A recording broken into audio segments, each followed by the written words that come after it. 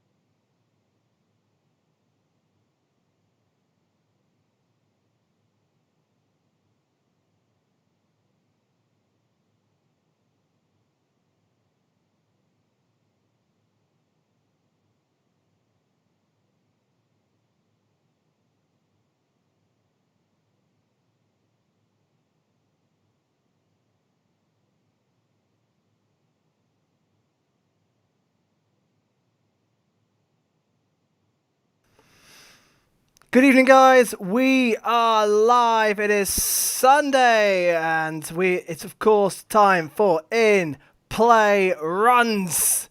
Welcome to everybody watching along. This is our third In Play Runs now, and as you can just see, just get the final little bit scrubbed up. There we go. So everyone who's new to the show, welcome along. I am Dave Shaw from the UK Phillies, and we will keep you guys up to date with everything that is happening in the MLB tonight, and including straight to our early game, which has already had drama. Last time we did this, we had to wait a whole hour for our first run. Pete, Rob, no chance of that this time by, is there? 1-1, I believe now. Hey, Dave. Good to be back. You're right. Already some scenes here in Nationals Park. 1-1, top of the second. Also, Lewis Brinson with the glove came into play, robbed a 2-run jack from Soto. Absolutely incredible, but the highlight play thus far, a Corey Dickerson. Oppo with a boppo. We're off and running. 1-1, top two, no outs.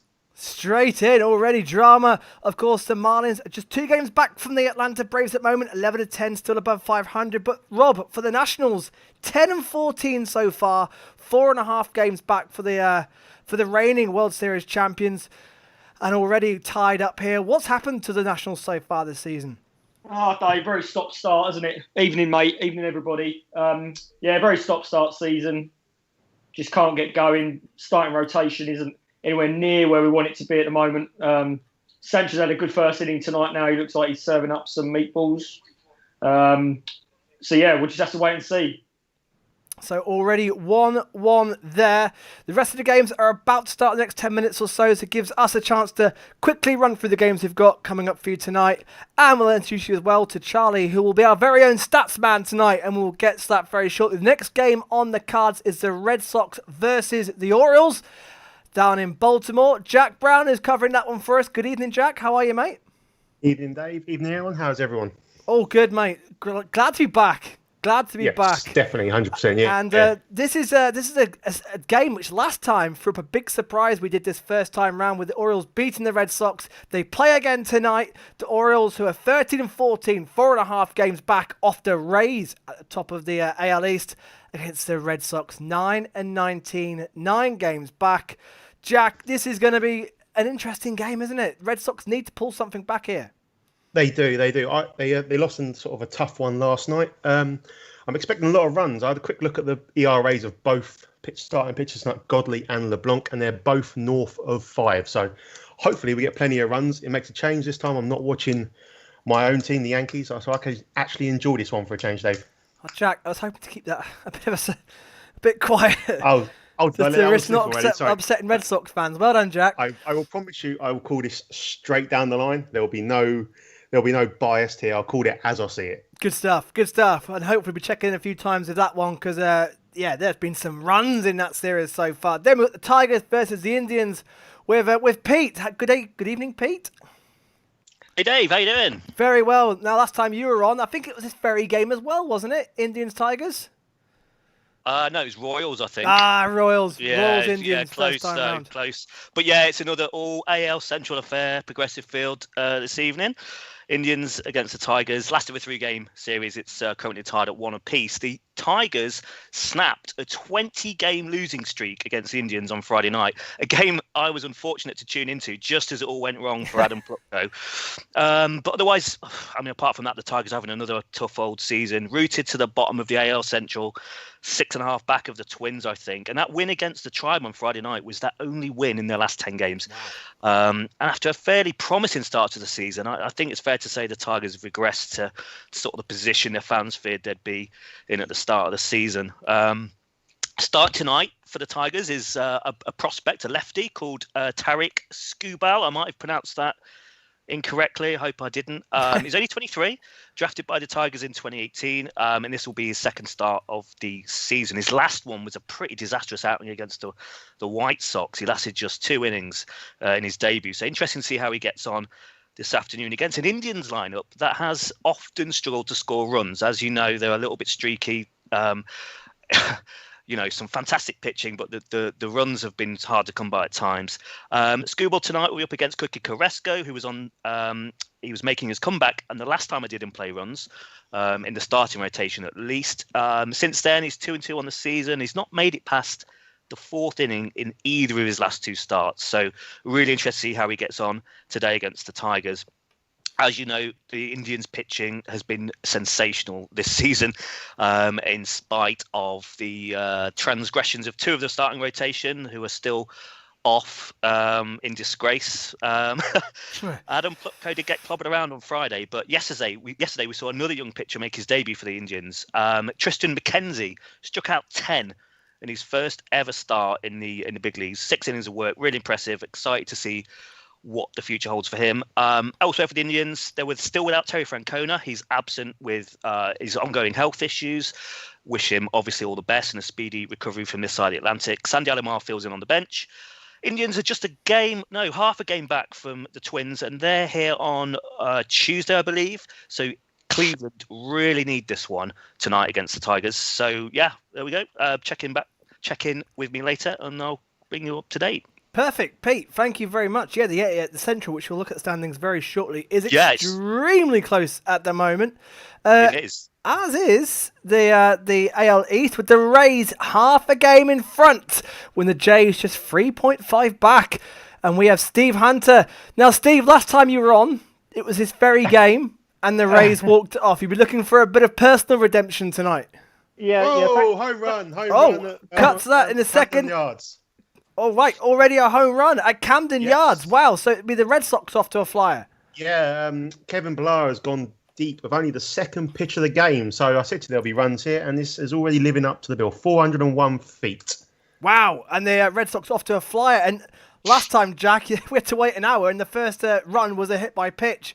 And already then we're off with Kevin Pillar, the perfect start for the Red Sox against the Orioles. Thank you very much, Jack. Back to the Jays versus the Rays, Steve. Yeah, evening, Dave. Great to be back with you. Thanks for reminding me of the outing that I covered on the first show and the pain of seeing the Jays get walked off by the Rays. But into an interesting game tonight. Two pitchers. So we've got for the Jays, we've got Trent Thornton, who's just come back off the IL. He's had 1 game back, didn't do so well, didn't even get through the first inning. And so we're hoping tonight that he'll be able to get a few more pitches under his belt and have a stronger start. He's a good pitcher, so hoping that he picks up nice and quickly. For the Rays, they've got a new debutant coming in, Josh Fleming. He's making his major league debut. So it'll be interesting to see how he settles into the game. So, yeah, looking forward to hopefully getting some revenge in this game. A little bit of a mix-up, particularly in the Jays lineup tonight. We've had a few injuries, actually, over the last couple of games. And so Charlie Montoyo is bringing the changes again. And, we'll just see how they settle down into this one. Thank you very much, Steve. And, of course, we've got the Brewers versus the Pirates. An all-divisional clash there in the Central. And we've got Mark there watching that one for us. Mark, good evening. Hello, mate. How are you? Very well, mate. Very well. The Brewers 4.5 back to Pirates. Their season is sinking pretty quickly. So a bit of a must-win game at this stage for your Brewers, Mark. Yes, it is. Yeah, we're just coming. This is game 10 of a 10-game away streak. So if we manage to pick up the win on this, we'll have ended up 5-5, which isn't too bad considering. But unfortunately, we're not playing particularly well at the moment, and the Pirates are 2-0 up in the 3-game series. So we're trying to avoid a sweep tonight as well. So it's probably going to be a bit nerve-wracking and nail-bitey for myself. But obviously, try and be as impartial as possible and give credit to the Pirates where it's due. I mean, they've outscored us 19-6 in the 2 games so far. So they're justifiably 2-0 up. So. Oh wow, yeah, and of course the Cubs slipping up against the White Sox at the moment. It's crucial now. You try and get back on track. Yeah, it is. Yeah, definitely. Unfortunately, we've had such a tinker of a season. So we've probably 25th different starting lineup of 26 games. Oof. So we don't know what our best starting 9 is, unfortunately, at the moment. So it's just some things are clicking, some things aren't, and we've been very inconsistent. So hopefully they'll just get their heads down today and get on with it. Obviously the Pirates are looking for a sweep, so the way they were looking yesterday, we made them look like World Series contenders. So it could be an interesting game. I'll try not to be too disheartened by it. No, well, let's see if I can turn it around tonight. Thank you very much, Mark. For the later games, we've got the Twins versus the Royals, followed again, like last time, by George. Good evening, George. Hi Dave, how you doing? All good, mate, all good. So, it's take 2 for yourself with the Twins versus the Royals. Quite a good affair last game. Should be the same again. Twins, top in the division. Yeah, looking forward to this. Minnesota Twins with the equal second best record in the AL, which is something they should be very proud of, and I expect a good game today. Last time around, the Royals had sort of turned the form book on its head and managed to pull off a sweep of the Twins, but this time around they have split a 7-2 win and a loss respectively in the first 2 games. I would like to say we can hopefully expect to see some more runs today. Pitchers, we've got Matt Wisler against, I think it's Bubic, if I'm pronouncing it right. Chris Bubic, who is 0-3 with an ERA of above 5. So, can the Twins cash in? We'll soon find out, but that's starting at 7:05, and really looking forward to it. Yeah, the Twins will want to keep it very close, and we'll get to the team that has made a massive charge in that division very shortly. First of all, another intriguing game in St. Louis between St. Louis Cardinals and the Cincinnati Reds, and Jamie joins us for this one. Good evening, Jamie. Good evening. How are you, mate? Yeah, not too bad. Looking forward to trying this out for the first time. Yeah, welcome. First time on. Welcome, buddy. We've got the Reds 4.5 back. We've got your Cards 8-8, currently 500, 3 games back after missing quite a few games. The Cubs are rocking a little bit at the moment, and you've got to try and make them pay here. So your COVID Cardinals, who have played about half the amount of games as everyone else, because we have a 2-week break. Interesting matchup today. We've got Ponce de Leon, and he's got a 6.14 ERA, so it's a little bit high for the Cardinals against Tyler Mahle for the Reds. We've got Mark Payton playing for the Reds, and he's making his debut. And we've got Paul DeJong back from the COVID list. Yeah, of course, and that's a big return for your Cardinals as well. What are you predicting in this one? We'd like to win, because obviously we don't want to split the series again, because it keeps us around that 500, just below 500 marks. We really need to win this. We've got your favourite player, Brad Miller, going second, so hopefully we'll see some early fireworks. We'll find out. Thank you, Jamie. That's another late one as well. We'll come back to Jamie later on in the evening. And lastly, the Chicago Battle. The White Sox are on a tear right now versus the Cubs. The Cubs top of the NL Central, 3 games up, 16-10. The White Sox have played themselves into contention in the AL Central. Now 17-11, 1 game off the Twins at the top. We've got White Sox represented by Nathan. We've got the Cubs represented by Mike for this big matchup. But first of all, White Sox. Nathan, the last time you did this, you got walloped by the Twins. You were doom and gloom. It looked miserable for yourselves. What has happened since then? Evening, Dave. Well, the start of this week, when I knew we were doing episode 3, I just thought, well, if we can have a good series against the Tigers, Saturday night, take the series 1-1 going into tonight. I thought that will be good enough. Like, we have a chance. Every game, it's home run after home run. The bats are on fire. The pitching's just changed amazingly. Every pitch is just perfect. And it's incredible. I don't know what they've said. It's like Dallas Keuchel last week came out and had a go at the players, just saying not everyone's given 100% and people need to go out there and play for the team. And since then, we've had Tim Anderson came back from injury and it just changed everything. And it's put us back into contention. 7 wins in a row, 27 home runs in a week. It's been brilliant to watch. That is incredible. One of the hottest teams in baseball at the moment. 8-2 in your last 10 games against the Cubs team, who are currently 16-10. Mike, 3 games top of this Central, but you're going to avoid a sweep against the White Sox. Hi guys, hi Dave. Thanks for having me on. Yeah, it's not been a great series. Let's put in that politely. We just can't cope with their power at the moment. Something like Abreu, he's just taking us to the cleaners. I think he's hit 5 home runs in the last 2 games against us already. So yeah, I'm hoping, I'm going to pray for the mercy rule that if it gets to about 8-9-0, I'm allowed to Mike, leave. come on. We've got you on the mound tonight.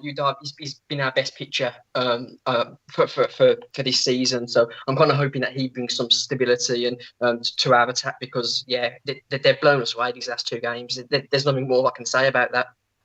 Well, the game starts at 7:20. We'll keep you fully updated on what will happen in that intercity battle in Chicago between the Sox and the White Sox. Later on as well, we've got Rockies, Dodgers, Angels, A's, Astros, Padres, D-backs versus Giants, and Rangers versus Mariners. Of course, the Yankees v Mets is off, and the Phillies, thankfully, don't start until 10 past midnight. Before we cut to Charlie quickly, let's just get a quick roundup, because there's plenty going on already. Marlins versus the Nationals. Nationals at bat, Rob, and it's 1-1, but 2 on base with 1 out, I can see. Yes, Dave. Yeah, nice stop there from the Marlins shortstop, preventing the bases being loaded. Miggy Rojas, very nice stop. It was that catching Alkiboom out at second. So 1 on first, 1 on third, and top of the order coming up. So let's see if we can tack on another run. So the Nationals are poised to try and take the lead there in Washington. I can also see in the Tigers-Indians game, a man on third at the top of the first with just 1 out as well, Pete. Yeah, so Carrasco started the game, literally first pitch, 96 miles an hour, wild pitch, which set the tone, I think, for the inning. So 1-2 pitch, then Victor Reyes clobbers a double right into centre field, and there's no one there. And I'm struggling to work out what actually happened, but Carrasco was stood on the mound, balling out his fielders, and so the Tigers take a 1-0 lead. Ooh. Yep, sack fly. I'll tell you how we got there. So Reyes, clobbers a double. Like I say, Carrasco not happy with something. He looked really he was gesticulating at someone. Reyes then advanced to third on a sacrifice bunt, and he's now just been scored by Cabrera. Who else? Who else but Miggy Cabrera? Yeah. Absolutely. So the Tigers are taking an early lead against the Indians. Let's quickly look at the stats and the tables, and let's go to our man who joins us in the booth tonight, Charles Baldwin. Charles, good evening, buddy. How are you, mate?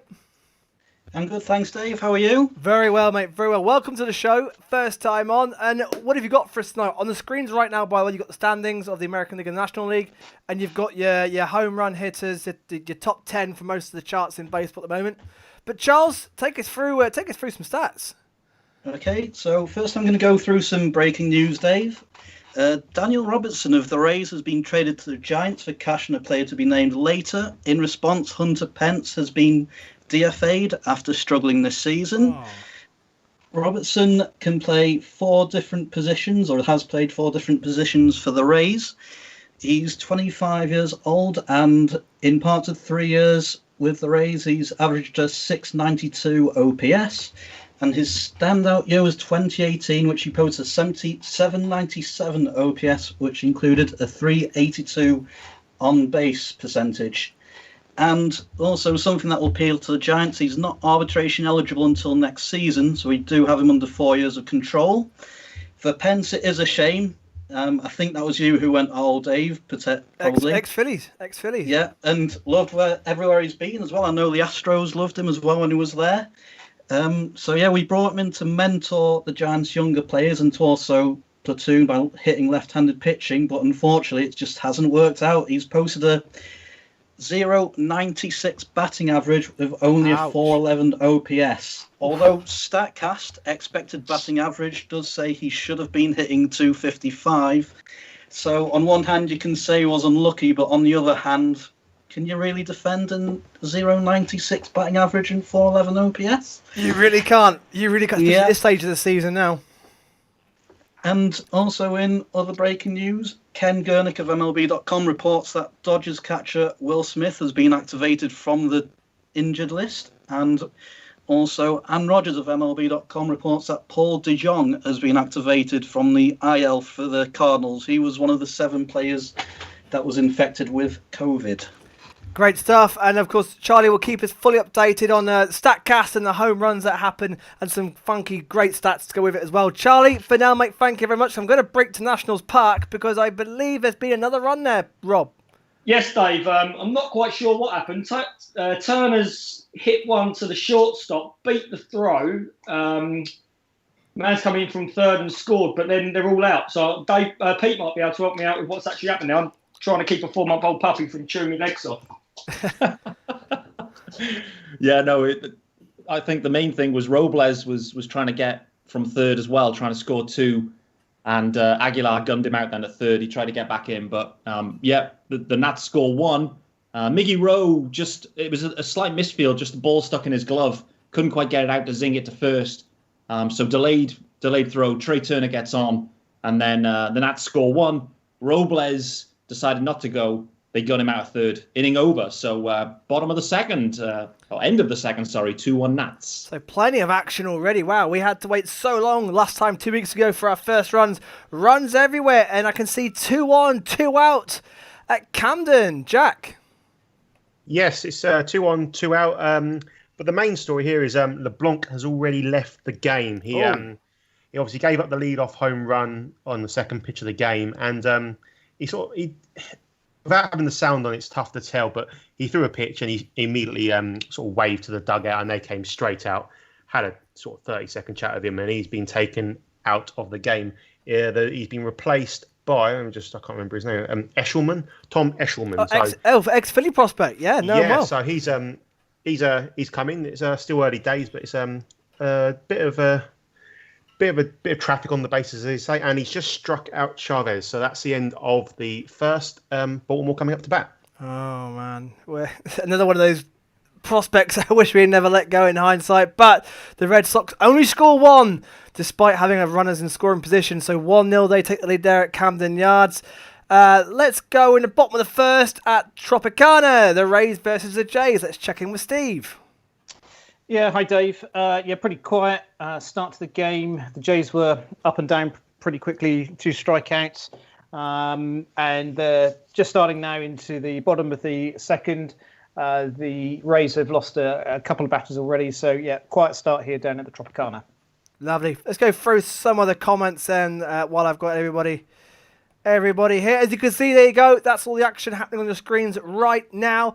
Plenty of people checking in as well. So let's say a few hellos. Kenny Zero says hello. We've got Dave saying happy Sunday, everyone. Come on, you Cardinals. Baseball Moles says, hey, let's go, guys. Hopefully some exciting games tonight. Well, already we're off to a fantastic start. Charlie Bowen saying hello. Ronnie Mack, hi, folks. Always looking forward to these. Good. Great to have you along as well.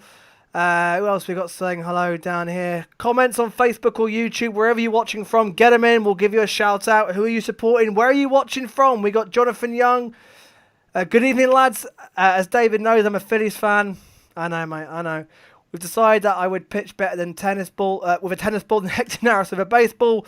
The devastating week we have had. Let's skim over it.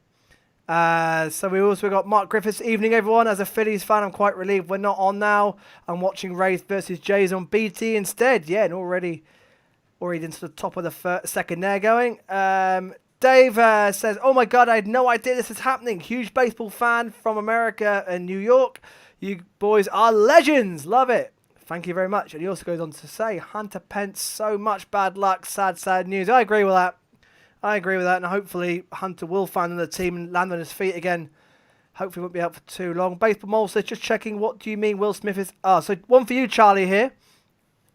Question coming in. Just checking, what do you mean by Will Smith activated, Charlie? Does that mean we're getting him back from the IL?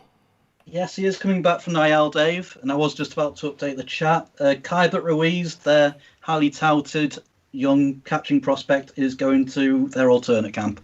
There you go, Molly. Charlie's on it. This is why I got Charlie here. He knows what he's talking about. This is perfect. So we've got, and he, of course, keeping comments because Charlie's going to post some StatCast reviews as well. That home run from Pilar I've just seen there. Do you want to let everyone know who's listening? Yeah, so it was his third of the season off Wade LeBlanc, 99.7 mile per hour exit velocity, off an 83.5 mile per hour cutter, and it went 401 feet. Also, Dave, just a bit of trivia for you there. The average home run this season, according to StatCast, travels an average of 400 feet. And for average exit velocity, it's kind of gone between 103 to 104 miles per hour. So if you get guys hitting home runs 430, 440 feet, they are going a long way. If you getting anyone hitting balls close to 110 miles per hour plus, they are hitting them hard. There you go. That's why he's here. Hey, a new element to the show. Thank you very much. Bill Matt says, great work, guys. Thank you very much. Nigel Parker says, first time listening to you guys. Nigel from Blue Jays Fans UK. Go Steve. K0's Indian fans from Newcastle under Lyme in Staffordshire. Cool. And there you go. Yeah, so we're up to date. There's plenty going on in the chat as well. I can see a runner on base at the game in the Jays and the Rays, Steve. Yeah, absolutely, Dave. Rays have just singled out into right field, and Yandy Diaz is on base. 2 out, ball on the first. 2 outs, ball on the first. That game is zipping along quite nicely. It's still Tigers 1, Indians 0, still Red Sox 1, Orioles 0. Let's go to Nationals Park. Washington versus the Marlins. Nats have a 2-1 lead, but Pete, the Marlins are at bat now. Yep, Marlins at bat, 2 outs. Hold on a sec. VR. Oh, tagged out. So 3 outs actually. So end of the third there for the Marlins. Still 2-1. Anibal Sanchez has settled down a bit now. Actually, pitching well, varying speeds and confusing guys. But we're back to the top of the lineup. But for us now, we're going to have, put into perspective here, Humberto Mejia, our starting pitcher, he's never pitched before in AA or AAA, so he's skyrocketed up because of the COVID situation. This is his third start. He's already at 40 pitches, and we're back around to the teeth of the Nats lineup, so there could be some serious vocals from Rob in this next few minutes. Let's wait and see. Oh! And that's home run in Cleveland. Is it the Indians or is it the Tigers, Pete? It's the Indians. It's 1-1. Cesar Hernandez has just absolutely clobbered one. It was a dreadful pitch from Skubal, to be fair. Straight down the middle. I know he's only young, but that is about as easy as a ball as you could expect to hit. So, yeah, 1-1. Ex-Philly again, Cesar Hernandez. Phillies aren't playing, but their ex-players are doing quite a bit tonight. So 1-1 there in Cleveland at Progressive Field. Didn't take Indians long to tie it up, did it? And I can see it looks like a lead-off double for the Orioles, Jack. Yes, Cedric Mullins has hit a double. It's his first double. I think I read on the screen their first double since September 2018, and he's got a lot of pace. Cedric Mullins. So I'm a little bit surprised about that, but we just had a pop out for Santander, really hot hitter for the Orioles. So runner in scoring position. I will get back to you if anything else happens, Dave. Yeah, can the Orioles reply straight away and straight back to the trot because the Rays have 2 men in scoring position, Steve?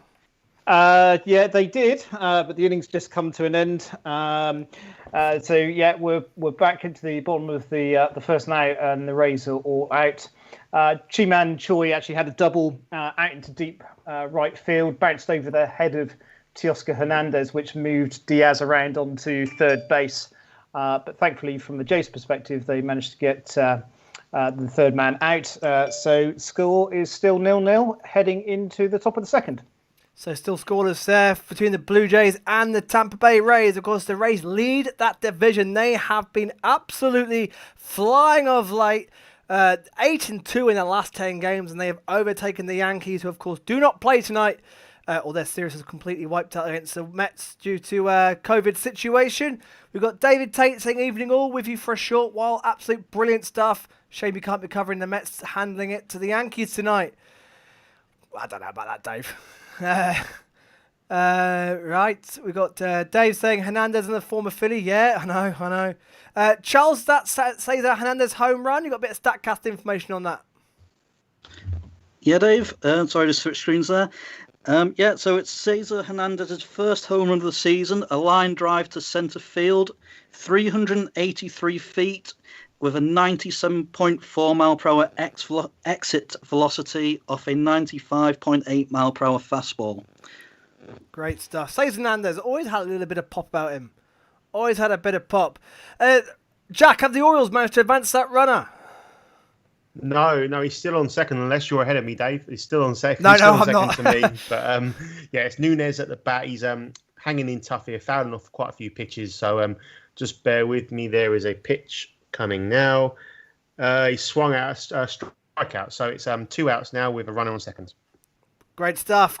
Peter Ramsey says, evening, folks. Thanks for the invite. Thanks for watching, Pete. Tara says, go fish. I can guess who this is. Hey, guys, want to say you're doing an awesome job. Pete Pratt has to take the title for the energy, though, right? Pete, a little bit of a fan club there, Pete, from your very own. Well, she won't be saying that later when I'm screaming the house down. So, I'll ask her to update her opinion as we go on. Yeah, absolutely. And Dave says the poor state of the Red Sox has made this Orioles series incredible in capital letters. Of course, the Orioles beat the Red Sox the last time we went live. We've got the 6:30 games just starting now, so we'll be going to. In fact, I believe if Mark said the Brewers game's been delayed. Yes, as tends to Home always run! happen. Oh, sorry. As tends to always happen. let's- Sorry. Let's home run. Go to the home run. Leave. Yeah, Was that the home run for Teoscar Hernandez at the start of the second. Deep ball out into left field. And so the Jays are up and in flight, leading 1-0, top of the second, and nobody out. Oh, this is a very familiar feel to it, doesn't it, Steve? Don't give it the kiss of death, Dave. Please. Great start for the Jays at the top of the second. They take the lead against the Rays, and the Rays cannot afford to slip up while the Yankees aren't playing. They've got to make the hay while the sun shines. Sorry, much back to you then. The delay, is that a weather delay? Yeah, as always seems to happen when we play in Pittsburgh, it's absolutely chucking it down. So we don't know when the game's going to start at the moment. I've only literally just found out myself. So the TV did not show a very good picture when they opened up. So we hopefully will get some game tonight. But I'll update you when I know more. Thank you very much, Mark. Of course, the last time we had the Twins versus the Royals delayed for a while. So we're just with the 4 games at the moment then. So let's get you another rundown through the stats page there. As you can see, so the Braves lead the NL East by 2 games from the Marlins, who are currently down to the Nationals at the moment. The Mets are trying to claw it back. Washington Nationals need to win tonight for us to have any chance, and the Phillies, forget it. NL Central, the Cubs are 3 games up on the Cardinals. Cincinnati Reds are just hanging on, as are the Brewers. You can forget the Pirates. They're pretty much done for the season. The NL West, the Dodgers are rolling. They really are. 1-3 in a row. 9-1 in their last 10, and they are streaking away. The Padres, the The mighty hitting San Diego Padres setting records in this last week. 17-12, 4 games back. Rockies are 7 games back. Arizona at 7.5. The Giants at 8. They are all probably now pushing for a wild card spot. American League, as you can see, the Rays lead it by just half a game from the Yankees. Don't write out the Blue Jays yet. Do not write out the Blue Jays yet. They're only 3.5 games back. Can the Orioles make a massive surprise and grab a postseason spot? The Red Sox, you can forget them. They are cooked and done for the year already. Central, Twins. This is a great division. The Twins lead it by half a game from the Indians, who are just 1 game ahead of the Chicago White Sox. And what a game we have with them and the Chicago Cubs coming up very shortly.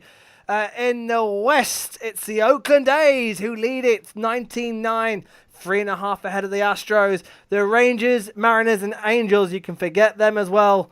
They are going to be doing well, even to get a postseason spot at the moment. There are your divisions, and I can see a runner at first for the Nationals, Rob.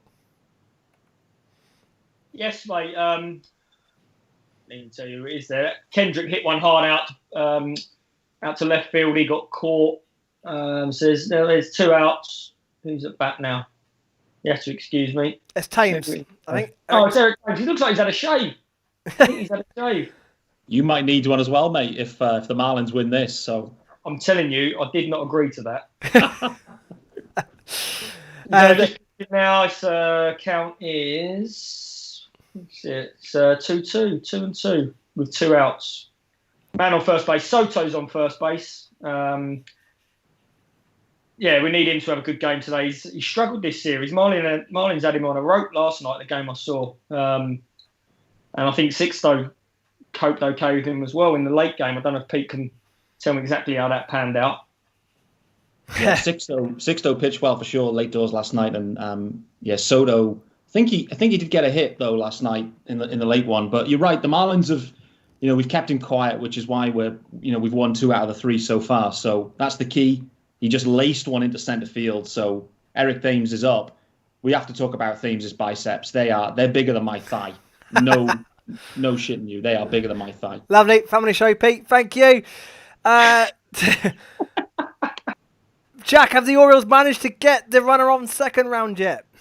No, he's still stuck there. He's stuck there for a while. It's 20 pitches in. He's just Godley has just walked Pedro Severino, so there is now a runner on first and second. Cisco is the next batter up. So yeah, they are making him work. 21 pitches, 2 outs, runner on first and second. Still 1-0 Boston. And let's check in down in Cleveland with Pete. It's still 1 apiece down there. Yep, still 1-1. We had who was it? Hang on 1 second. It was Carlos Santana. Yeah, so we walked. Scubal walked Carlos Santana. Framil Reyes was then up next, and to be honest, with how Scubal had started the game, I did fear for him, but he pitched him brilliantly, and struck him out. So we go into the top of the second. No, sorry, I was just reading the comments. I wasn't laughing at you. You can laugh at me if you like. Now I'm on the wrong screen. Shark says, evening all. Looking forward to watching the Royals game while watching you guys too. Yep, Royals still, well, I said write them off. They've got a long way to go. But they're a young team who are very much in a rebuild at the moment. Dave says, Sixto Sanchez, former Philly. Yeah, let him go with the JT trade. Charles, what about that Hernandez home run for the Jays then? What we got on that? Yeah, so it was Hernandez's 10th home run of the season, which puts him amongst the leaders in home runs of the AL. It went 420 feet, so it went quite far compared to average, as we were saying earlier. 400's the average, and 108.6 mile per hour exit velocity as well, off an 84.7 mile per hour slider.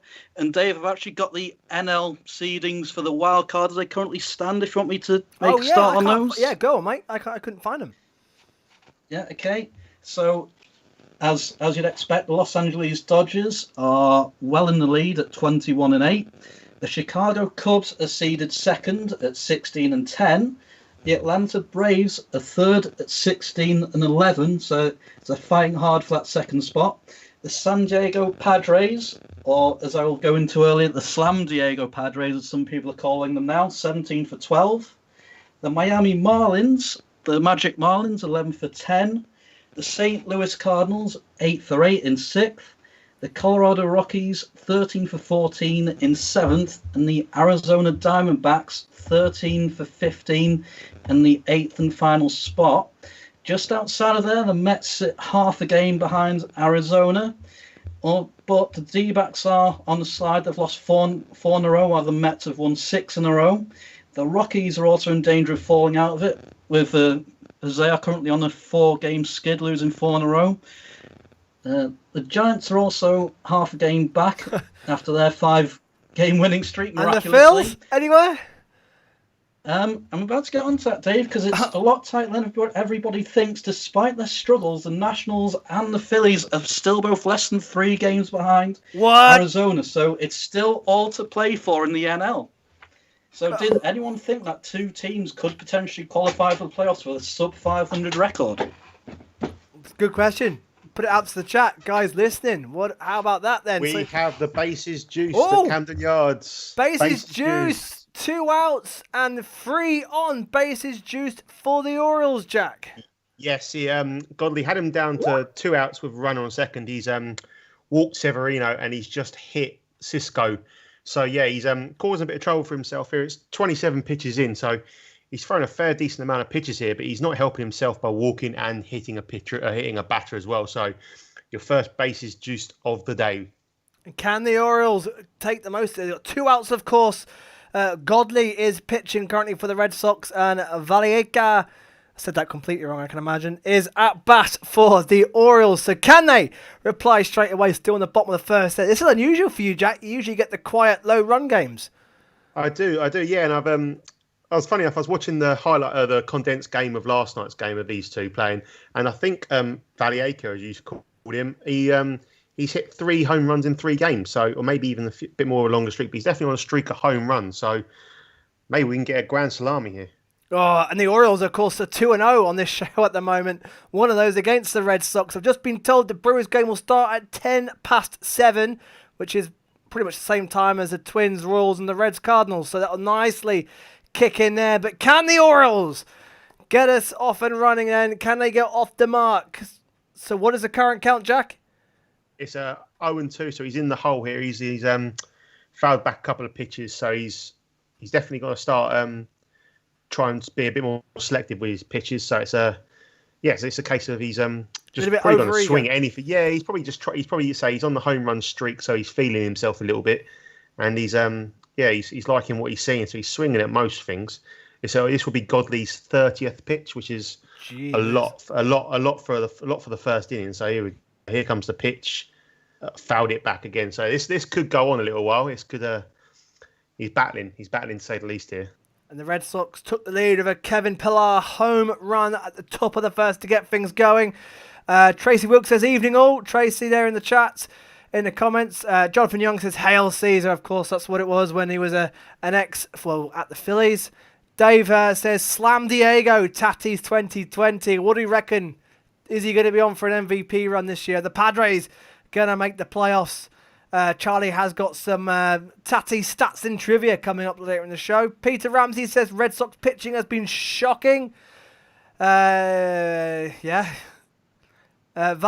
former Rocky, he's got some pop. Well, as Jack just said, he's on a run, and can he get any of those guys on base in at the moment? And Tracy says, how many wins did you say the Orioles would get, Dave?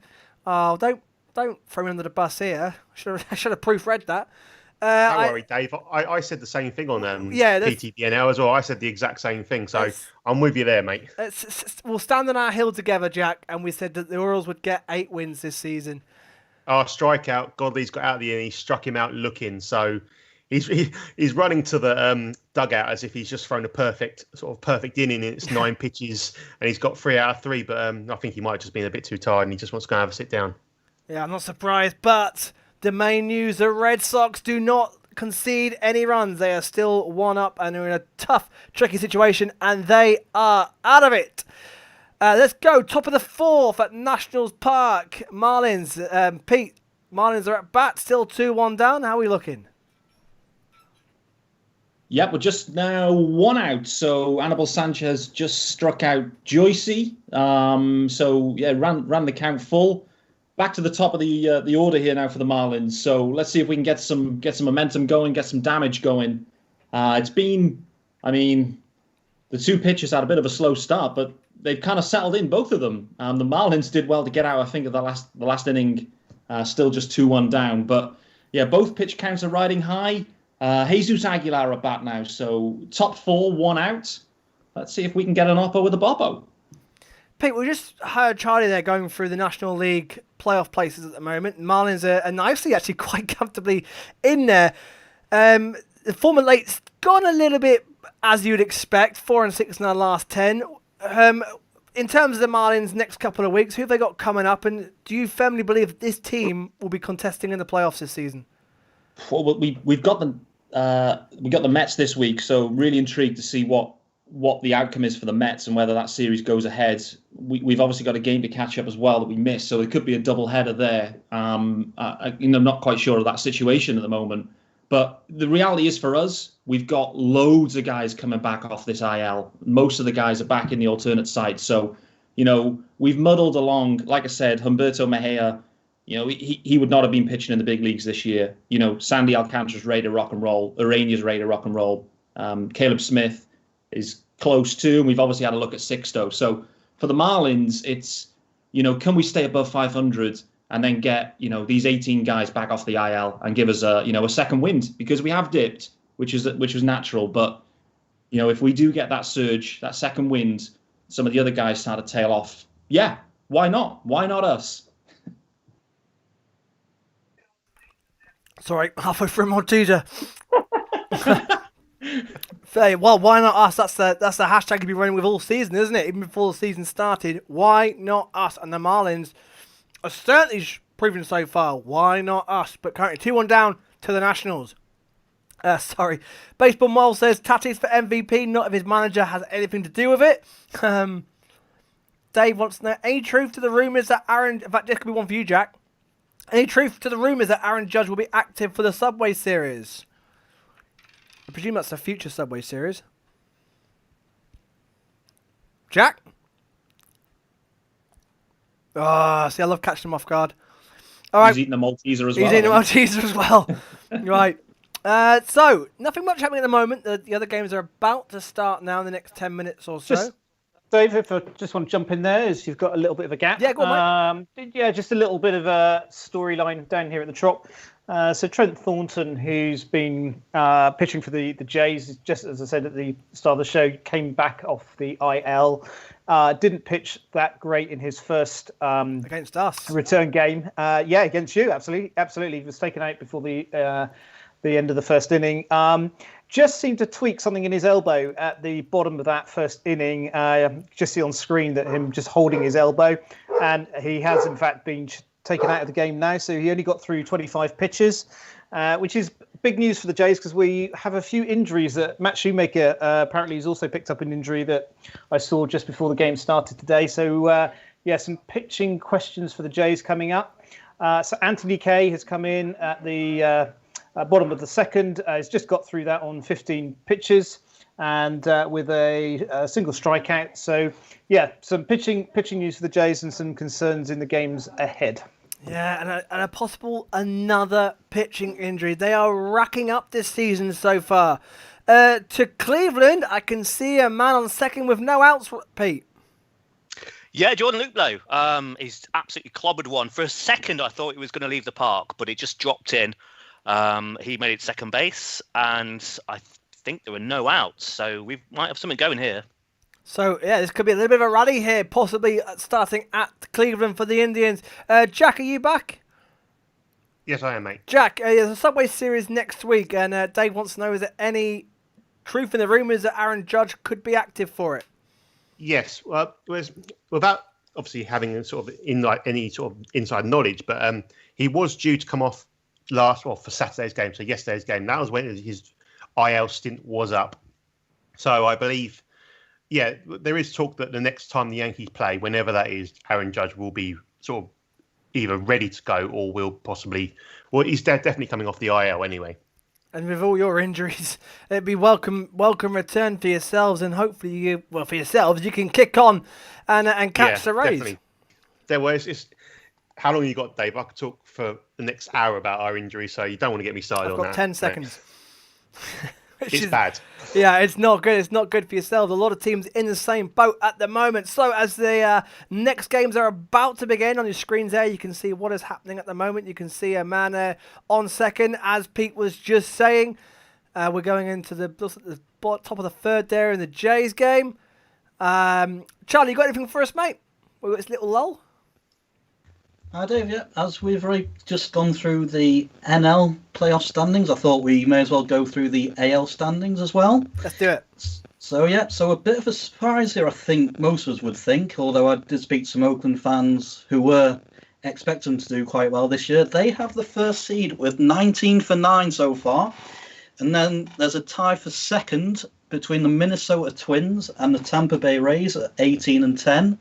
The New York Yankees are a bit further back at 16 for 9. The Cleveland Indians are 17 for 10. The Chicago White Sox are 17 for 11 in 6th. The Houston Astros, who I know have got injury problems as well, are 15 for 12 in 7th.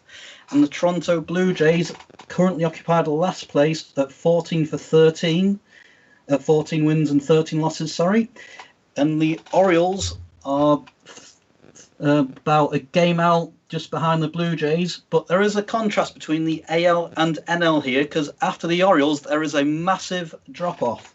The Kansas City Royals are 11 and 16 after the Orioles. So, as you can tell, there's a massive dip there in quality. So it could well be the Orioles may be the one other team outside the current top 8 that can play their way in. And may I go into the playoff format as well, Dave? Yeah, go on. Yeah, so for those of you unaware, 8 teams from each league qualify this year, so it's a seeded system. So first plays 8th, second plays 7th, and so on. The first round is a 3-game series with the highest seed getting home field advantage for all 3 games. If there is a tie for any position in the regular season rankings, the following tiebreakers will apply. Head-to-head record, or if the 2 teams are in a different division, like the Twins and the Rays, for example, who are currently tied, intra-division record. So that is your record against all the other teams in your division. And if they are still even tied after that, then it goes down to the record against the division over the last final 20 games of the season. And after all that, if there is still can't be separated, they will add a game on from that. So a team's best record over the final 21, 22 games of the season within the division until the tie is finally broken. And then after the wildcard round, the playoffs just revert to their traditional format of 5-game division series, 7-game championship series, and 7-game World Series. There you go. Brilliant. Everyone is up to date. That's great stuff. Thank you very much, Charlie. You're welcome. Dave says teams with a losing record could be the 8th seed. Unreal. Welcome to 2020. I know. It sort of got my hopes up that the Phillies could sneak it, but we know what happens when I get my hopes up, so let's avoid that. Jack, it looks like the Orioles are back on base. Yes, the Orioles lead off double from Mountcastle. Just eluded Rafael Devers' glove at third base. So, it's 1 out now. Rio Ruiz flied out to Kevin Pillar. And, so runner on second and pretty much the same position as what they were in the first inning. So hopefully they can, hopefully, sounds a bit biased there, doesn't it? Yeah, come on, Jack. You said you'd be down the middle. Come on. Calling it straight down the middle, Dave. But if you're an Orioles fan, you hope that he will cash in here. And as Charlie was just saying, the Orioles have a fantastic chance. Even if they did dip below 500 all season, there's a big drop-off between them and everyone else. So they do have a fantastic chance of making that postseason, but there's still quite a way to go yet. Still a month and a bit of full baseball to go. I can see, have the Indians made any advantage at the man lead off at second? No. No? Okay. No. To be fair, Skubal, his pitch count is quite high. So he's on 44 pitches after 2 innings of work. But he's just struck out Bo Taylor, who is catching for the Indians today. He's clearly got some good stuff. But again, with the Indians, the bats with the Indians, you just never know what you're going to get. So it's hard to know whether it's whether Scubal's pitching well or the Indians are just in for one of those days. But still 1-1, bottom of the second, 2 outs. Luplo still on second. Jack, I can see you're causing controversy with the Red Sox fans on Twitter. See, you've gone off. You've gone off piste, and now look what's happened. Hey, it was going to happen at some point. No comment, Dave. I'd like to say formally to Red Sox fans that it's not. It's look. We asked a couple of your fans, and they couldn't do it.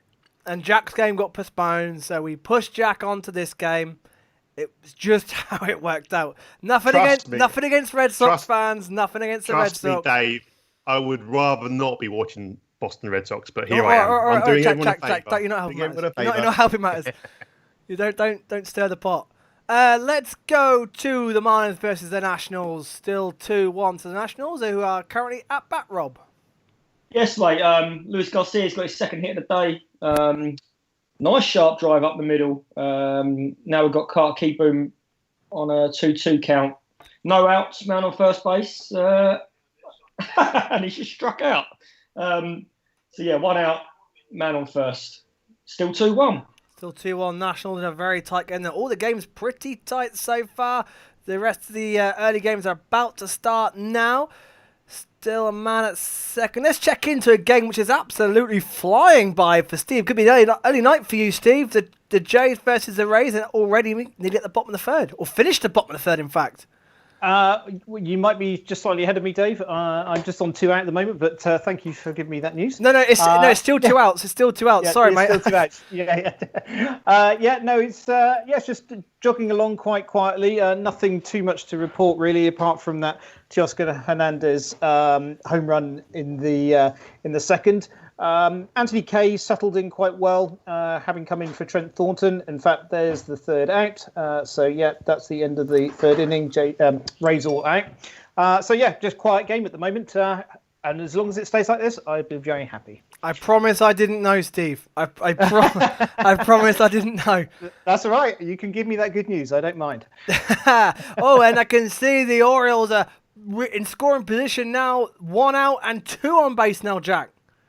Yes, they've to be fair, they sort of almost they lucked out of a double play. Really, it looked like it was a double play waiting to happen. So now you have a runner on first and a runner on third with 2 outs. So it's it's going to be a sort of Cedric Mullins again. He's 1 for 1. So that was Cedric Mullins. It's Santander who is really, really hot. He's one of the most underrated players in the league for me. Come back to me, Dave, and I will give you an update as soon as I have it. And of course, Santander is one of the, if not the only player to have his own UK fan club, of course, from last season. Which, if you don't know the story, of course, the thousands of UK scouts are out in Baltimore watching the game, and Santander was fielding right in front of him, and he earned himself a little bit of a fan club out there. And it's been great to watch ever since, and he absolutely loved it as well. And as Jack said, he is on hot form at the moment. Average of .288, and can he get the runner at third, and can Orioles tie the game up there? Yankees fans will be hoping so, and Rays fans, of course, as well.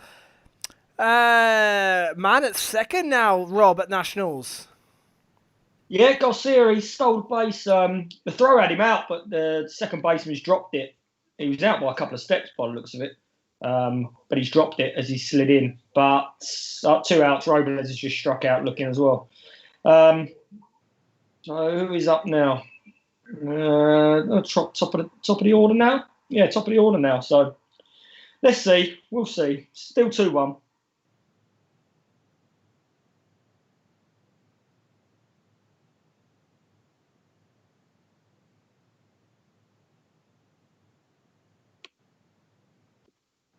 Dave on the Maltesers again. Trey Turner's still at bat. Man on second base. He's sorry, I was on mute. Oh, for goodness sake! Sorry, I was on mute talking away. Sorry, Trey Turner 2 for 2 at the moment. Well done, Rob, for filling in there, mate. I tried, mate. I tried. Yeah, he's one strike, no balls, 2 outs. 2 outs. Man on second base. Yeah. Beautifully done. Beautifully done, Rob. I'm off. I'm off mute. Caddy Zero says Indians batting like a box of chocolates. You never know what you're going to get. Dave says, Amen, Jack. I presume he's a Yankees fan, isn't he? Says, wow, Teoscar Hernandez, the most underrated power hitter in baseball. Santander soaked up his UK fans, was fantastic. Yeah, it really was. It was great scenes watching that. And the Orioles had a tough season last season. They had for the past few seasons. Dave Godley works out of trouble again. He strands the runners at first and third. So that's now 6 runners left on base. No, 5 runners left on base. Sorry, Dave. So he's a lot of traffic on bases, but he's managing to pitch out of it, which is good. He's up at about 50, nearly 60 pitches. So he's working hard to get his outs, but he's getting there, Dave. Yeah, good job so far by Godley, and the Red Sox who have had big pitching problems too, and Godley has got him again out of a jam. There's some puns there to be had with Godley, isn't there? If he keeps that going. A little bit of action for you, Dave, down at the Trop. Just jump in there. Go on, mate. So Vladdy has driven out into deep right field. I thought he was going to be caught, to be fair. The Rays, I'm not sure who the Rays player was, but the Rays right fielder almost got it, just missed the catch. Almost went out for a ground rule double, but Vladdy has hustled his way all the way round to third base at the top of the 4th inning. And the Jays, with 1 out, man on third, looking to extend that lead over the Rays. We have the Twins versus the Royals about to start, and I think the Brewers and Pirates will be starting very shortly as well to add to the games. But National Stadium, 2-1, now 2 on base, bottom of the 4th. Yes, Dave. Trey Turner got hit by a pitch, a nasty one, come off the bottom end of the bat by the looks of it, and then did it hit the bat or maybe not? Didn't hit the bat. It's just gone straight onto his hand. Got the trainer out looking at him now. I think he's going to be okay. It could have been a nasty one. Now we've got Adam Eaton, who's not been great so far this year, but we'll see if he can get this line moving. And for Pete Mejia so far, who has had a bit of a tricky start to the season, has gone okay so far, hasn't he? Well, it could be perfect timing here if Eaton unloads, but yeah, I mean, he's up to 77 pitches, so we're bottom 4, 2 outs. It'll probably be his last inning, I would think. He hasn't got past 4 in either of his 2 starts. So I think, this was probably the expectation here, just kind of get us through, and then we'll, turn it to the bullpen, which, we've got a couple of guys back actually in the bullpen. But 2 on here, Adam Eaton, big trouble, particularly if Eaton gets on as well and Soto to come up. I mean, could be bases juiced with Soto, which will be, he's waiting to break out this season. He is. So, yeah, Mejia doing what he can. Like I said, he's a high A pitcher, high A starter. So, he's doing okay. Well, let's keep an eye on that one as well. So let's go back to the home screen. As you can see there, we've got 2 on base there in Washington. We've also got, of course, the man at third base for the Blue Jays, and the 2 games about to start there. Nigel Parker says, "Go Jays, go!" Can the Jays extend that lead? To the bottom of the screen. Phillies Braves is tonight. Yankees Mets is off.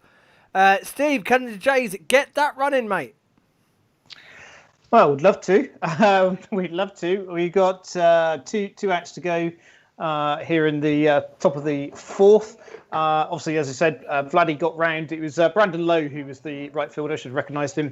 Who made a sterling effort, to be fair, to try and get to that Vladdy deep shot, but didn't quite get there. So we are looking, obviously, to capitalise. In fact, we've now got runners on corners while I've just been talking to you.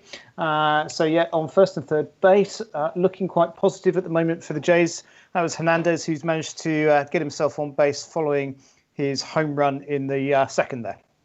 So the Jays, can they capitalise? 2 on base at the moment in the corners. Can they get any of them in? A bit of a low at the moment, so just sort of waiting for something to spark up. 2-1 Nationals with 2 on, 2 out. 1-0 Red Sox still, as Eshelman is now pitching for the Orioles. 1-1 between the Tigers and the Indians. Haven't been there in a little while, so let's go to Pete and ask her, how is that game going between the Tigers and the Indians? It's gone really quiet, Dave, to be honest. After a lively start, it's middle of the third now, 1-1. I've got a horrible feeling it's going to be another one of those days for the Indians bats. Hold that one. Yeah, no worries. Go somewhere that's happening. A home run. The Nationals, have they broken out? Not a home run. Eaton's line drive, 2 runs in. Yes, 2 runs in. Now, Nats lead 4-1. Nats need 4-1. That's the last thing the Marlins need, and the Nationals are just... And here at the Trop. And to the Trop. Are the Jays converted? Yeah, they've got one in. So Vladdy's come in. Travis Shaw, that's not easy to say, is line drive down into left field, which has brought Vladdy home and Hernandez over onto second. So Jays runners on first and second, and still only 1 out at the top of the 4th. And the Jays starting to play some small ball and starting to get those runs in, and they're rolling the chains. They're still going as well. Dave says,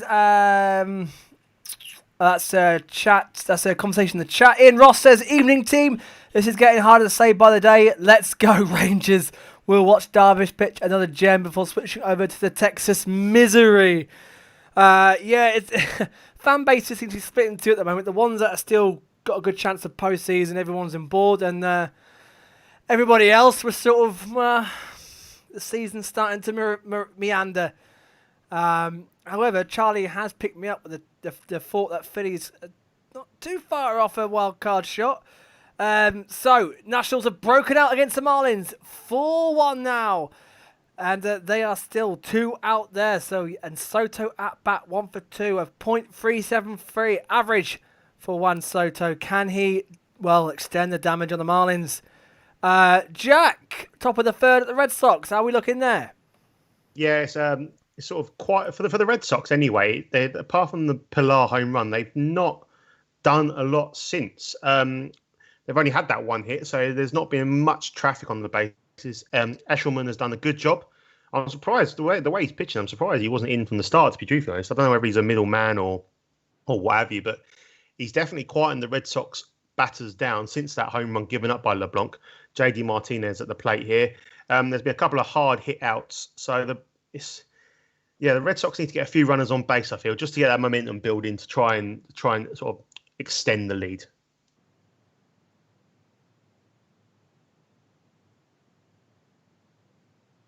Dave, you're on mute again.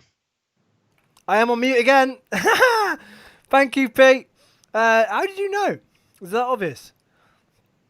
Well, you were quiet for about 5 minutes, Dave.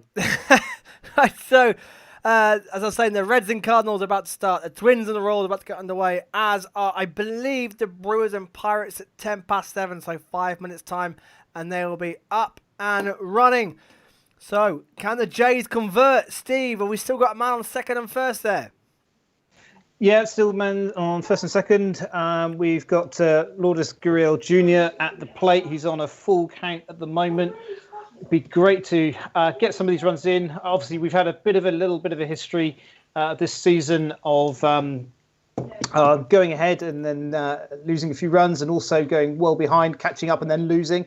So it'd be nice to get some insurance runs. And in fact, Gurriel's just drawn a walk, so we have loaded bases. The bases are juiced. Lovely. Here at the Trop, and we got Danny Johnson, catcher, coming in, flew out to second, his first at bat, but hopefully he can get some of these guys home.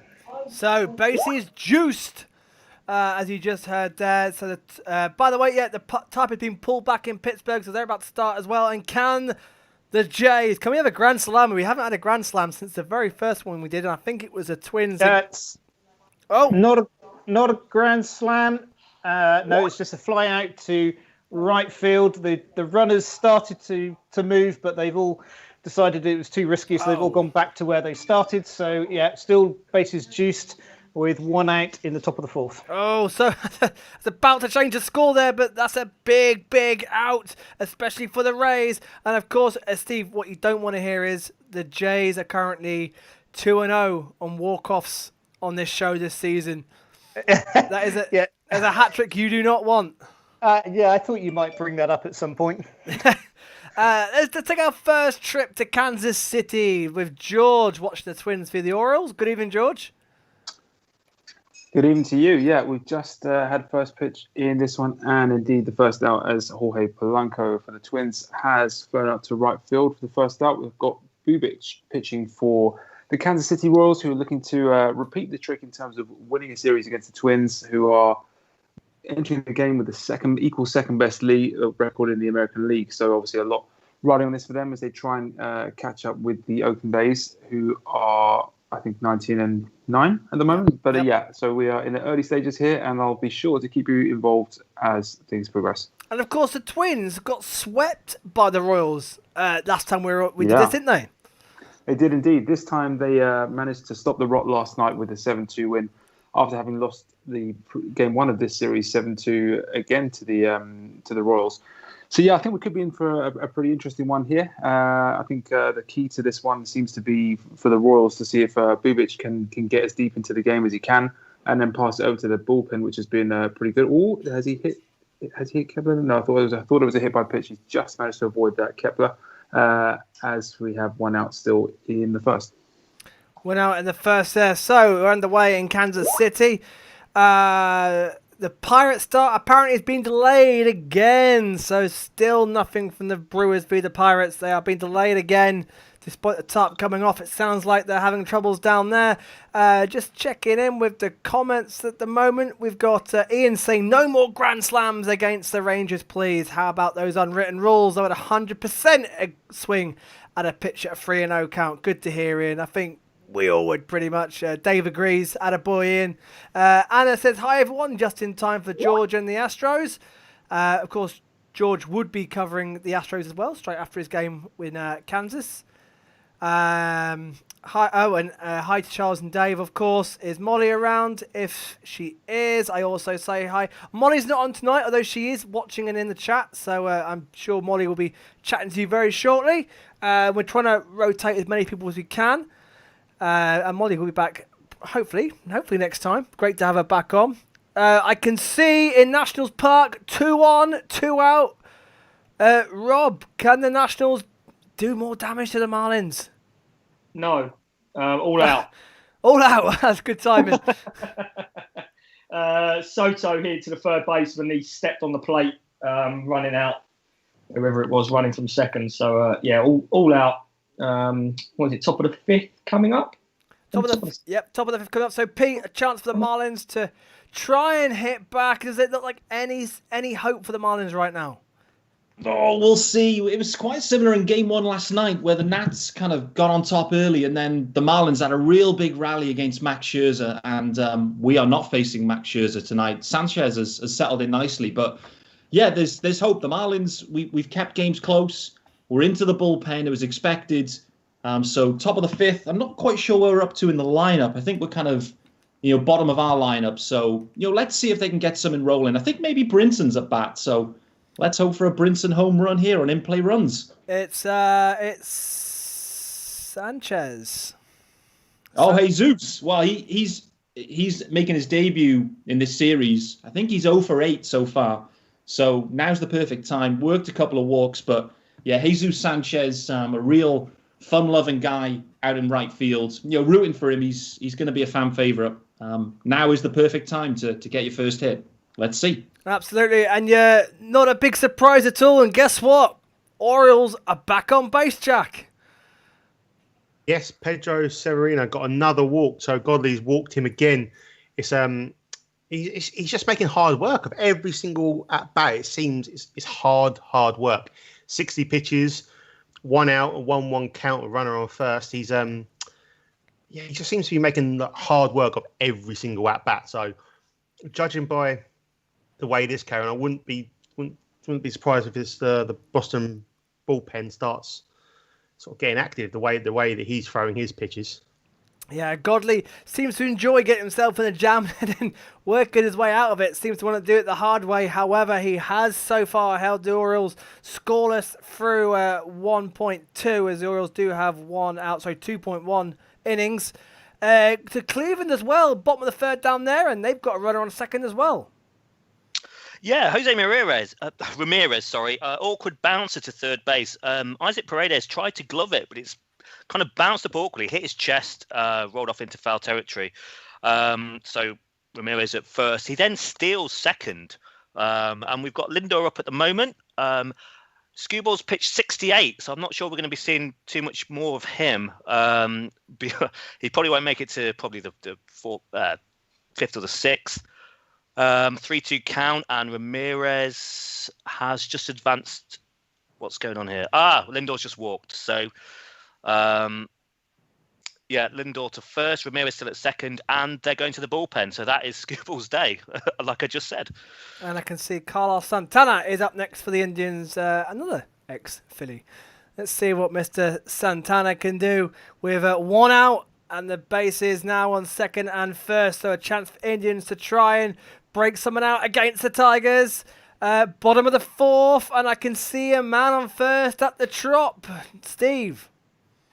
Yeah, afraid so, Dave. Just been walked by Anthony Kay, so the Rays have got a runner on first. Otherwise, Anthony Kay's actually done quite well. He settled into the game, considering he had to come in so early on into the second after Trent Thornton went off. But the Rays have got a man on base, nobody out, and Chi-Man Choi is up to bat at the moment. So, chance for the Rays to try and respond to the Jays going 2-0 in front. Also, a man on first at the Royals as well. George. Oh, yeah, I was just about to say to you, he's coming. Oh, wow, yeah, that is the first run of the game. He just joined in time for that. Kepler scored on the double from Miguel Sano, who launched a bomb in the previous game. Yeah, this was another... I thought it was slightly towards the end of the bat, but he just got enough of the barrel on that, and he sent that deep into centre field. It's gone all the way to the wall. And Max Kepler, who had drawn a walk in the second at-bat of the inning, was able to score all the way from first. And we have our first run of the game in Kansas City, and it goes to the Minnesota Twins. And that is big news for the Indians, who are currently tied. The Twins are down again. Sorry, big news for the Indians, who are currently tied, and for the White Sox, who begin their game against the Cubs in the next 5 minutes or so. The big Chicago... What is their derby version? What do they call a derby? Is it Chicago Derby? I don't know. What do they call it in America? When it's the intercity battle? I'm not sure. But yeah, a huge game in Chicago. The White Sox, who are tearing it up in the Central against the Cubs, who are holding on to a slender lead in the NL Central. So that is going to be one to watch. And if the Twins carry on the way they're going, hey, who knows? The White Sox could take the divisional lead at the end of the night. Who knows? Cleveland now have 2 on there, so they could make the most of the Twins down at the moment.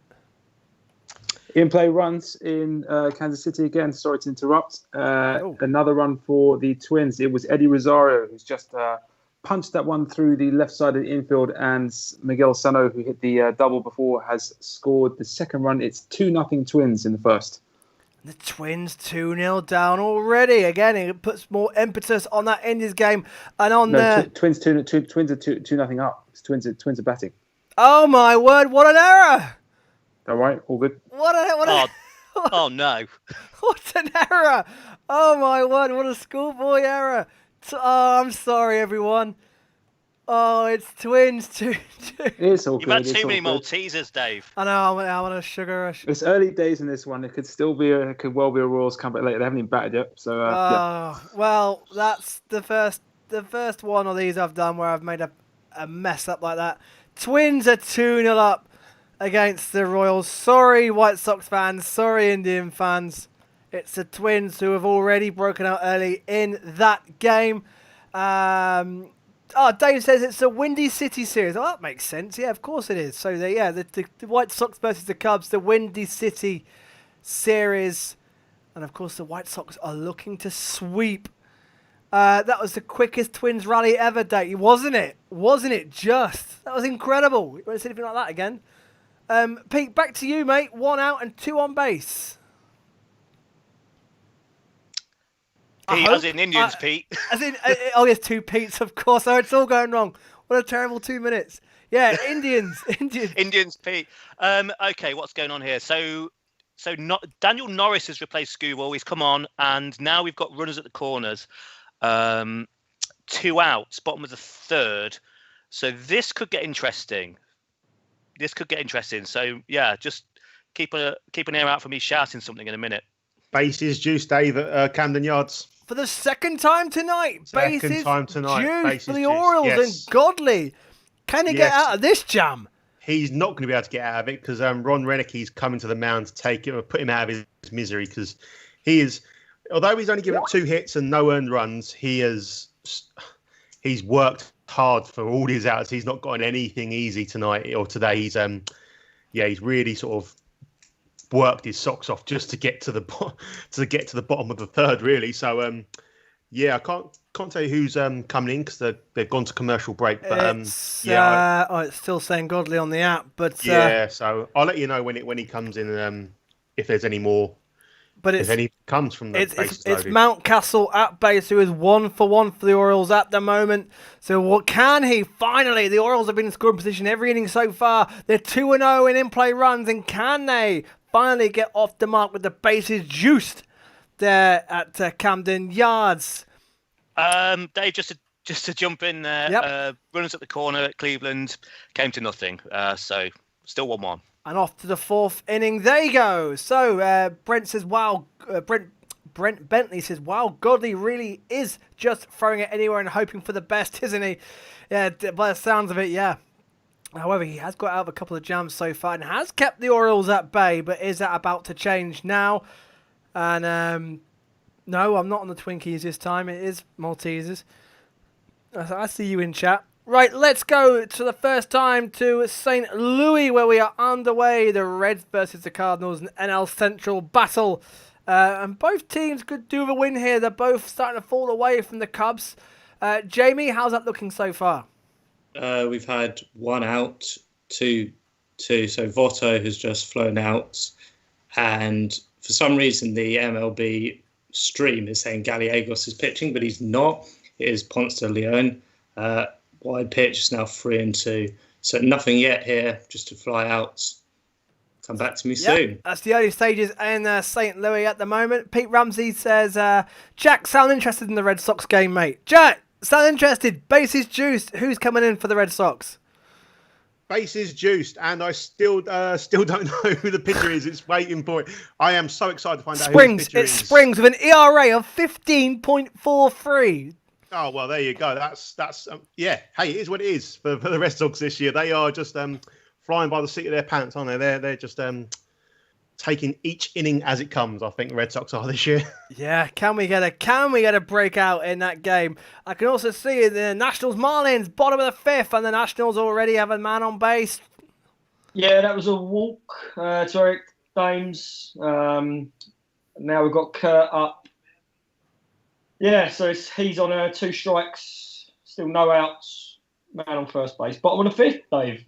Quiet for the Marlins, and the Nationals just quietly going about their business, 4-1 up, and not really been troubled so far. Straight away, the Reds have got a man on base, Jamie. I've caught him out. I love doing this. Caught him out. Bob Bamber says with an ERA of 15.43, has he considered playing for the Phillies? Oh, I need to proofread these before I read these. Very good, Bob. Very good. Yep, the Phillies, the worst bullpen in baseball history. Could have said it somewhere. Right, let's go to Camden Yards. Jack, can the Orioles blow this open? What's the current count? Bases juiced. Well, it's 1-1 count. Bases juiced. Rio Ruiz is not. He's not going to go down wondering. He is swinging from his boots. Now it's 2-1. So it's going to be interesting if he can get this to 3-1. We all know that this is normally the best pitch to hit. So it's 3-1, 3-0. So yeah, it could. What the Red Sox don't want to do is walk in a run. That's the last thing you want to do. You don't want to just give up a run for no reason. So, especially for his teammate, especially for Godley. Godley's got himself in trouble, got himself out of trouble on 2 or 3 occasions, and then I've got to cut away from that, Jack, because we've had some big developments in the Indians game, Pete. Yeah. So Nico Goodrum's just is homered. So the Tigers are now 2-1 up. And also, what's just happened here? So Jacoby Jones is also doubled. So no outs, top of the fourth. They've got a runner at second. There's a massive line drive going. That's also gone. Oh, my days. Oh, That's a 2-run home run. I think Carrasco might be done after this, to be honest. So it's all running away from the Indians. yeah, and that'll be the Twins fans and the White Sox fans will be rubbing their hands at this one. The Tigers lead 4-1. And shame for Carrasco. He's had a pretty decent season so far. Well, like I said in the intro, his last 2 starts, he's not made it past the 4th inning. And again, I mean, it's a dreadful pitch there that he's just it's just been absolutely hammered. So I think we could be seeing a pitching change here sooner rather than later. And the Tigers, who 10 and 15, 6.5 games back. Let's see what the Tigers can do. Jack, have the Red Sox get out of it again, or the Orioles, can they get a runner across? It's still 3-2. It's a 3-2 count. Still bases juice. Rio Ruiz, should I say? He's battling. He's fouled off a couple of tough pitches to keep himself alive. So, yeah, just the pitch is. He's just in the wind-up. He is coming now. It is a base hit to right field. JD Martinez, 1 run scored. That is a 2-run single, I believe. 2-run single. So it's now 2-1 Baltimore. The Orioles do break it out. And who else was that coming in there? That was Cardinals. Cardinals, yes, Jamie. He got a home run. It was Suarez. So it's a 2-run home run for the Reds. Oh, Eugenio Suarez already up and running for the night as well. And the Reds have taken the lead at the Cardinals. So, wow, flying.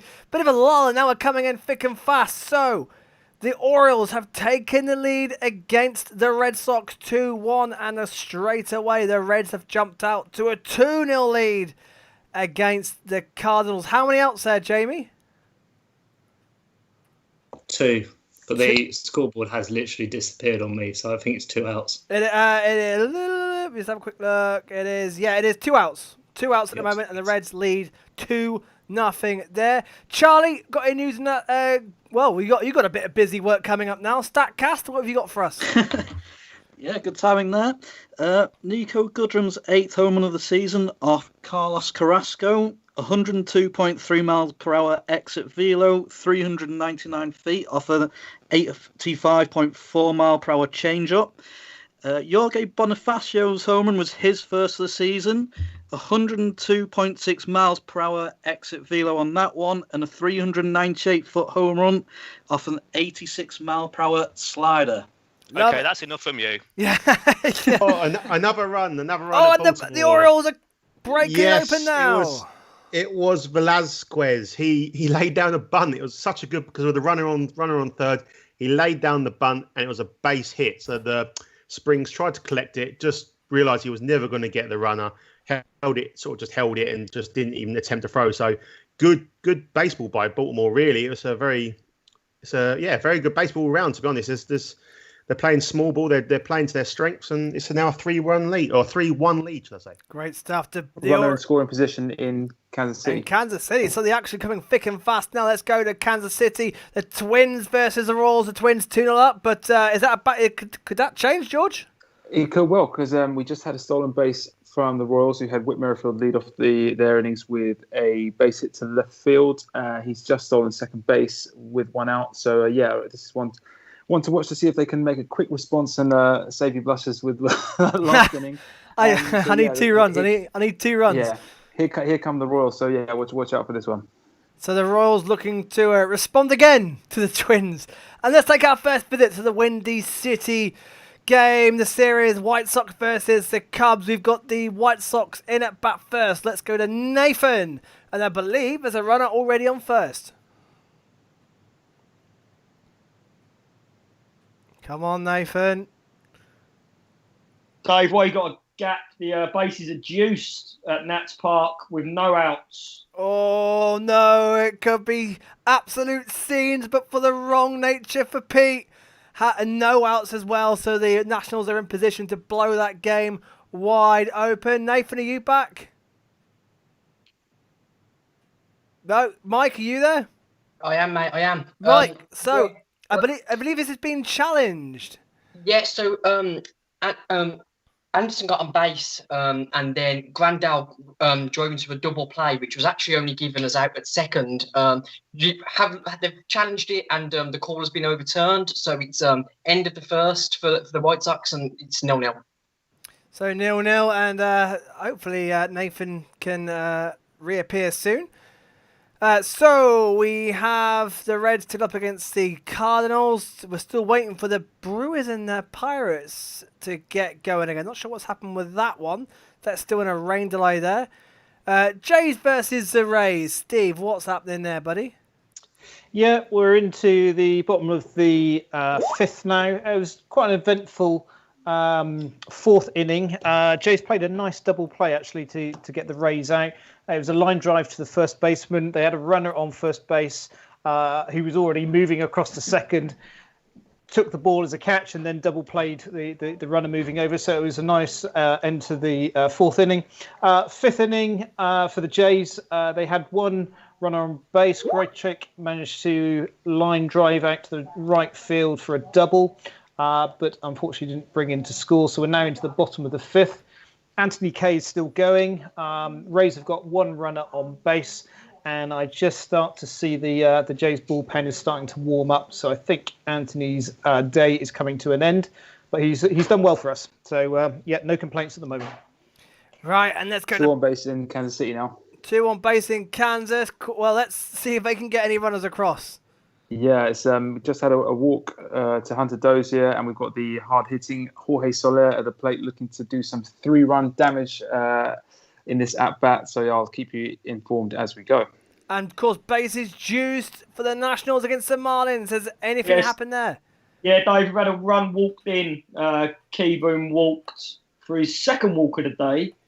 It's now 5-1. I think they're considering a pitching change. This chap just can't throw any strikes. He's really struggling. Pete, what is going on with these Marlins right now? Oh, Rob's called it there. Sterling Sharp. He's an ex Nat actually, and he has not been sharp today. Just can't find the strike zone. I think that's going to be him done for the day. I think he's walked at least 3, maybe 4. We've got a guy warming up in the pen, Lee Brandt. Never heard of him. I've no idea where they've got him from. I need to do some research now in the next 2 minutes to work out where we found this guy. He's one of the the COVID replacements. I think just added to the roster maybe last week. Come back to me on that. I've no idea what he's like. Lefty is all I can tell you. But right. Yeah, bases juiced. 5-1 Nats, no outs. Sterling Sharp. Oh, he's having one more batter. So, wow. I mean, could be walking another one in here. This could be absolute chaos here for the Marlins. Absolute chaos, and it's Robles at bat as well with no outs. This could be a long inning for the Marlins. Let's go back to Cleveland, where straight away Allen has already given up, I think, a double there, Pete. Yeah, like I said, I think Carlos Carrasco's been struggling today, to be honest, and he's given up a double to Isaac Paredes, and straight away mound visit. He was then replaced by Logan Allen with Victor Reyes coming up. So the Tigers have now got a runner on second. 2 more runs for the Nats. Oh, and it's pain for the Marlins, but it's joy for the World Series champions, the Nats. I believe that is 7-1 now. Yeah, 7-1. Robles. It's gone straight through the third baseman's hands by the looks of it. Yeah, it has. Yes. Oh, it's terrible fielding. Yeah, terrible. Who is that at third base, Pete? Oh, Yes. dearie me. Brian Anderson is absolutely village fielding from Brian Anderson. That is village. That is not even single A. That is village fielding. Terrible. 7-1 Nats. The Marlins are going to be waving the white flags here. Listen, there could be a mascot pitch in here very, very soon. Oh, God. That's as bad as it gets for the Marlins right now, and they could be dropping below. Well, actually, they'll be dropping to 500 as it stands at the moment. Let's go to Tropicana. 2-1, no outs for the Rays. Steve. Sorry, Dave. That's all right. That's all right. I just misclicked my mic, so I've caught the heebie-jeebies off you for muting and talking. So Rays have got 2 runners on first and second. Anthony Kay, who's obviously losing a bit of steam, but I'll let you go to that. Is it more damage for the Nationals? More damage. 9-1. 9-1. That's Eaton's blooped one down the left field line, and it's just bounced fair. Diving catch just missed. He gave a good attempt, to be fair, the young lad. It's just missed his glove. And both of them have come home. So now we've got a man on third, no outs, 9-1. Yeah, beautiful. And I think we're pretty safe in saying that the Nationals should be heading to 11-14, and the Marlins will be dropping to 500.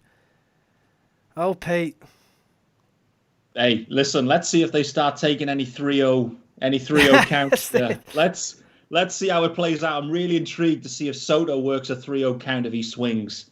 I hope he does. I want to see full guns from the Nats here. Pour it on. Why not? They've been bang average thus far. For the Nats. Whoa, Pete. That's enough. Oh, well, come on. You're below 500 here. What's going on? World Series champs below 500. You've been bang average.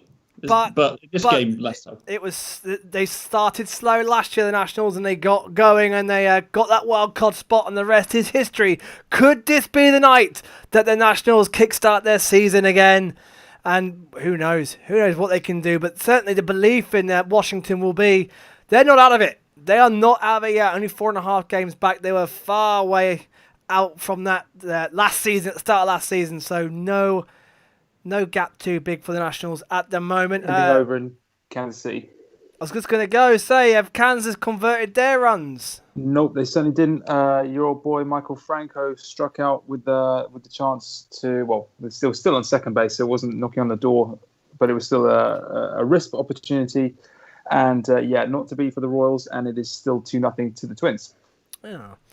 Oh, Michael. I can see it. Right, let's go to the Cardinals first. They've got a runner on first there with no outs. Jamie. Colton Wong base hit, and now we're 2-2 with Brad Miller at the plate. Oh, so, Bamboo Brad! He's got an average of 3.48, so who knows what will happen here. He's definitely got some speed, so things might happen. Again, give us time. Of course, ex-Phillies Bamboo Brad Miller. I sort of wish we kept. I'm a big fan of Brad Miller. A lot of time for him, and I'm glad to see he's having a good start at the Cardinals so far. And to the Chicago, where the Cubs have got a man on first as well, Mike. Yeah, Hap drew the lead-off walk. Rizzo has since flied out to centre field, so we've got 1 out. Hap on first, and currently 2-2 against Javi at the moment. But he's doing his usual. He's just swung out, so we've got 2 outs, 1 on first. So can the Cubs go early there? I believe the Brewers are going to be starting at 8 o'clock is what I'm hearing from that one. Any more runs at Nationals, Rob? No, there are pitching change now. So this unheard of bloke who they've just picked up from the market is up. There's still no outs. Man on third base, Adam Eaton up. So it's still top of the order. So they could lay on some more runs here. Yeah, LeBrant up now for the Marlins. Damage limitation certainly for them.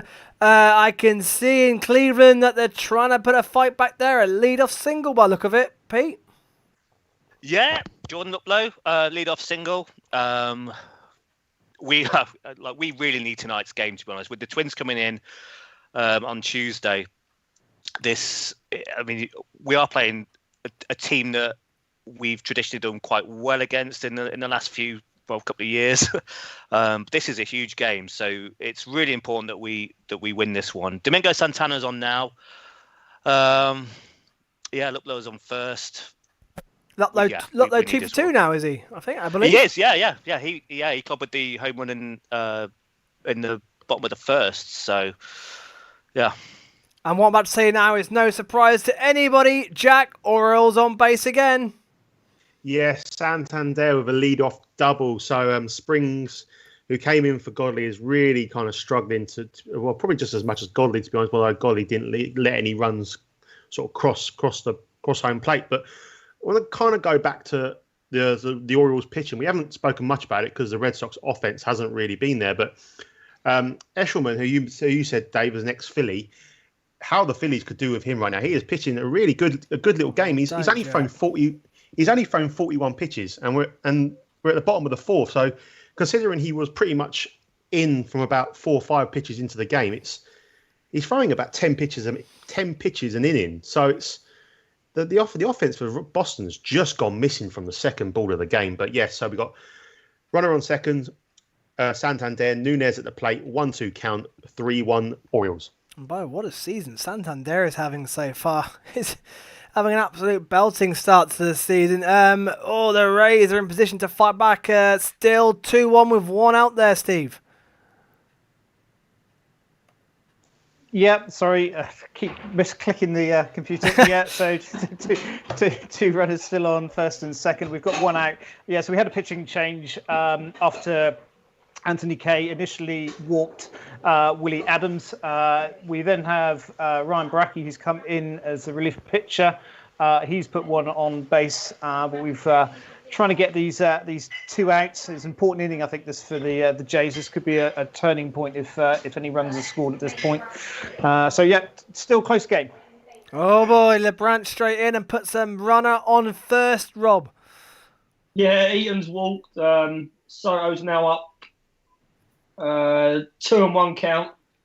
Oh, they're giving up so many walks here, the Marlins. I feel for Pete, to be honest. He's not had a chance to give any of his legendary calls, has he? I almost want them to get a few runs just to give him a little chance to cue his magic. But, so man on first, man on third, 2-1 count, 2-2 count. So, yeah, we'll see. Well, it's looking ominous for the Marlins. Charlie, got anything for us, mate? Any stats? Dave, yeah, just to change it up, I thought I'd go for On This Day in Baseball. It might cheer a few of the guys up as well whose teams aren't doing as well as they'd like to be thus far. So, On This Day in Baseball, 1936, Bob Feller, the Indians legend, made his first major league start, striking out the first 8 batter he faces in a 4-1 win over the Browns at Cleveland's League Park. He struck out 15 in the end, the highest total in a debut for a starting pitcher and 1 shy of the AL 1908 record established by Rube Waddell. Also, in 1998, this goes back to the classic home run chase of that year between slamming Sammy Sosa and Mark McGwire. With his 50th and 51st home runs, Sosa joins McGwire 53 of the Cardinals in hitting 50 home runs, making it only the second time 2 National League hitters have reached that same mark in the same season. Last time it happened was the Pirates' Ralph Kiner and the Giants' Johnny Mize, each hitting 51 in 1947. Just got some in-play runs here, Dave. Sorry to interrupt you, Charlie. So Rays have brought 1 runner in. Right field, single out to Hernandez has brought the runner round from second into score run for the Rays, and we've now got runners on the corners for the Rays. Oh, and the Rays have also got 2 on base in Kansas City as well. 2 on base in Kansas City. Yeah, go on, George. It's the Twins. They have started this second inning with a sandwich. No, sorry, that's nonsense. We start off with the out of Ildemaro Vargas, but after that, Jake Cave and Ryan Jeffers both with a base hit each. Home run in the White Sox game. Home run in the White Sox game, and it sounds like Nathan is at the White Sox who have struck first. It's the one and only Abreu again. He owns the Cubs, doesn't he? They might as well put his name on their stadium. He smashed another home run against them, a solo homer. 1-0 Sox. The Sox are rolling again. They're on absolute fire at the moment. And the home run, the most home runs in baseball so far. And already 1-0 up. Mike, the worst start possible for your boys. He's hit 5 home runs in 2 days. 2 days, sorry. Just walking. Why are we pitching to him? It was just a fastball down the middle of the zone. I've just ordered myself a curry. I've cracked open the wine. It's going to be a long night. Abreu's 11th home run of the season. We'll get Charlie Statcast on that very shortly as well. Dave, we've got some in-play runs. Oh, no! Yeah, it's not been the best inning for Ryan Baracchi. The Rays have now gone up 3-2, so they brought all 3 runs in on this inning. We've still got 2 out, and they've got a runner on first still. So, not the best inning for the Jays. Need to pull it back. And the Rays have turned it around. They lead after an incredible run for them. As I talk about the White Sox, the Rays have been on a fantastic run as well. They lead the division by 0.5 games and have turned it around against the Jays. They are now 3-2 up and still not. The Jays are still not out the inning yet either. The Indians still haven't really replied against the Tigers yet. What about the Orioles, Jack? Runner on third. So they grounded out to third. You had Santander on second. The batter grounded out to third base. Devers took a little while to get the throw off, got the runner at first, but by the time the throws come across, Santander's made a run for third and just beat the throw to go to third. So it's 2 outs, one and one is the count, and it's a runner on third. So the Orioles could go 4-1 up. Nationals, how have the Marlins studied the ship there? Yeah, the inning's over, Dave. Ground into a double play, Kurt Suzuki. Innings over. All the damage done there, though. So, not good. Not good for the Marlins there. Yeah, Pete, not good for Marlins. Now into the 6th inning they go. And Pete, I suppose for you now, you just want to see some sort of replies, still to see some fight with those Marlins. Well, some big news from that inning. Lee Brandt, this pitcher I've never heard of, rocks up, first ever strikeout, Juan Soto looking. I mean, where's he been all game? What's he been doing? Get him in there. But anyway, another news.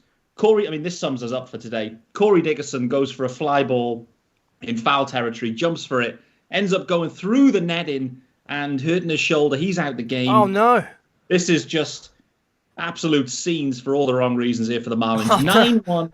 9-1 down, top of the 6th, but Mag Sierra in the game. He's been our lucky charm. Let's go, Marlins! Can they turn it around? Can they get some runs on the board? Can they give the Marlins fans something to cheer? But Dickinson would be a really big blow for them going down. The Cardinals could not respond against the Reds. I can see they're all done there. Over in Kansas City. Yep. Royals? It was... Yeah, sorry to jump in. It was... Bubic fell behind in the 3-0 count to Max Kepler, but he managed to pull it back to a full count, and then on that full count, he grounded into a pretty sharp play at first to end the threat there. And it's still 2-0 as we go into the bottom of the 2nd. Bottom of the 2nd they go, and I believe, Charlie, you've got some StatCast on that Abreu home run for the White Sox. Yeah, as you said, Dave, it was his 11th of the season. It travelled 449 feet off an 87.4 mile per hour changeup, I believe it was. And that's the longest home run of the day. And as you may remember earlier, we were saying 400 feet was average. So this one is absolutely mammoth by the sounds of it. And if I could just go into some White Sox milestones and trivia quickly from the past week or so. Yeah. Yeah. So... Jose Abreu became the first White Sox player in history of 5 home runs in a 2-game span, Thursday and Friday. The White Sox actually set the Major League Baseball record for 27 home runs hit in their last 7 games. They took that from the Dodgers in 2019 and the 1977 Red Sox, who had 26. I've also got some Padres stuff as well, if I've got time to get that in. Yeah, go on. Or should I say the Slam Diego Padres? The Padres have hit 6 Grand Slams this season. No other team has hit more than 3. They also set the record for consecutive Grand Slams. They hit 4 in 4 days, Monday to Thursday this past week. They're also the first team in MLB history of 5 Grand Slams in a 6-game span. The record was previously held by the Mets, who managed 4 over multiple spans. And they also have tied the season record for Grand Slams in 1 month with 6. And they still have 8 games left in which they can break that record as well. And credit to Sarah Langs and Elias Sports Bureau for those stats there. Fantastic. Base hit Marlins. Hello, Pete. Rally time. It's rally time. Just to add on this one, it's our 5th string catcher MLB debut. Now with his first ever hit, Brian Navarreto. Don't know how to pronounce it, but he's our 5th catcher of the season. Navarreto, yep. Awesome stuff. Can the Marlins do a miraculous rally in Washington? Great stats about the White Sox and Padres. What a week those two teams have had. Incredible and brilliant for baseball as well. Two unlikely teams, and they are quickly up and coming. Two very young teams as well. Great stuff there, Charlie. I can see that Steve Tampa are still in it in that inning. Yeah, they are, Dave.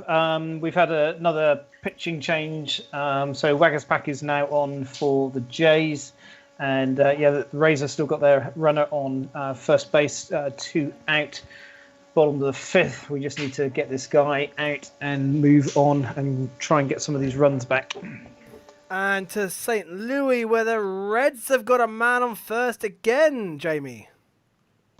Yeah, the pitching from Ponce de Leon has been a bit off, and he's given away a lot of 3-0 counts, and his pitching is very wayward, and he hit the man on base, so it brushed his foot as it went through, and now he's 1-0, going for another pitch.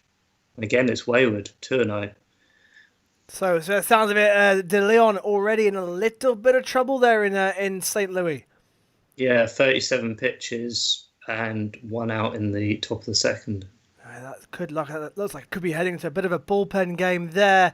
Just to let you all know that later on our evening games, we've got Rockies versus the Dodgers, we've got Angels versus the A's, we've got Astros v Padres. That should be a great matchup, Astros v Padres, and D-backs versus the Giants, and Rangers versus the Mariners. A little bit of a lull. Let's go back to... Well, we've got a bit of movement again down here in the Trop. So Diaz has just lined a drive out to right field, which moved the runner over onto the third base. So they've got runners on the corners. 2 outs, 2 on. The Rays are looking to extend their lead over the Jays. They were, of course, just behind. Charlie, you got one more for me, buddy. Yeah, hi Dave, yeah. So just going back to the Padres there, we actually saw 2 pieces of history on the last episode of In Play Runs. Pete Pratt had the pleasure of calling Fernando Tatis Jr.'s 30th home run of his career. He's the first shortstop to reach that level, 30 home runs, in less than 100 games in MLB history. And Lance Lynn also got his 100th win as well. And also just quickly, Justin Upton and Evan Longoria both joined the 300 home runs club in the past 2 weeks since our previous episode. Just to put that into perspective, only 150 players have done that. Baseball Reference has data on 19,828 players. The next 2 closest active players on the list, Mike Trout and Chris Davis, currently tied on 295. And also for the Dodgers fans out there, Clayton Kershaw moves 2 seconds on the Dodgers all-time strikeout list, passing the Hall of Famer Don Drysdale. He now has 2,493 strikeouts, and the only person above him on that vaunted list is Hall of Famer Don Sutton with 2,696. And that is current pace. He should surpass that next season. Great stuff, Charlie. Fantastic. Thank you very much. We'll keep keep those coming for us the evening. Pete, Dave, yes. Sorry, Dave, back to the Trop. Just to say that the Rays have flown out to centre field, so we have managed to get out of that inning, thankfully. So the Rays are leading 3-2 going into the top of the 6th. Great stuff. So the Jays, damage limitation there, they just the 3 runs, but those 3 runs have given the Rays the lead. The Tigers have got a man back on first, Pete. They're at Cleveland versus Tigers, 4-1 currently to the Tigers. Yeah, Nico Goodrum has just advanced to first, walked by Logan Allen. It's been an interesting inning, this one, and it's taken a little while for Logan to get through it. He actually walked Cabrera at the start of the inning, and then Candelario came up and then grounded out into a double play to Francisco Lindor. But now, the Tigers have got another man on base, courtesy of that walk. A couple of wild pitches as well from Logan Allen. Not sure what's going on there, But and also, can I just say that the bottom of the Indians' order is absolutely woeful. They might as well be batting with foam fingers for the difference it would make. And you can just see why this club has struggled to rack up the runs against teams. There's just nothing there, to be honest. It's really frustrating to watch. And actually, the Tigers have now advanced to second on a stolen base. With the trade deadline coming up, Pete, what would you like to see the Indians? Who would be ideal trade bait for your club? Who would you like in? Oh, that is a tricky one. I mean, it really depends on what the Indians decide to do with Mike Clevenger. And I think that is going to be the big story. He is probably the most tradable pitcher that we've got. And obviously with what's gone on with him breaking the curfew at the hotel, I mean, as you know, a lot of the Indians players in the clubhouse are really upset with him. Less so with Zach.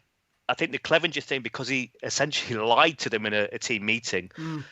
I think he's on the block more than anyone else. But what would you get in return for him? It's going to be an interesting deadline, I think. And if anyone's going to be traded out that rotation, I think it'll be Clev.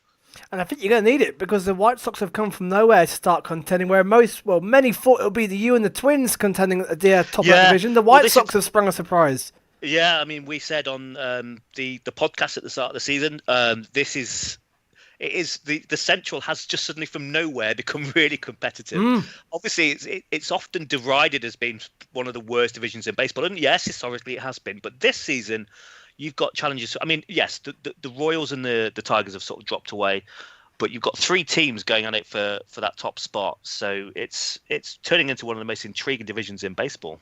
It certainly is. And Jack, although we got the Orioles prediction pretty much wrong, we did predict that the White Sox would top that division, didn't we?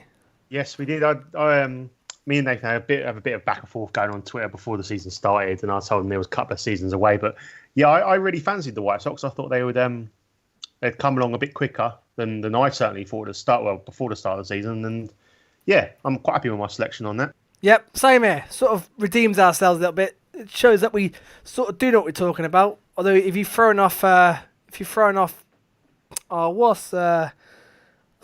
the catchphrase has gone from my head.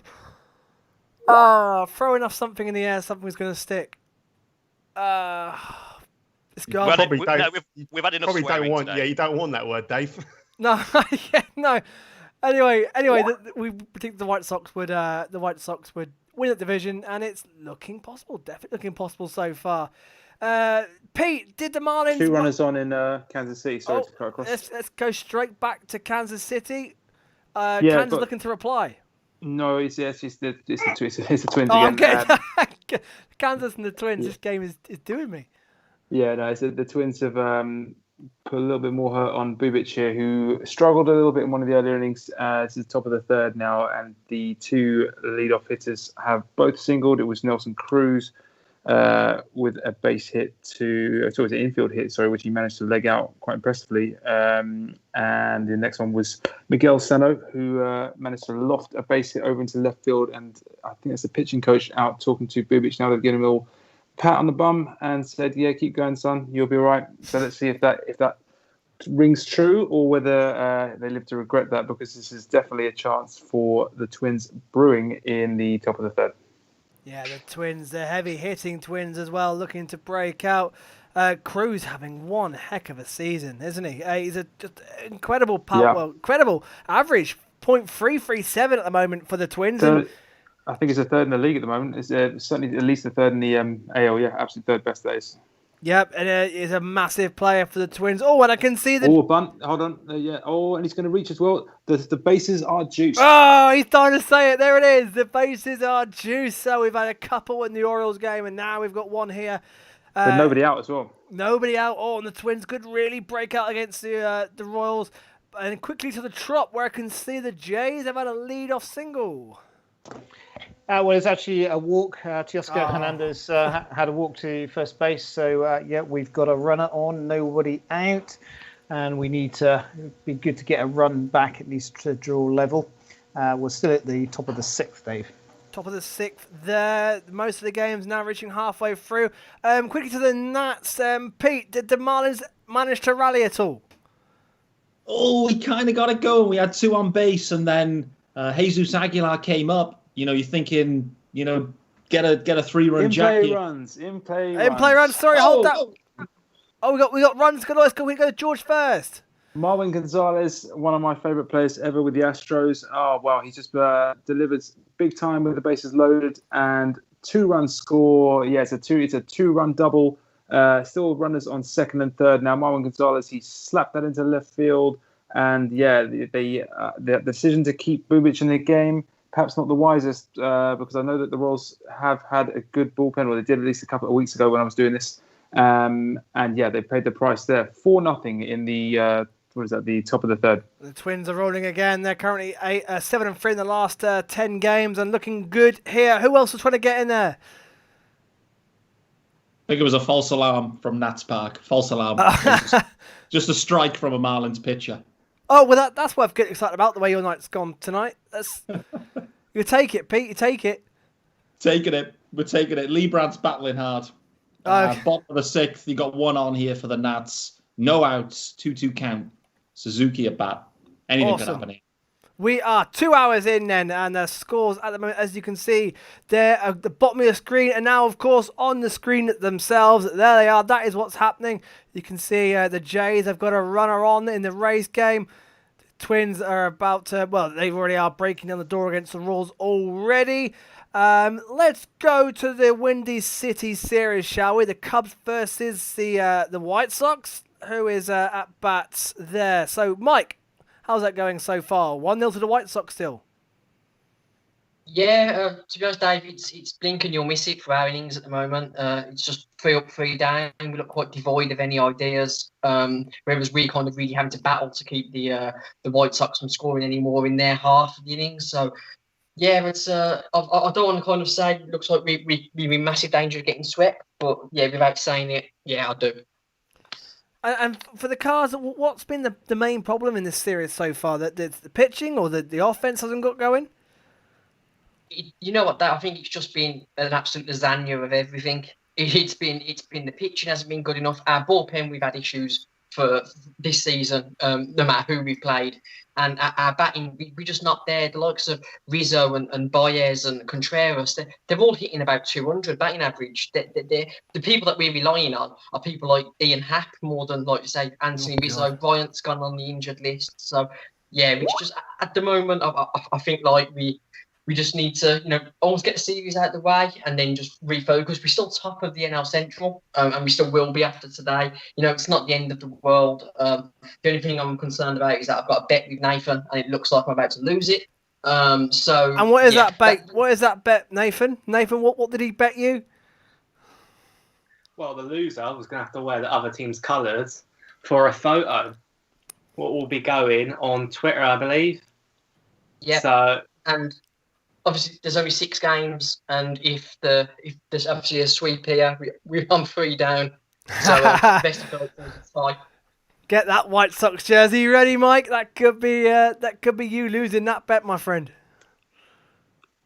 I think so, mate. I think I've already come to terms with it. You sound like you have. We've got, where did I just see some action? The Indians have got 2-1 and no out. Pete, is this going to be the chance for the Indians to get back in that game against the Tigers? Yeah, this is interesting right now. We've got runners at the corners. So Ramirez doubled, his 6th of the season. Then Lindor came to the plate. It was a routine grounder, but then I'm not sure if it's gone down as an error, but I think they're still trying to work it out. Error Detroit, I think. Is it? Yeah, I thought so. The throw looked a bit too high, so Lindor was able to beat that out. So he's at first, Ramirez is at third, and now we've got Carlos Santana coming up to the plate. And while we're here, Charlie, you've got a stat about the debutant Indians pitcher last night, Tristan McKenzie. Yeah, last night, Dave, he had the second most strikeouts by an Indians pitcher making his debut with 10. The only other Indians pitcher who managed more than that was Louis Tiant with 11. And also from the great writer Peter Gammons on Twitter, in 15 starts this season by Indians homegrown starting pitchers, that's Bieber, Savali, Plesac, and McKenzie. They've only allowed 69 hits with a 1.75 ERA, 12 walks, while striking out 128 hitters in just over 102 innings pitched. Wow. Absolute domination. It was a fantastic debut, I have to say, last night. And bear in mind as well that he spent the entire, I think it was last season, he was injured. He didn't pitch a ball. So, to come through and make a debut like that is sensational. That's impressive. Doesn't matter what opposition you're up against. That you've still got to put the ball in the strike zone and get batters out. That's a fantastic achievement. Dave says, saying thank you for Charlie for that stat. Said it was really fun to watch last night. British Baseball Podcast says, how's everyone's Sunday going? Well, we are just about halfway through the early games. Still pretty tight around. It's climaxing nicely. It's looking, apart from the Marlins versus the Nats, where it's been an absolute rout for the Nats so far. And I think they've got another on base as well, Rob. No, it's the bottom of the inning, mate. They're all out. Garcia had a nice strike. The shortstop made a really good play, diving play, ran him out, and then can't even remember what the third out was. But yeah, they're all out. So can Marlins get back into it? I think it's probably too late now, but you never know. You never know. And this Sanchez is still there. He's still going away. They did have Guerrero warmed up in the bullpen, but I think he's still back in this innings coming up. So. And of course, the Nationals, who started about half an hour earlier than everybody else, are only heading to the top of the seventh. They've been overtaken by some games. No surprise at all. Jack, Orioles are back on base. Yes, they've had Mountcastle is now, he's 2 for 2 with 2 doubles and a walk. So he's really stuck it to the Red Sox here. And yeah, it's 2 out, runner on second. They've just changed pitcher again. Springs, he came out. He actually gave up a couple of runs, but he lowered his ERA from 15 down to 11. So silver linings and all that. But yeah, it's just a constant sort of traffic on the bases for Boston pitchers. It's not, and Boston have still only had that one hit, which was on the second pitch of the game. So as much as I would like to be calling some Red Sox offense, there is none to call. Yeah, Red Sox struggling yet again. Just the one hits their name so far as well. Hey, it's taken a while. Change in Kansas City. Oh, he's just topped me. Yes, so go on, George. What's happening in between the Twins and Royals? Pitching change. The Twins have taken Whistler out and have brought Smeltzer in for the third. Oh, and he's hit the batter with his first pitch. That's not a great start. Fairly inauspicious entry to the game. I don't know what the situation was with Whistler. I don't know whether there's something. It could be injury. I don't know. I mean, it didn't seem to be anything obvious. But they brought in Smeltzer from the pen, and he's promptly gone and given up a base run in his very first pitch. So can the Royals respond? I would say if they want to respond, it would be very, very wise to get on that now, because the Twins are looking dangerous. Yeah, they are. The Twins are looking. We've waited a long time for this game to get going, but so far the Brewers have got a man on base straight off the bat, Mark. Kind of, yeah. So, we've had an hour and 25-minute rain delay. Brubaker is pitching for the Pirates. I think he's in his first year, so don't know an awful lot about him. Abisail Garcia came up to bat first for the Brewers and ground out straight away. And Christian Yelich then got walked, and Keston Hiura has just struck out. So we're runner on first with 2 outs at the moment. And of course, last time you were on, the Brewers absolutely blew it open, didn't they, last time out? We're hoping for more of the same. Well, I'm hoping for more of the same, yes. But, going on last night, it was the Pirates that blew it open. So, it's going to be an interesting game. It's going to be a hard one to call. So, we'll see how it goes.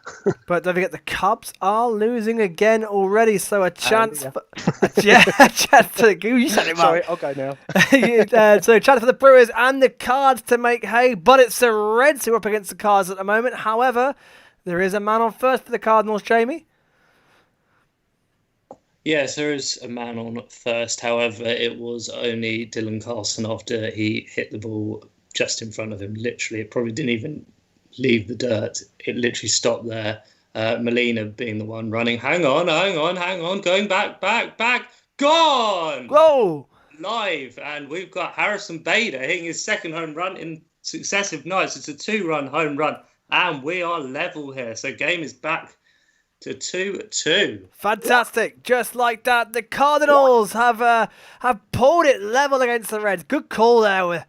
Great call from Jamie. So the Cardinals, they have got it back 2-2 against the Reds. And we're just saying, can they put pressure on the Cubs, who are down at the moment? And there they go. Instant reply. Great stuff, Jamie. The Reds 2, Cardinals 2. That sounded like the White Sox Cubs. No, it's Indians. It just sums up the Indians' offense. I mean, you got runners at the corners, and Framil Reyes, arguably one of our better hitters this season, has just struck out, and it's depressing to watch. It really is.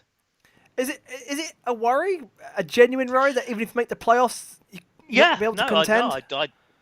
We're scoring runs against. I mean, well, okay, maybe not tonight, but we're scoring runs against the poorer teams. But you imagine this offense going up against the Twins on Tuesday.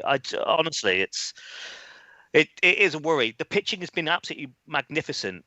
It really has. Well, for the most part, the batting has just been absolutely woeful, and I think that just sums it up. And like I said to you before, the bottom of the order is just hopeless. You're not going to get anything from that. So you need your main guys to step up, and at the moment it's just not happening. It isn't yet. Top of the sixth they go. Let's go to Steve at the Trop, where the Jays have a 2 on in the corners and 2 out. Dave, you always come to me at the wrong moment.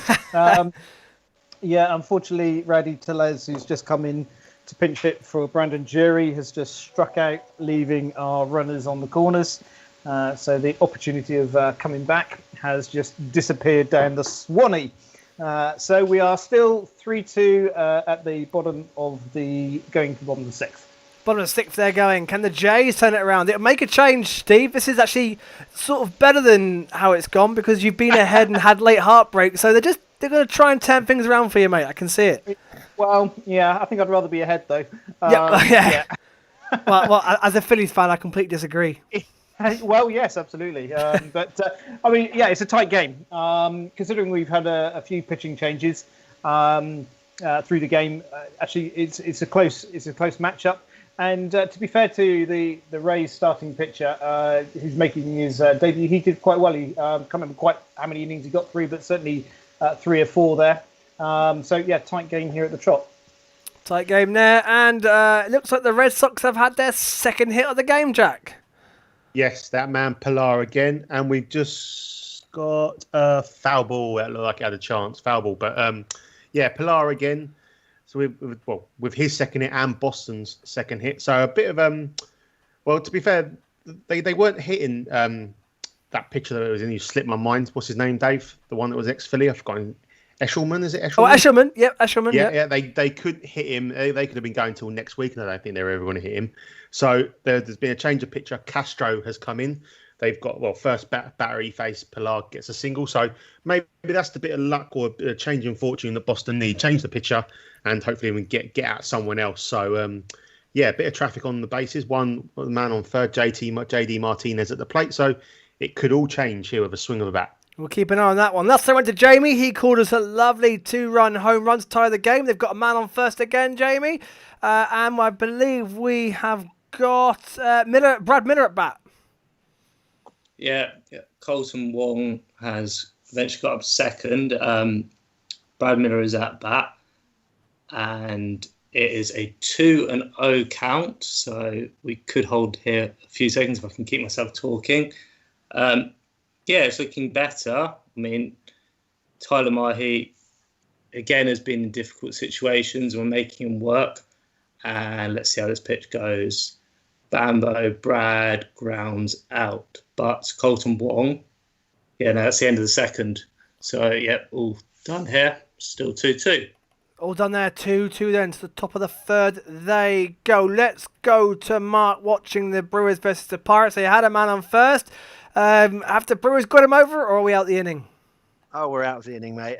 Justin Smoke fly out to Jared Dyson in centre field, and that was the end of that.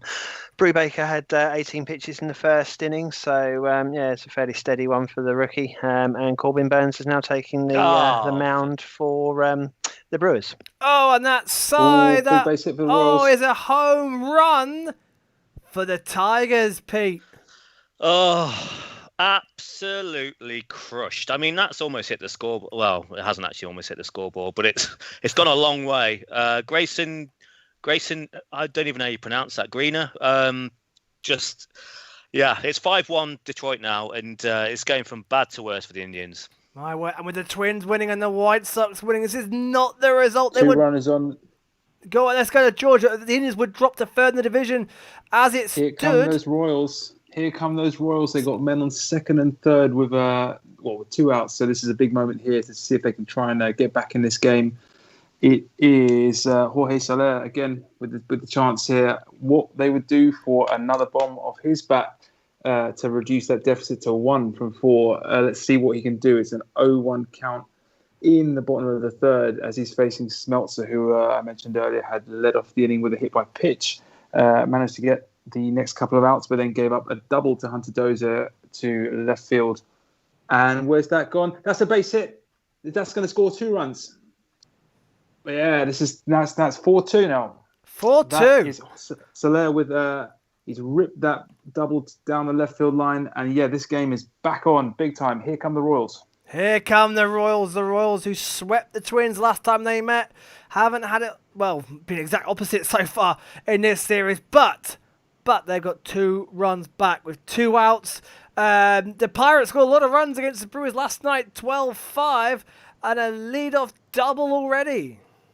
Yep, first pitch, lead-off double, and it was only just short of a home run, to be honest. So, got away with one there a little bit. Gonzalez is currently on second with no outs.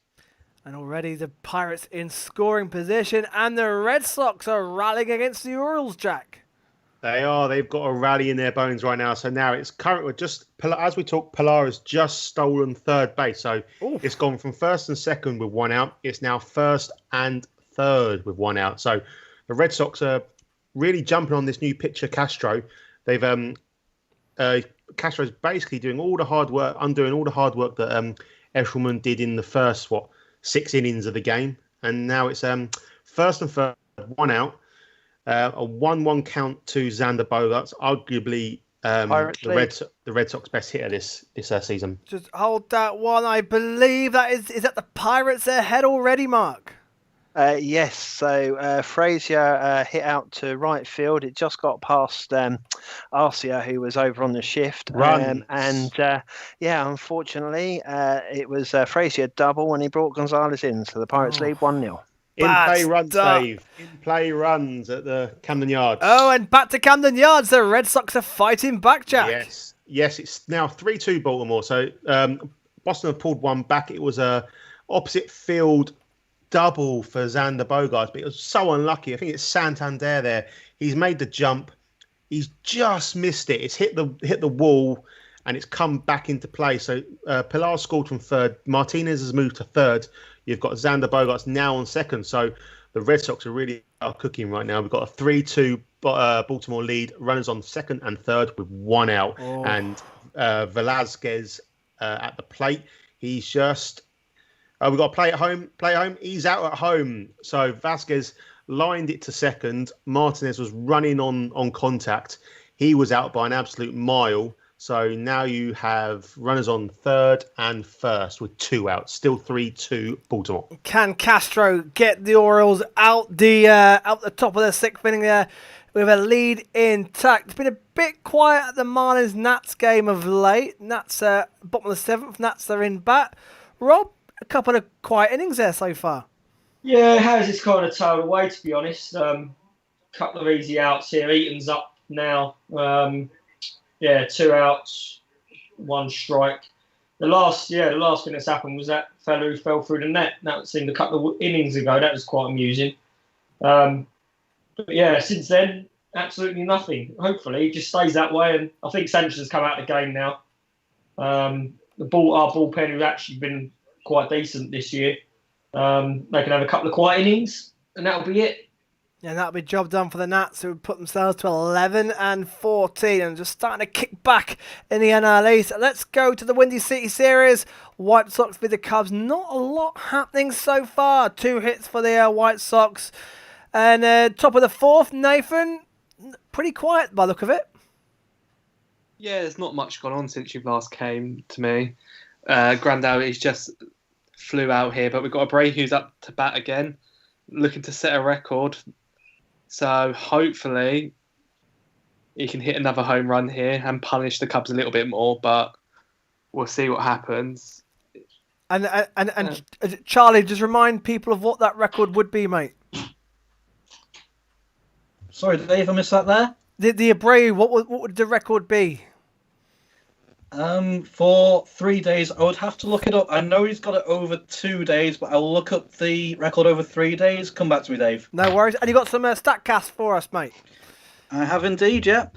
So the Harrison Bader home run was his second of the season at 104.5 miles per hour exit velocity, a 25-degree launch angle, 409 feet off a 84.6 mile per hour slider. And just a quick explainer on launch angle.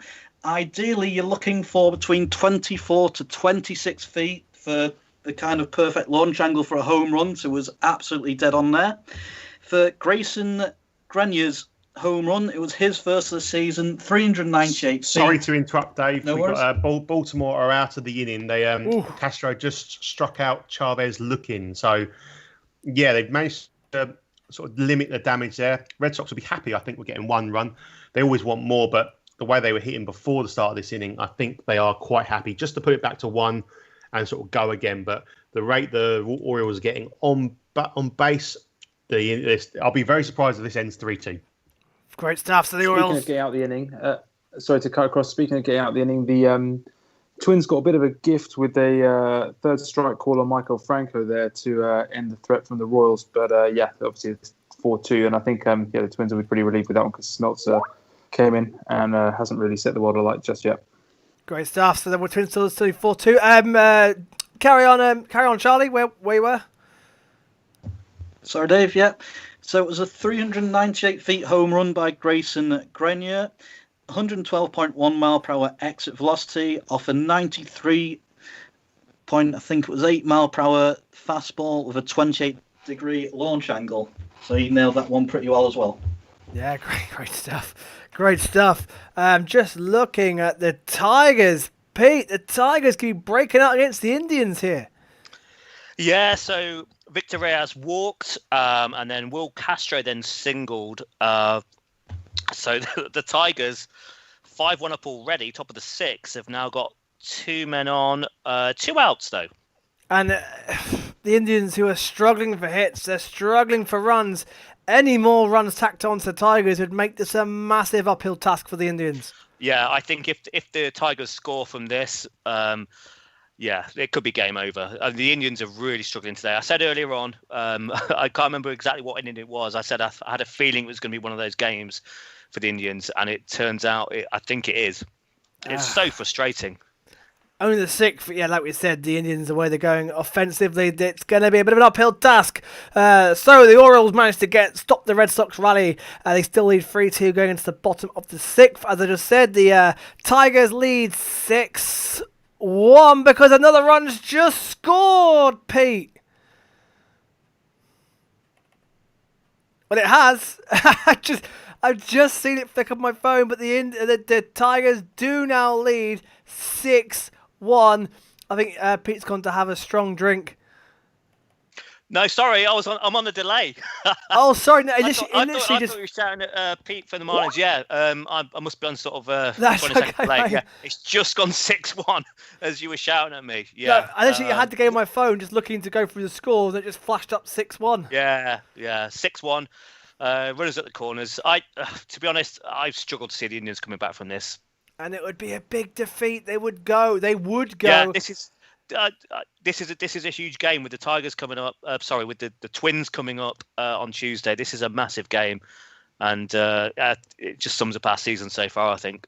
And the Indians would drop to 3rd in the division behind, if it stayed the same, because the White Sox are winning. Hey, Just to let you know, that record, sorry to interrupt, it would have been the most home runs in consecutive at-bats. So Staton has it with 4. He would have broke it with 5. Abreu, if he did hit one, but he did ground out. Got it. Right, got you. I got you with that one. So he now equals Staton's 4 at-bats, 4 home runs. What a record, though. What a record. It's just incredible. Just phenomenal. To the Pirates, they're still in the bottom of the first mark, and still the Pirates are trying to tack on more runs. Yes, at the moment they've got a runner on second and 2 outs, and the current count is 3-2. Reynolds is on base. Colin Moran just struck out. Kevin Newman flew out before that.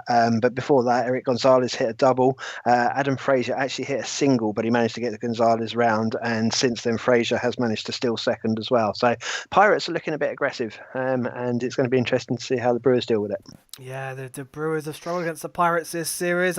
Indians have got up the inning against the Tigers, so 6-1 Tigers at the moment. The Indians are going to need something big in Cleveland to pull it back. So there you go. That's what's happening on your screen right now.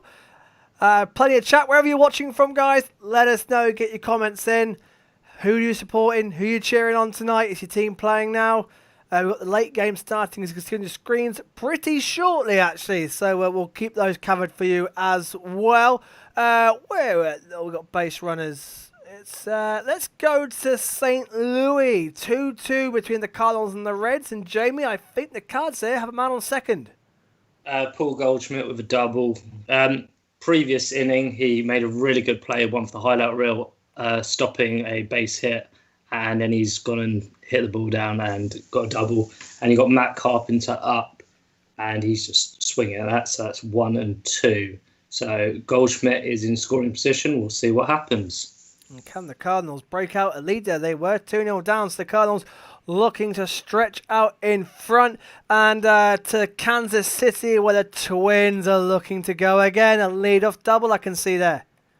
Yeah, a lead-off double from Jorge Polanco against Bubic, who's still in this game. They do have action in their bullpen, Kansas City, but he's there. They're giving him quite a long leash here. I think those 2 runs that they got back managed to give him a new lease of life in terms of staying in this ball game. Got Max Kepler up right now, looking to see if he can convert this risk opportunity into re-extending that lead for the Twins. Currently on a 1-2 count here in the top of the 4th with nobody out. Let's see what happens on this pitch while you got me here. Bubic on the mound. He kicks, deals, and that's foul. So yeah, I'll keep you up to date with this as we go. Right, so we've got a bit of a lull. I think Charlie's got some National League MVP and Cy Young race stats. Charlie? Yeah, Dave, so the batting average leaders, currently as they stand in the NL, Charlie Blackmon on 402. Surprisingly, I think for all of us, Robinson Cano on 373. Juan Soto, 368. The Giants' Donovan Solano, another surprise, on 363. And one of the Padres' big hitters, who's also in running for Rookie of the Year, Jake Cronenworth on 352. Home run leaders, the man who makes history himself, Fernando Tatis Jr. with 12, Nick Castellanos with 9, Mookie Betts with 9, so they're tied for second. And the Phillies' own JT Realmuto with 8 is in 4th place. And then 5th, there is a 13-way tie for 7, including Bryce Harper, Mercado, Arenado, Story, Soto, and Bellinger. For OPS, Bryce Harper leads the way with 1192. Yes!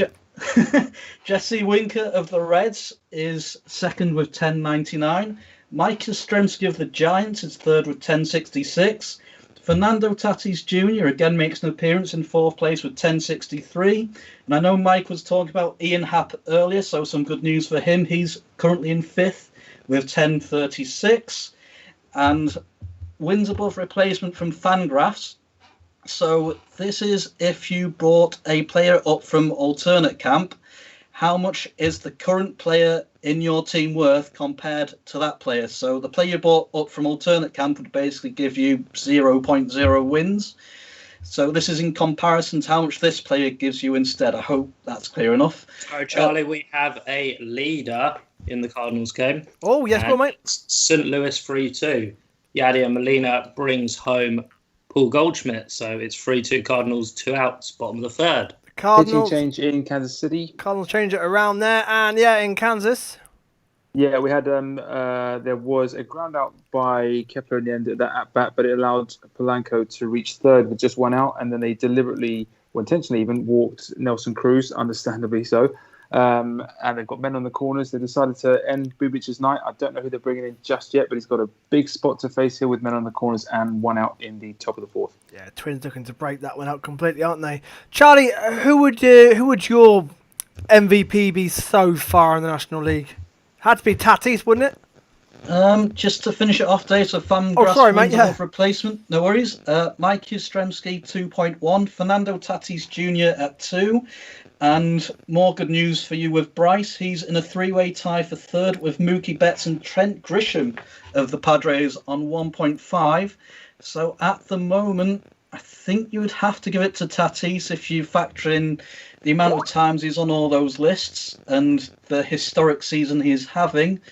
But I think it's fair to put Yastrzemski and your man Harper into the mix as well. So it should be an interesting race with about half the season gone thus far. As good as our season's going to get. That's the most exciting race it's going to be. Thank you very much, Charlie. Let's go to Wrigley because the Cubs have a lead off on first base. Mike.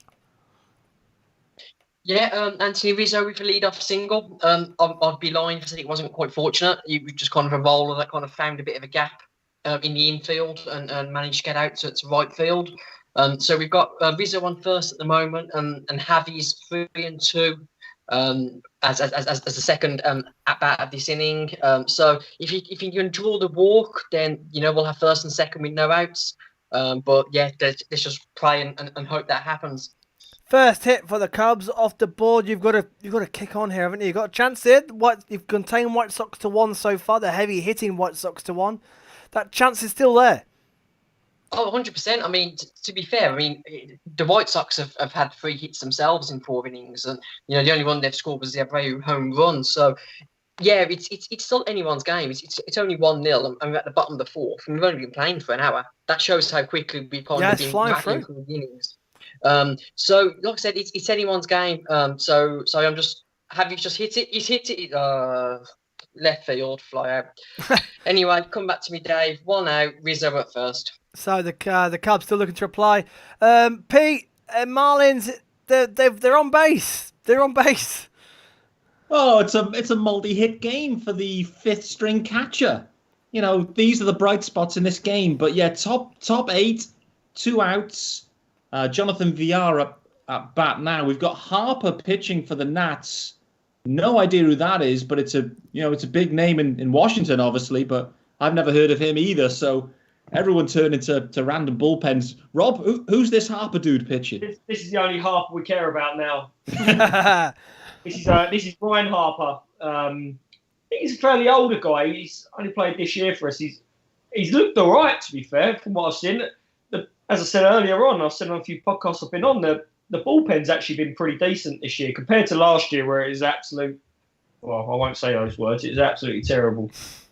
This year it's actually looked all right. So let's hopefully we can get through these 2-2 here with 2 out, man on first. Hopefully we can get this man away and on to the 9th, keep it 9-1. That's job done. So the games are starting to... Let's go. Yeah, lovely. The games are starting to edge to their conclusion. That this game will probably be wrapped up first. They're at the top of their 8th now. Top of the 7th, it's still Red Sox 2, Orioles 3. We've got Tigers 6, Indians 1. They're in the bottom of the 6th. They're top of the 7th, and the runner at 2nd for the Jays, Steve. You've done it again, Dave, to me. Perfect. No way. Yeah, you've done it again, mate. Vladdy's just ground out. So that's the end of the inning. So, yeah, we had Biggio, who went deep to left field, who came in for a double. Then Grichuk flew out to deep right field, and now Vladdy has ground out. So, yeah, we've come to the end of the top of the 7th. So we're in the 7th inning stretch here at the Trop. Steve, what got you on here? Big double play in Kansas City. Sorry, yeah, quickly to Kansas before I go back to Steve. Yeah, that was a big double play there. I think it was it was indeed in time. It was Miguel Sano who facing the new pitcher, who is Tyler Zuber, coming in for the Royals, and manages to end that inning without any further damage to keep this one a 2-run ball game, 4-2. 4-2 there. Quickly back to Steve with the Blue Jays. What have you made of Guerrero's season so far? I think generally everybody would say that he's underperformed, but I think also there's a massive pressure on him, probably more than the other guys who've come up from backgrounds where fathers have played in the major league. So yeah, he's clearly not hitting as well as he is expected to. But to be fair, in the last week he's done better. So certainly the form is improving, but it's probably not quite the fireworks that everybody was expecting. The other guys that come through, sort of Biggio and so on, I mean, they are doing better in terms of hitting streaks. But Vlad's getting there. It's a bit slow, but as I say, I think the biggest thing for him is the expectation and the pressure that's on his shoulders, probably far more than anybody else in the team. No, absolutely. To Cleveland, any signs of a reply to the Tigers' lead, Pete? Absolutely not. Oh, No. dear. Bit predictable, wasn't it? Yeah. I mean, I'll come back to you if anything's happening. But with Cleveland's bats as big as they are, it could be a while. Yeah, and to the top of the 7th, they go in Cleveland. They are staring down the barrel of defeat at the hands of the Tigers, no less. Big advantage for the Twins and for the Cubs. They've got 2 in scoring position, Mike, with just 1 out. Yep, second and third though did with 1 out. Schwarber drew on the 3-2 pitch. They actually shifted on him. If they'd actually kept in their actual positions, he'd have gone straight to third base. But because they shifted on his leg side, in better word of a cricket term, he just went straight out to deep left field. Rizzo's out for third, Schwarber at second, Contreras at the plate, 1-1 with 1 out. Wow, incredible. So the Cubs look like they could turn it around against the White Sox. Can they get out of it? Can the White Sox pitch their way out of it? Just need 1. Sorry, no, they're 1 out. So yeah, big opportunity for the Cubs. And top of the 4th in St. Louis, 3-2 Cardinals. But I can see the Reds have got a man at first. Okay, so Akiyama singled on a sharp line drive to Dylan Carlson, and then Peyton flew out to Carlson, and it's 1 out, 1 on base. 1 out, 1 on base, and the Reds looking to respond straight away to St. Louis. Can they tie that game up? And top of the 7th, the Red Sox have got a man at base, Jack. Yes, they do. Jonathan Arauz, I think that's how you say it. Arauz, I think that's how you say his name. Yes, 2 out single. We have got Kevin Palazzo, the hottest man in today's game for Boston's at the plate. So, well, what a catch from Greg Allen has absolutely nailed that catch. That is a stunner. Greg Allen, of course, the pitcher. So has it gone straight back at him? Logan Allen. Logan Allen. Sorry, Greg Allen. Greg Allen, the centre fielder, has run the distance, waved off everyone else, and made an absolutely sensational catch. And that's it's a shame you can't bat, though. Yeah, he's got one part of his game good, but it does keep that run deficit to 5. So the Indians still with a little chance. And sorry, Jack, back to the Orioles or Red Sox. Yeah, so he's still on first. It's a 2-0 count to Pilar. So if you're a Red Sox fan, this is the guy you want at the plate, especially judging on today's at-bats. He's the guy that seems to be putting the best at-bats together. He's the one with 2 single home run and a single. He's just ground out to third. They go to second to get the runner, and that's the end of that. So we're going to middle of the 7th. And is that runs in Wrigley? It was Contreras. It looked like he grounded out to the third baseman, and obviously the double play wasn't on. So with Rizzo being on third, they threw to home, and I'm not sure if they're going to challenge this, but it looked like Rizzo beat the throw. And as much as I love Anthony Rizzo, he's not normally known for his speed.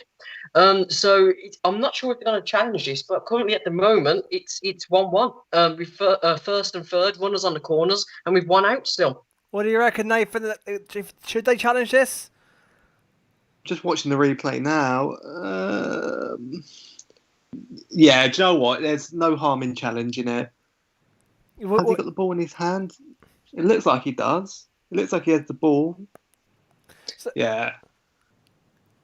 They're still waiting on. Still nothing popping up yet. Of course, it would mean Cubs tie the game, and it looks like they are playing on by the look of it. Running Pittsburgh. Running, spit it out, Mark. Yeah. Running Yeah, Pittsburgh. Which way has it gone? So it's gone to the Pirates. No. So Gregory Polanco came up first in the bottom of the second, got a single. He then managed to steal second with a handling error from Omar Narvaez. And Osuna had a line out, which moved him on to third. And Jared Dyson has just had a single, which has brought Polanco in. So it's now 2-0 to the Pirates. It gets from bad to worse for the Brewers, who are looking at a serious defeat in the face. By the way, back to Wrigley. That is being challenged, I believe, Mike. It is, mate. To be honest, I mean, it's for me, it's 6 of one, half dozen of the other. But again, using a cricket analogy, it has to be enough to overturn the umpire's decision. And for me, it's not conclusive enough to kind of say no.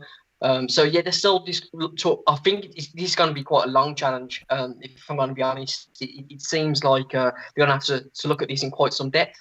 But yeah, as you rightly said, Dave, at the moment, yeah, it's challenged, and they're currently looking at it.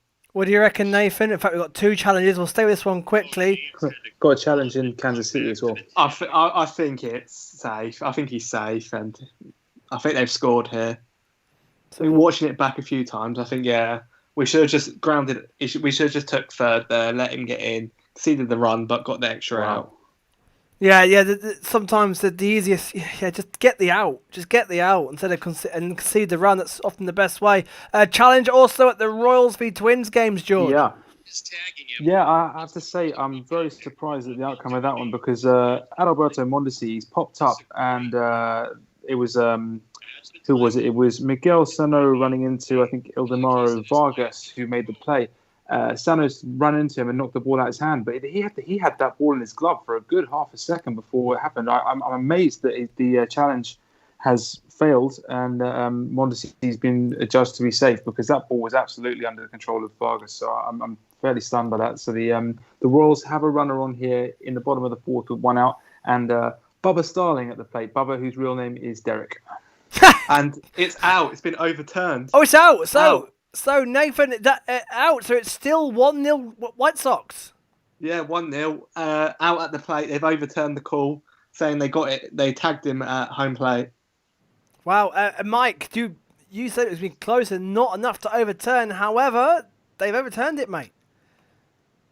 The one camera angle looked like it's so difficult to see when the hand actually touches the player. There was one angle that looked like he was probably an inch or two short. So as soon as I seen that, I thought that they're probably going to overturn this. So yeah, obviously we've got corners loaded, but now with 2 outs, we've got Jason Hayward on at home plate. But yeah, obviously there's no sack opportunity. Oh, hang on. And Wilson Contreras has just been caught stealing at second, which means it's the end of the fourth. It's a PG show, so I'm going to log off now for a sec. Wow, and the Cubs have completely messed it up. Wow, that's like how quickly baseball changes. The Cubs are in prime position to level. It looked like just a moment of madness there by Contreras. I don't know what he was thinking about stealing. I think it was just a case of they got that out there and he was just trying to get himself to second quickly as possible. Unbelievable. Yeah. Unbelievable. Wow. He wasn't even close. He wasn't even close to second. It was kamikaze. and it gets White Sox out the inning, most importantly, and that is a massive let-off for the White Sox. And the Cubs have really, they've had a challenge overturned, a run overturned, and then Contreras caught stealing second, and the inning is all of a sudden over when the Cubs were in prime position to at least tie the game. Top of the ninth, Pete, can the Marlins salvage anything? Can they get some runs on the board? Listen, the Marlins, what they have salvaged is the bullpen. The guy who came in, Lee Brandt, has gone 4 innings. I think maybe 1 hit, no walks. That's what we needed. We've got a big game tomorrow, Pablo Lopez on the mound. So that's the one positive, is we haven't had to go into the bullpen and use any guys. Lee Brandt's got it done. It's 9-1, 1 out, top 9. The white flags are out for the Marlins. Let's just get out of this one. And the Nationals are hitting... Men on the corners in Kansas City. Nationals hitting form before they play... it's the Phillies next. The runners at the corners then for Kansas City. Can they come back from 4-0 down and try and tie the game? Yeah, I'll tell you what, that was this inning is looking a little bit ominous for the Twins, because they had that challenge which wasn't successful, and then the Royals catcher, Maibris Valoria, hit a grounder that was bouncing for an easy out at first base. It hit the bag and then rebounded miles up into the air and went over the first baseman, allowing Adalberto Mondesi to reach third, as well as obviously Valoria to get on first. So now we have, I think it's Whit Merrifield up with 2 out, with a big chance to further cut that deficit down for the Royals. And how are your nerves, Twins fans? This is looking like a little bit of a big moment in this game. Oh, and to the Trop, the run. It's a close game. Has it gone to the Jays or the Rays? Yes, I was just going to let George finish out there. The Rays have got another run. You have to be impressed by Kevin Kiermaier's speed. So initially, he drove out to get a single and beat the throw, then stole into second, and Mike Zunino has flied out to left centre, and he's running like an express train, and was easily in standing up at home plate. So unfortunately, Rays have grabbed another run and lead 4-2 at the bottom of the 7th with 1 out and 1 on base. Oh, and the Jays, who, looks like that game could be slipping away 4-2, and the Rays juggernaut is rolling on. It's rolling on with the Yankees not playing. They would take a game lead. It's nearly ball game in Washington, Rob.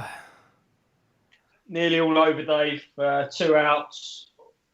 2 strikes, no balls. Marlins have been waving the white flag, like Pete said, for a fair while now. Bit of a dead end to this game, but I'll take 9-1. Absolutely. Move on. Not one more game against the Marlins, and then we've got you boys, haven't we, this week? So yeah, can't wait.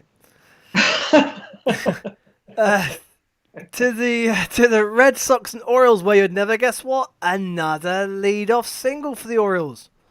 Yes, a lead-off single for Severino. Severino with a lead-off single, and I think they've just hit another. Sorry, I wasn't quite paying attention. So it's another single. Yeah, it's another single. So it's runners on first and runners on second. Severino, who hit the first single, I believe, has been replaced. He pulled up a little bit lame. The Red Sox have brought in another pitcher called Robert Stock, and I would be lying if I knew anything about him. Well, he has a ERA. Oh, in fact, it's his first. His last outing, whenever it was. Let me put up some Robert Stock. It seems to be their best bullpen player because he has a 0 ERA. I'm not sure how many starts he's had so far. Yeah, I wouldn't have thought too many, but they've just laid down a bunt to move the runners from first to, now you've got runners on second and third with 1 out. So when Baltimore, they've played small baseball, really. They've done really well. When they've sort of seen the opportunity to move the runners across and play small ball, they've done it really well. So runners on second and third with 1 out. And you've got Valika coming in, who's, as we said at the start of the game, he's on... I'm getting totally confused now. It's Mountcastle. So who's had 2 for 2 with 2 doubles in this game. So, again, if you're Baltimore, this is a guy you kind of want up at the moment, judging on today's today's game. So yeah, come back to me if there's anything that happens, Dave. Yeah, the Orioles would really bottom the 7th now. They could do with those runs. They need those runs, and the Marlins aren't dead yet, Pete. Oh, it's rally time here. Mag Sierra just hustled and beat him out and then stole a base. So John Birdie up, Mag Sierra on second base, but 2 strikes on John Birdie. Oh, I mean, if the Marlins win this one... Oh, Pete! Whoa! Can you imagine? Don't get ahead of yourself. Don't do that to yourself. The other Pete by jumping up a balcony, I think, if they lose this time. My word. To St. Louis Cardinals, who have got men on third and second with 1 out. Jamie, sorry, mate. Jump to you. Marlins are in 9-2. 9-2, yes. Oh, my days. Here we go. 2 outs, top of the 9th. The Marlins, 9-2. What's it like to score 2 runs? Oh, this has been painful. Well, the 2 Petes have had a pretty bad night, haven't they? They've had a shocker, and I'm going to take it from that the Indians have not got out off the 7th with any runs. No, top of the 8th here, 6-1. It's just, it's painful to watch. It really is. My word, and can the Tigers even add on and make the misery even worse? Actually, yeah, they've got a man on first. Yeah, Logan Land's just walked. Their leadoff hitter, brilliant. Keep it together, Pete. Keep it together. No, I'm fine. I'm calm. Bottom of the 7th in the Orioles Red Sox game because they have a man on third and second with 1 out. The Rays have got men on second and first with 1 out at the bottom of the 7th there. They could another run for the Marlins. Oh, no way is it happening. Oh, Jesus Sanchez, his first MLB hit, a double for him, drives in birdie, 9-3, 2 outs, still time. I tell you what, Pete, if this was a Phillies bullpen, I'd give you every chance, but surely the Nationals can't blow a silly lead. I don't know, this guy is looking like Bryce Harper pitching now. He's absolutely turning up tripe, so I don't think he's going to last too long. Let's see, they're signaling over. Nope. He's carrying on. 34 pitches for Harper. Meatballs are being served. You're not worried, Rob, are you? No. Well, not sure. Yeah. Oh, runs at Oriole Camden Yard, sorry. And is that the Orioles breaking it out against the Red Sox? Yes, it is. Rio Ruiz has just slapped a double over Pilar's head in left field.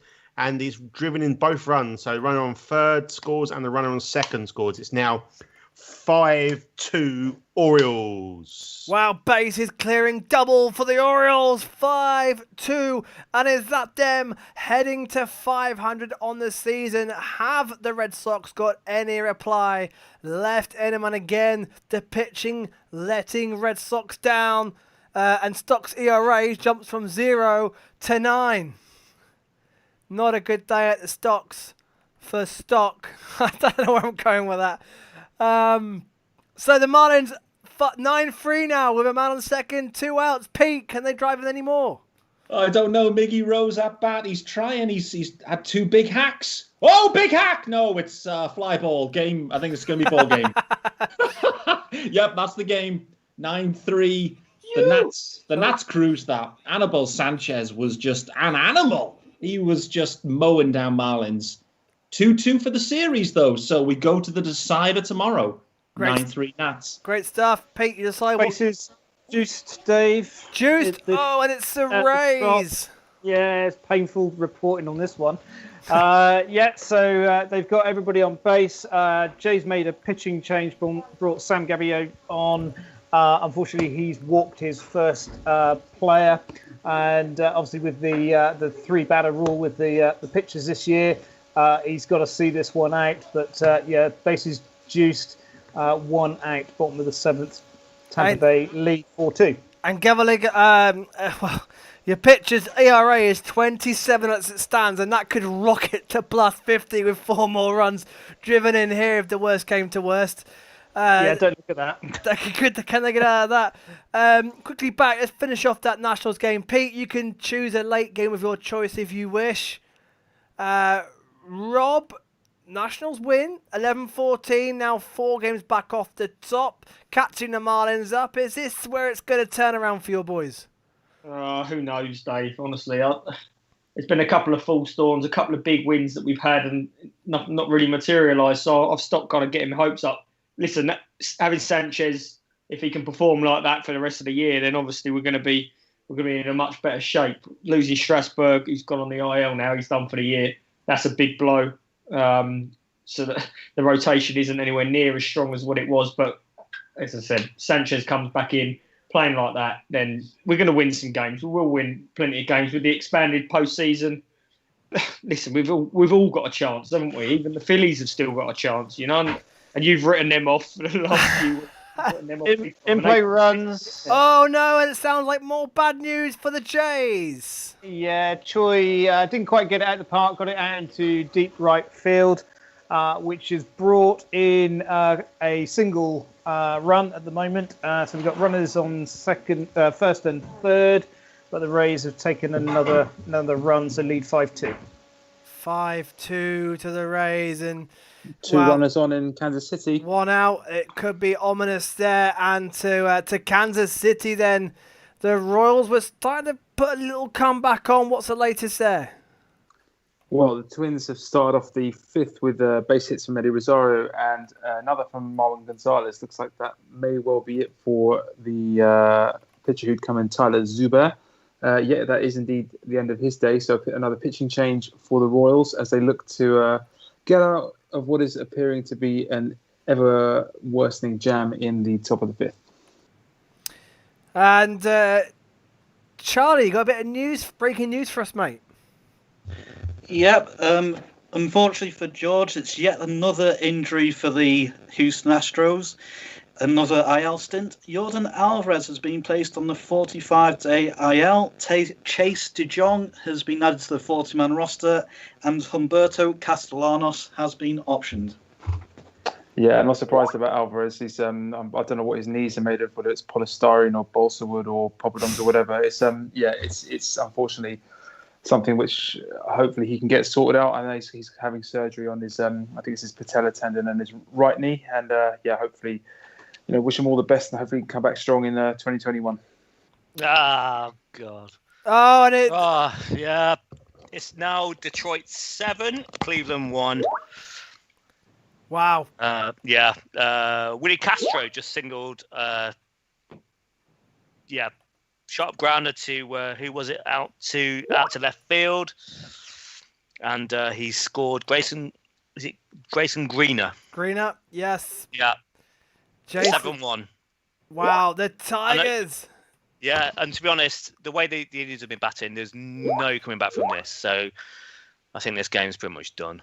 Wow, so the Tigers, so the Indians, a big defeat. Of course, they were saying they've got the Twins next. They're struggling to score runs. They've leaked 7 against the Tigers. And as it stands, the Twins would pull 1.5 games ahead of them, and it would mean that the White Sox, who are currently still leading, would jump the Indians. Is that still the case there at Wrigley, Nathan? Yeah, we're still in the lead at the moment. We've got a man on second and third. Mercado's at bat on a 2-2 count now. So a long single here could get both of them home and put us up by another 2, hopefully. But Darvish, always he's having a few words with his catcher here. So Darvish looking to get out the inning, 1 out. And of course, the Cubs, who had an absolute suicidal last inning with a challenge overturned at home plate and then a kamikaze steal for second, which was nowhere near the mark. Cubs waste opportunities, and can the White Sox bounce straight back and extend their lead? We'll come back to that one shortly. To St. Louis, we're now top of the 5th, and the Reds are looking to break level and take the lead, Jamie. And we've got Suarez on deck, so it's going to be a nervy one. And he's already hit one, hasn't he? Settled for a little bit. Pitch count's up to 88 now. He did settle in his last innings.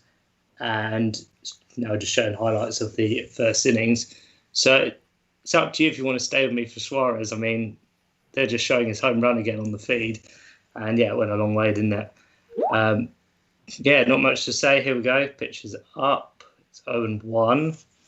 And so Suarez hasn't had the start. Well, he hasn't had the season that he had last season, has he? 4 home runs. I think a pretty low average, 0.153. So Suarez certainly hasn't had the season he's had so far. So this is he's already hit one tonight. Can he get another? So he's 0-2 now.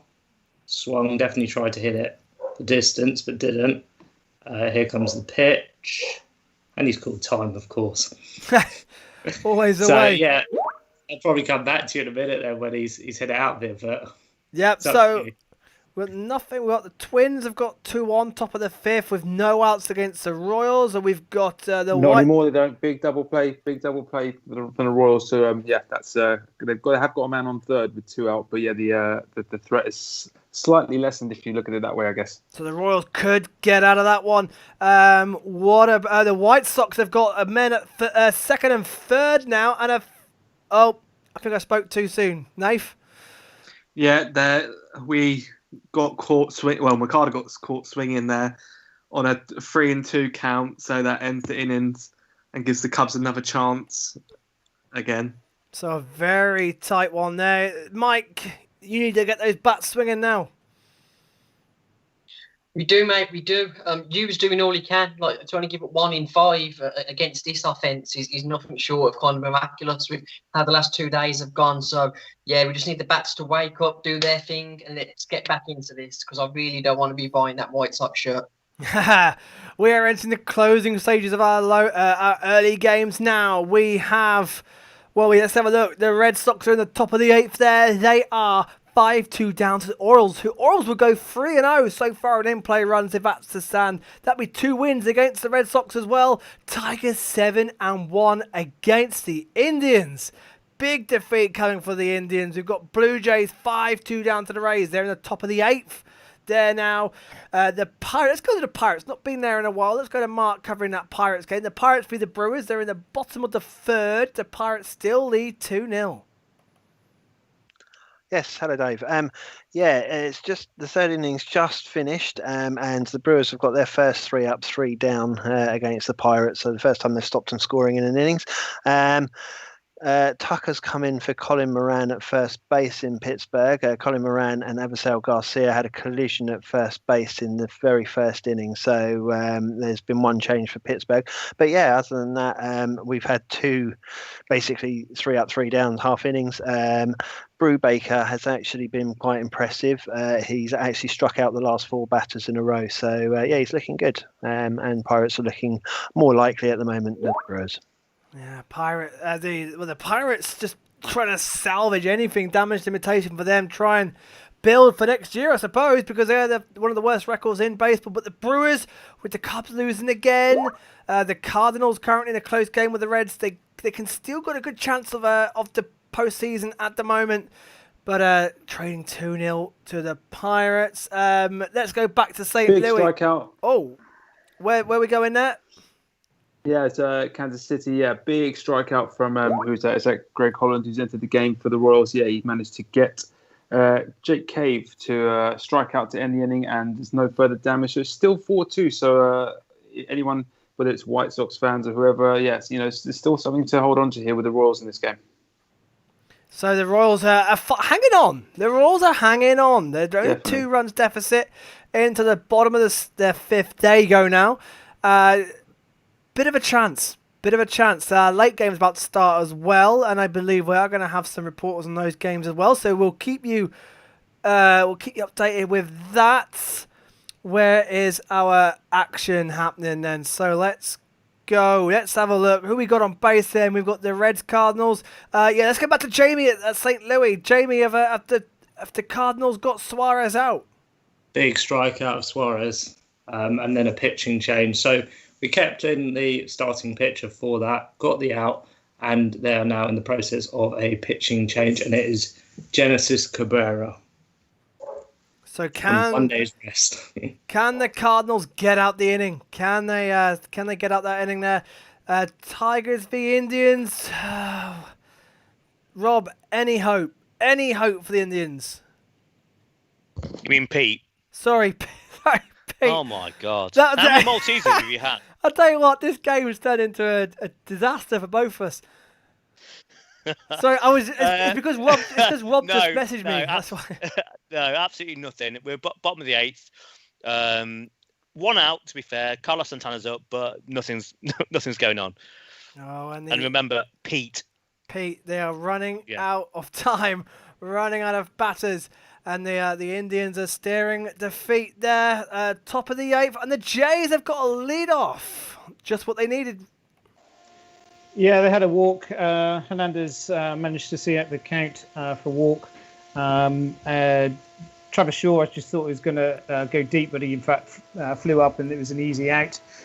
So Hernandez still on first base. No real drama or fireworks from the Jays at the moment. They don't look like they're going to get back in this one unless something sparks very quickly. And hopefully for the Jays. Out of the inning. Yep. Big one because Castellanos was 3 for 3 and we got him to pop it up into the outfield and we got out of the inning with more on base. Huge for the St. Louis Cardinals, and they hold on just to that 3-2 lead as they head to the bottom of the 5th. That game is reaching its halfway point there.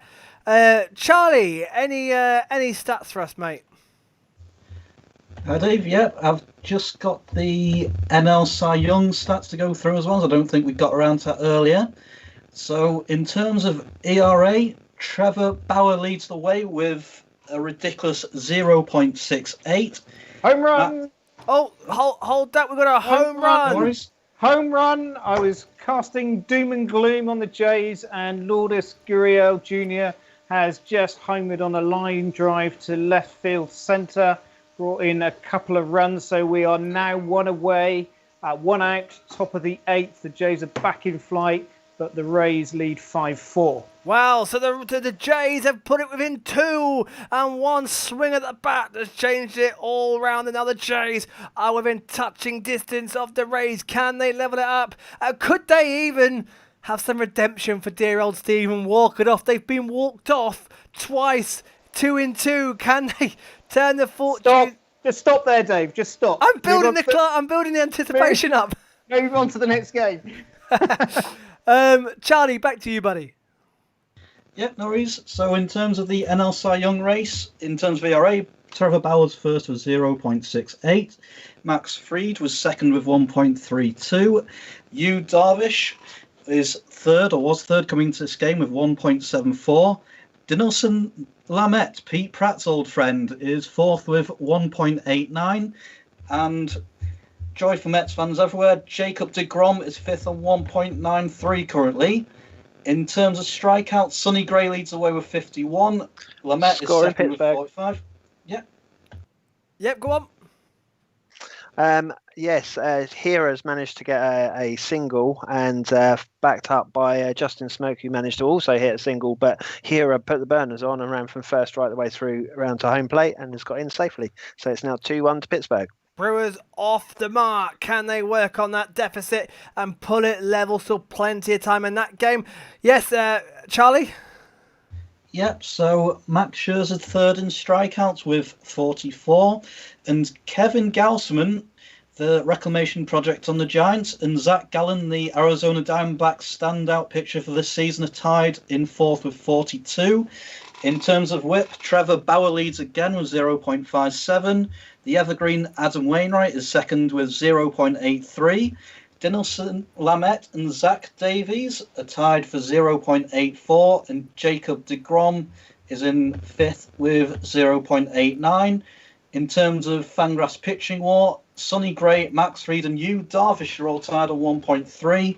Trevor Bauer is fourth on 1.2, and Luis Castillo is fifth on 1.1. So two things here. There's not really a definitive front runner right now.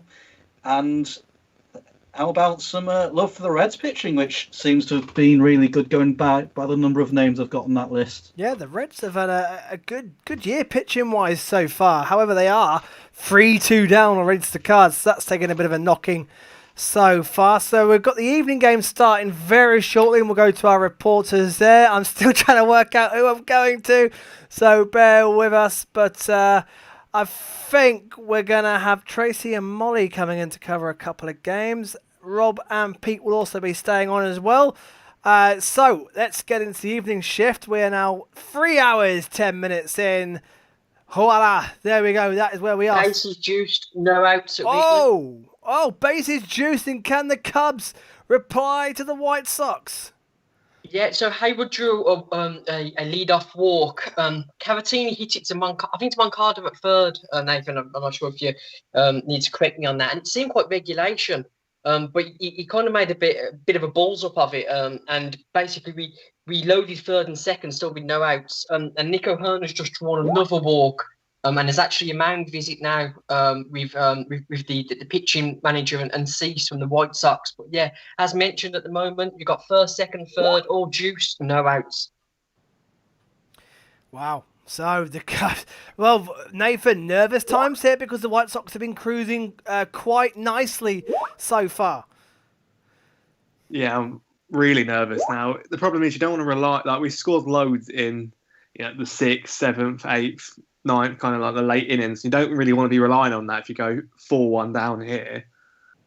So it could have all been stopped. It was a simple play for Moncada, and it could have all been stopped if he just stood where he was and didn't try and prepare himself to throw the ball to first. And of course, now nervous, can the Cubs, who made an absolute mess of the 4th inning, can they turn it around? I can tell you that we will have Rob on the Angels versus the A's. We'll have Molly doing the Dodgers. We'll have versus the Rockies. We'll have Tracy doing D-backs versus Giants, and Pete Pratt will be doing Rangers versus the Mariners. So we look forward to and I'll be doing as much of the Astros game as well as I can, multitasking. I know you can do it, George. Yeah. I know you can do it. That's how it's done. Right, we're heading to the final stages of our games. Let's round it up and let's go to Camden Yards, where the Orioles are going to make it 3 out of 3 in in-play runs. Are they, Jack?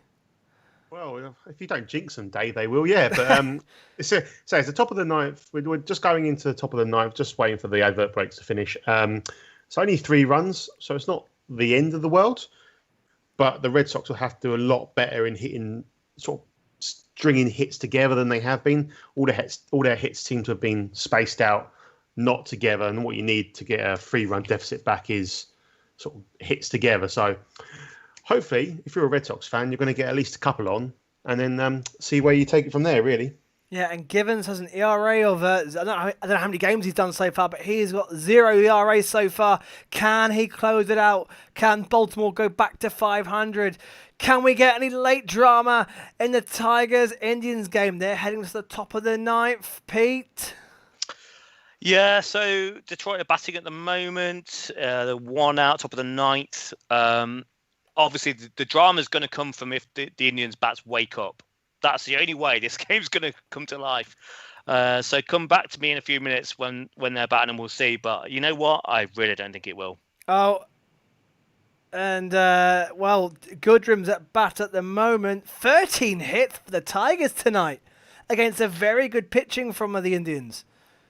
Yeah, well, and there's another one. That's going to be a double. Again, I'm a little bit worried about Carrasco, to be honest, because, like I said before, the Indians' pitching has been absolutely brilliant. The pitching has been so good, though, that the Duff starts really stand out, and Cookie has had now 3 in a row really sort of dodgy starts, which is it's a worry. And obviously, go back to the Clevenger and Plesac situation. It's a real conundrum now for the Indians. Where do they go? Do they go with bringing back talent to the team, undoubted talent, or do they go with almost the I don't even know what you call it, like the moral high ground of keeping those 2 guys out? It's going to be interesting to see. How much do you prioritize winning over guys that basically broke the trust of the clubhouse? No, it's a good point. It's a dilemma. It's no longer juiced. Double play and a strikeout. Oh, big play in the White Sox. Sorry, Pete. big play in the White Sox-Cubs game. Bases no longer juiced. Nathan. It was a ground out straight to Tim. He waited for the man off first to run towards him, so he just tagged him and threw it to first to get the double play. Huge. And just before that, we had a strikeout as well. So wow, massive play. What's happened to this White Sox team? Unbelievable. Dealing with pressure. Remember the first time we did it about week 2 when they were walloped, grand slammed in these situations by the Twins. Now they're dealing in these situations. It's just one of those things when you've got a bit of luck on your side. It seems like everything will go your way. It's guaranteed that next week it might all change, and a situation like that we're getting grand slam. But at the moment, we'll take our luck while it's there. I'm just glad we got out of it. And let's quickly go to these 2 games. The Twins v Royals, 2-on, 2-out in that one, George. Yeah, 2-1, and it looks like the Royals are not going to make anything of it. No, they don't. As that was Alex Gordon grounding out to second to end what was looking like a promising inning there. So that is the Twins escaping a little jam in the Astros game. Springer has led off the game with a walk, so immediate traffic there for the Astros in San Diego. And of course, the Royals not taking a chance. They've had their chances. They've not taken it. Bottom of the 5th in St. Louis, the Reds v Cardinals. I can see 2-on and 2-out there as well, Jamie. And my stream has gone and died on me, so my MLB TV has literally just gone on me. Well, I can tell you, it counts 3 and 2. So we've got full count, 2-on, 2-out, bottom of the 5th. Still Carlson at bat, I guess. It is, yeah. Carlson at bat, 1 and 2 with an average of .135. So it's not gone too well for him. Stream's back in a minute. It's now loading. So yeah, come back to me in a second. Yep, nothing's happened yet. Lorenzen, who is pitching for the Reds, a 7.50 ERA. Let's check in with our evening games. Let's first of all go to the Rockies versus the Dodgers. Stripping on the mound for the Dodgers, who are flying at the moment. And we've got Molly covering that game for us. Good evening, Molly. How are you? Oh, thought we did. Okay. I'll try and work that one out in a second. Angels versus the A's. Let's go to that one. Yes, Dave. We've got man on first base. Fletcher walked. Montas walked him. It's early days, but there's a man on first base. It's 2-2 the count. Tommy La Stella up to bat. I'm waiting for my man Anthony Rendon to come up. So, yeah, Rendon due up. So, the Angels, who've had a nightmare season so far, currently 9 and 19. No, deep fly ball caught La Stella back to first base. Sorry, Fletcher back to first base. Fletcher, yep. George, multitasking now. Astros versus the Padres. This is a great series. It's a great game in prospect here. Top of the 1st, and I can see a man on second already for the Astros. Yes, indeed. George Springer was able to advance to second on the ground up by Altuve. We've got Carlos Correa up now, and you're right. This is a good series in the sense that we came into it off the back of an 8-game winning streak. The Padres have just been murdering baseballs left, right, and centre. I'm sure, as everyone's seen, in terms of the grand slams they've hit, including against us last night with Cronenworth depositing one out of there, which completely killed any chance we had of getting in that game. They're a side that's. This could be a run for the Astros. Correa has punched that through the left-hand side of the infield. And yes, indeed, George Springer scores. It's 1-0 to the Astros in the 1st. And the Astros strike first against the Padres. 1-0 to the Astros. Let's go to D-backs Giants, where we have Tracy watching that one for us. Tracy, how are you? I'm good, thanks. How are you, Dave? I'm all good. So we've got already top of the 1st and a runner at first base there as well. Trevor Cahill starting for the Giants. 8 pitches in so far, looking okay, but nothing too great so far. I'll keep you updated as we go. Good stuff, Tracy. And let's go to already the middle of the 1st. So Rangers versus Mariners with Pete Pratt. Yeah, hey Dave. Main highlights so far. The Mariners have gone absolutely all in on the cardboard cutouts. They have got every seat in the whole stadium covered with cutouts. So in the whole stadium? The whole stadium. They've got every seat filled with cutouts. So the Mariners Wow, good effort on the cutouts. But they you were mid one, no hits, 0-0. Looking forward to this one.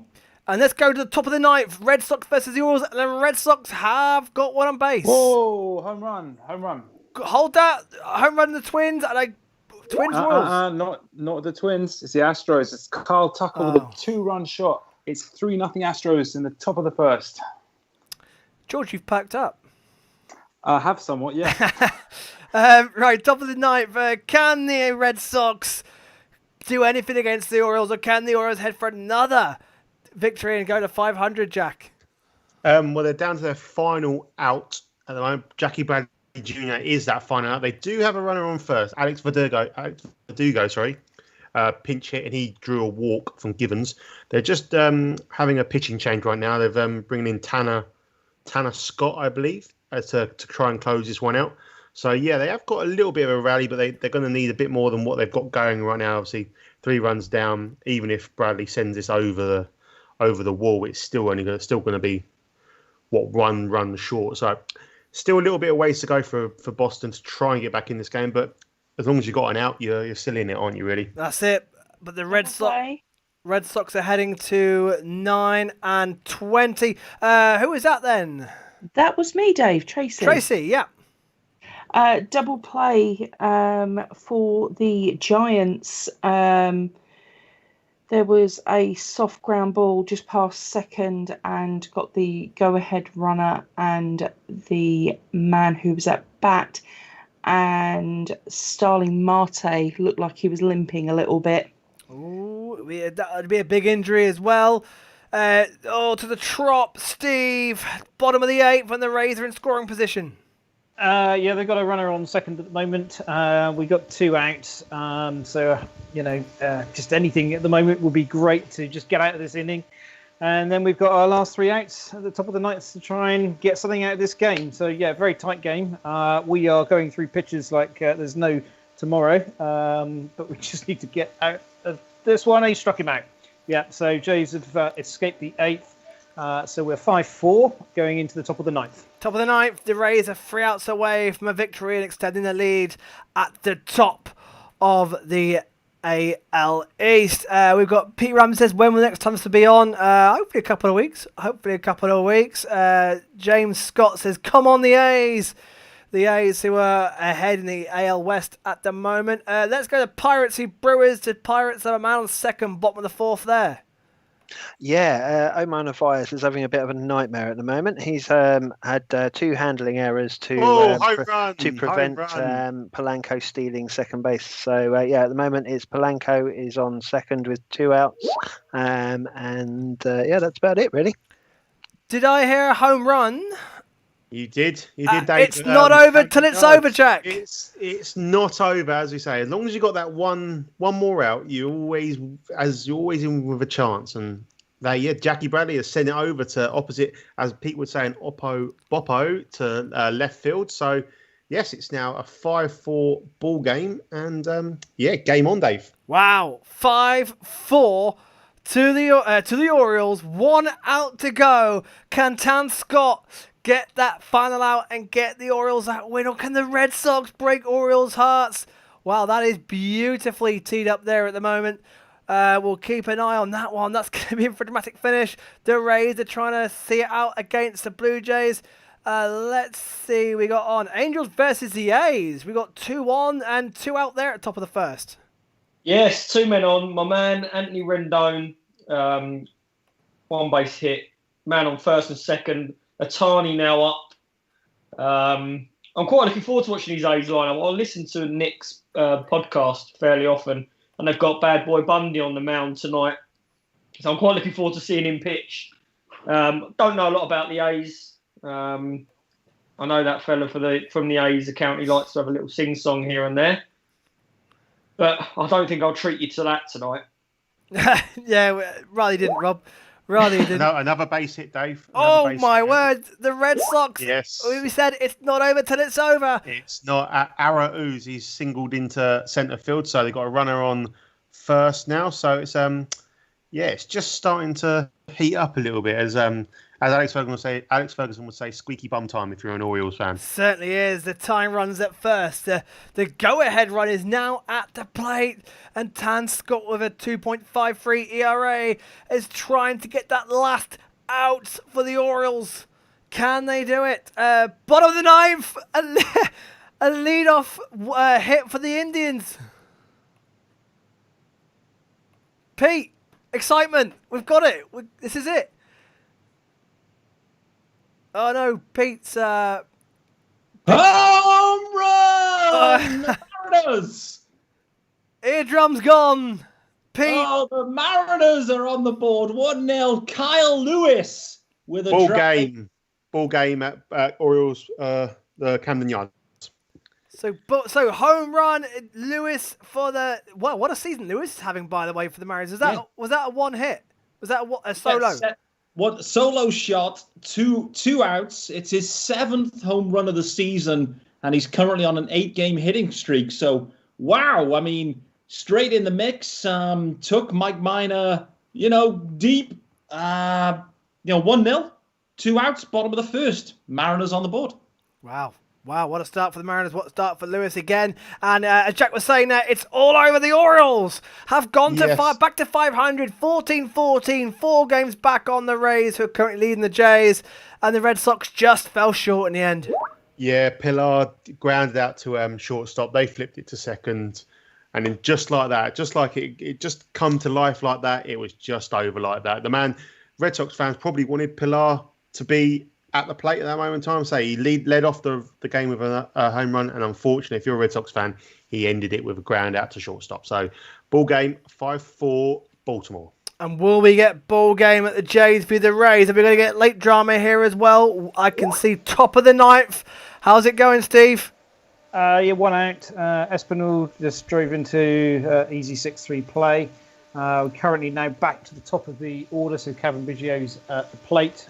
He's on a 2-1 count, and we're just trying to get anything on the bat on ball to get somebody moving. Yeah, just need that runner in position. I can see. Oh, and the Pirates are threatening again to break out the lead against the Brewers, Mark. Yes.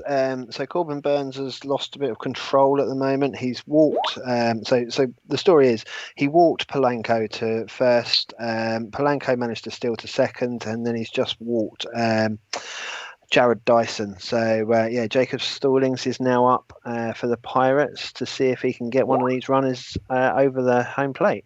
In what seems like the longest inning ever. Yeah, wow. it is. You've been made to wait for the start of that game by nearly an hour, and this inning's nearly been an hour. Home run! We can see a home run in LA. Let's go there. Who's it gone to, Molly? Oh, I still can't hear Molly. Well, I'll tell you now. So I'm now watching my game on MLB Game Day, which is about like a minute ahead of the stream that I'm watching. So Mike Freeman has just walked. Jordan Luplow to second. So we've now got a man on first and second. Bob in the ninth, no out. Could the Indians spark a ninth inning rally? They are what, 7-1 down, but 2-on, no out, and it's 1-0 in the count. So, and you know what though, Dave? This is what makes a mockery of that whole kind of don't swing on a 3-0 pitch when you're up. Like baseball should be played to its conclusion. You know what I mean? And, Amen. Yeah. So Jack, thank you, mate, for covering. If you're still there, Jack. Thank you for covering the Orioles and Red Sox. A great game there. Let's quickly go back to the troop. Steve. Yeah, that's a ball game, Dave. Oh, no. Richard is just flown out to first base. 2-1 blast at Wrigley. Oh, so to finish this one off, that is it for the Blue Jays. They are 0-3 when it comes to in-play runs. I am not covering this anymore. You'll be back, Steve. You'll be back. Of course I will. Of course I will. Loved it. Thanks for having me, Dave. Steve, and, thank you. Enjoy the rest of the evening, everybody. All the best, Steve. Thank you. But drama at Wrigley, at the Cubs turned it around, Mike. Yeah, I mean, I had to kind of wait because, we've had overturned calls, we've left people on base But no doubt about this one. Javi comes with a double with 1 out, and then Schwarber just cleared to centre field with a 2-1 laser, and it's 2-1 Cubs at the bottom of the 6th. And the Cubs have turned it around, and the White Sox, who haven't taken their chances, are now being made to pay. And the Cubs have turned it around, and my word, all of a sudden, the Twins are looking good in the Central, and all of a sudden, the Cubs are back on form in the NL Central. Up to the Cards to get the move on, up to the Brewers to turn it around against the Pirates now. Quickly, how it all changes. Can we hear Molly yet? Can you hear me? Please Yes. Oh, finally. Where was the run in LA? Corey Seager put a home run in. He was second up at bat, and just does what he does best and put a home run in. So we are now heading to the top of the 2nd. Their pitcher Senzatella seems to be doing an okay job, but yeah. Finally 3-4 in Pittsburgh. Oh no! Bad news. It's nothing bad. Nothing bad. Oh, nothing bad. Phew. It was a strange play. So Polanco, who stood on second, was kind of drifting off base, and Corbin Burns put a pitch in, and Jacob Stallings looked like he'd swung for it, but managed to hold back. Omar Narvaez actually asked the base umpire for the first base umpire for the call as to whether he'd struck, and in the meantime threw the ball to Orlando Arcia at second base and tagged Polanco out. So the strike call was actually a ball, but actually they got the third out through a very strange play of just being on the ball. And finally, the inning is over. On to the 5th. Finally. Even the late games are catching you up now. Exactly. Yeah, we could be here till 2:00 in the morning. Oh no, we're not. Hope not. Indians, Tigers. Any hope for the Indians, Pete? Well, 1 out. We still got a man on 1st and 2nd, but I would be amazed, absolutely amazed, if we made anything of this. Was Greg Allen at bat now? Hang on. Oh, there we go. 3-run home run. What? Oh, yes. Greg Allen's absolutely hit one centre field. Yeah, 3-run home run, so 7-4. Oh, and all of a sudden, that sleepy, quiet Indians bats have woken up, and Greg Allen 3-run jack. 7-4 Tigers, and it's the 3-run game now. Can the Indians pull off a remarkable comeback, especially when the White Sox have just lost the lead in Wrigley? Ooh, we are warming up nicely now. We are warming up nicely now indeed. He's absolutely smashed that. That is absolutely brilliant. Pete, I've never heard you so happy on these. Well, no, still 7-4. Yeah, that's true. Yeah, that's true. That's true. Astros bottom of the 1st there, and the Padres now have a man on 1st. George. Yeah, well, there was a walk that was given up by Greinke. Then as in the Astros, we managed to not quite turn the double play to end the inning. Altuve under pressure couldn't quite keep the throw on line to 1st. So yeah, there's still a little bit of a threat to extinguish in Greinke's 1st frame. So can the Padres bounce back? Hosmer at bat in that game there. My graphics decided just to freeze for a little. It did well, 3.5 hours without any hiccups. Starting to have a little bit of a slowdown. So can the Indians? Let's go back to the Indians then. It's holding up nicely. 3-run jack has got them within 7-4. Another 3-run jack would tie the game. It's on, Pete. Who's up at bat next?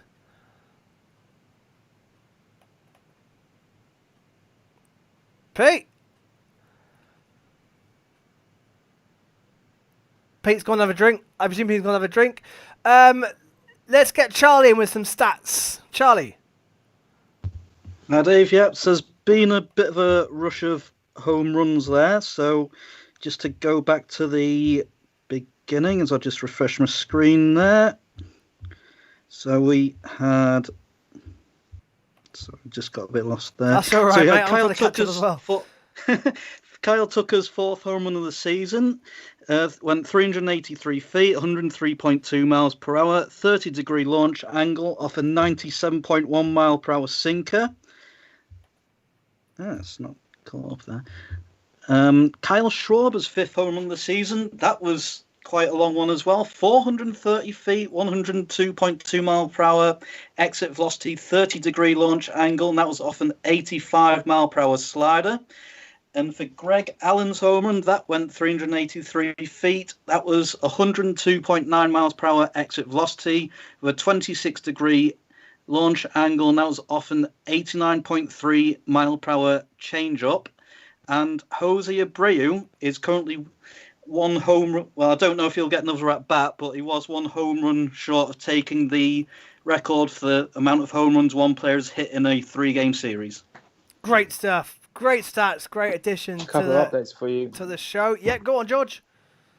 In the Astros game, there was an attempt to attempt to catch Machado stealing, which rebounded off his leg into the outfield and has allowed him to get to third. So there's a big chance for the Padres to get that run back. And also in the Twins-Royals game, which I haven't been neglecting, there have been a couple of walks to lead off the top of the 7th for the Twins. So they are now with 2 on and nobody out. In Oakland.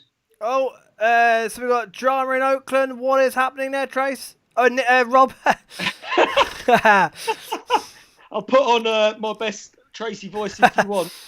Matt Chapman's doubled line drive, deep line drive, and he's brought Simeon home, who was on third base. Joe Odell, he started to be fair, Bundy's actually pitched okay. Odell dropped an absolute howler, just a bloop up, and he's completely missed it. Simeon got on base, then he got over to second, and he stole third, and now he's just come home after Chapman's line drive. So, yeah, 1-0 Oakland. Chapman stepping up again. He's had a good season. I can see James Scott there says Chapman the run. Oh, he's really stepped up this season. Kenny Zero says awesome, so entertaining. He, of course, is an Indians fan. We'll be hoping. Oh, hold that. We got a dinger again. And Pink, what have we got? My days. Wait till Charlie gets the StatCast on this one. It's the perfect guy for this perfect in-play runs episode. It's not Aaron Nola. It's Austin Nola with the single. Yes. My second round draft pick. 2-0 Barons. Bottom 2. No outs. Loving it. Dave, don't you have him in your fantasy as well? Second round draft pick. Boom. Stand by it. That's why I put him in. I can tell you the Indians are still 7-4 down in the bottom of the 9th with 2 outs. So the Tigers are 1. Oh, 2-run. Another run in Oakland. Oakland piling it on. Oakland. 2-0 Oakland. Wow, 2-0 to the A's and the Angels. Oh, my word. Oh, bad boy Bundy. Miserable times for them. He's blooped one into centre field. Mark Canna. Yeah, blooped in the centre field, and Matt Chapman's come home from second base. 2-0 Oakland. Wow. So Oakland are already up against it. Pete, are you at the Indians game? Running Pittsburgh.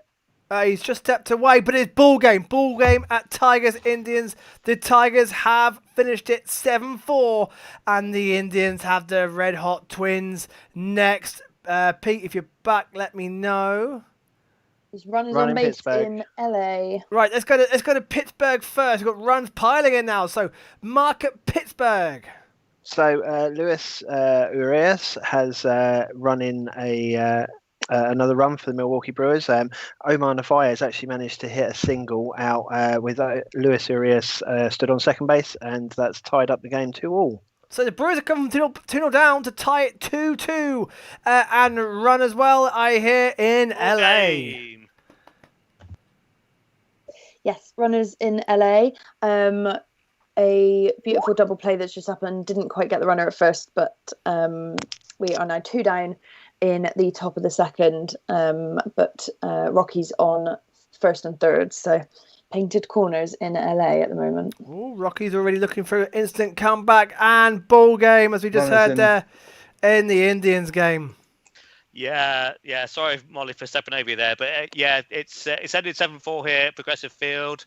That is a really damaging defeat, I think, for the Indians. Bearing in mind that they've got the Twins on Tuesday, 3 game series against the Twins, and then the Cardinals. So that's a big loss. Big loss for the Indians. Scoring Pete, chance in Kansas City. Thank you very much, Pete, for your evening. worries. Unfortunately, the Indians have let you down again. Yeah. As Kenny's put it, Indians consistently inconsistent. They really are. The bats just like they'll be good for a game and then they'll be bad for 3 games, and it's frustrating because the pitching is so good. It really is, and there's no reason for the bats to be that bad. It's just I really struggle to understand. I mean, you could say maybe the fact that Tito has been away from the team for so long. He's missed so many games through ill health. Obviously, his health is important. That's the main thing. That he gets better, but the team really should be stepping up in his absence, and they just haven't. So it is what it is. It is what it is. Unfortunately, another defeat for the Indians. Pete, all the best, mate. Thank you for joining us. Go have a drink. Yeah, no worries. Well-earned drink, mate. Thanks for hosting, Dave. You've been great yet again. Honestly, this is brilliant. Thank you very much, mate. All the best, mate. Talk to you soon. Cheers. Cheers, mate. Thank you very much. So we had then the Twins and the Royals in the scoring position. Yes, indeed. Got Ildemaro Vargas Bases at juiced. the plate in the top of the 7th with men on 2nd and 3rd, 2 outs after those pair of leadoff walks in this inning.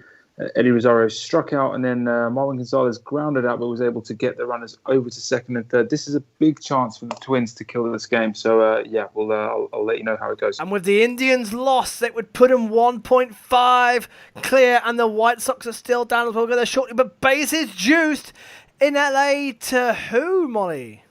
To the Rockies, bases juiced, 2 out. And Kiki Hernandez is just having a lovely little chat with Ross Strickland at the mound. And we are 2 down in the top of the 2nd with bases juiced here. Ramiel Tapia, I don't know if I'm saying that right, is just coming up to the plate. He's designated hitter for the Rockies, so we will see if he can do anything with it. So, big moment here. Inning over in Kansas City. So 2 outs with the bases juiced for the Rockies in LA, and a big out for the Royals, who are still within touching distance, George. Yeah, absolutely. They're refusing to go quietly in this one. I'll tell you what.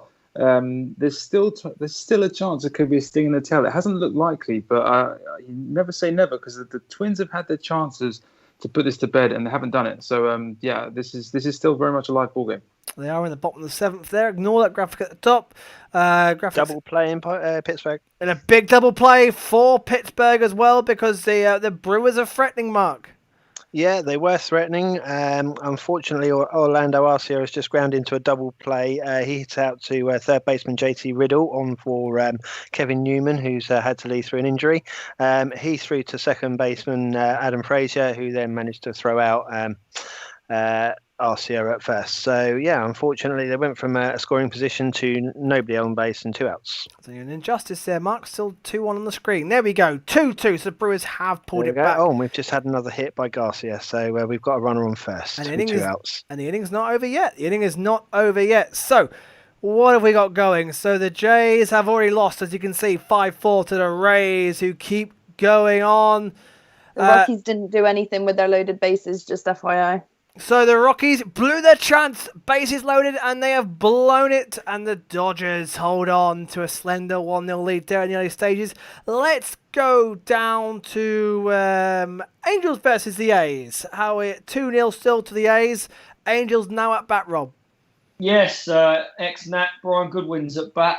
Frankie Montas pitching. Yes, 1-1, no outs, top of the 2nd.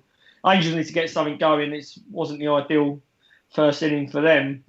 As I said earlier, it was kind of a bit of a fluke, to be honest. I wouldn't say the A's really deserved it. It wasn't through great hitting that they got their 2 runs. It was more errors here and there. Obviously, Matt Chapman hit a great strike. But, yeah, A's, I know Nick's in despair with them at the minute. I haven't seen them play at all this year. I've seen a couple of highlights here and there. But I haven't seen them, and what I've seen so far, I'm not particularly impressed. Yeah, the A's are having a miserable season so far. D-backs versus the Giants, they're heading to the 3rd day. Tracy? Yeah, it's turning into a bit of a pitching duel between Luke Weaver and Trevor Cahill, but it's looking pretty tight at the moment. So yeah, tight Pitching one. change in San Diego. Yeah, San Diego versus the Astros. The Astros still lead 3-0 there, George.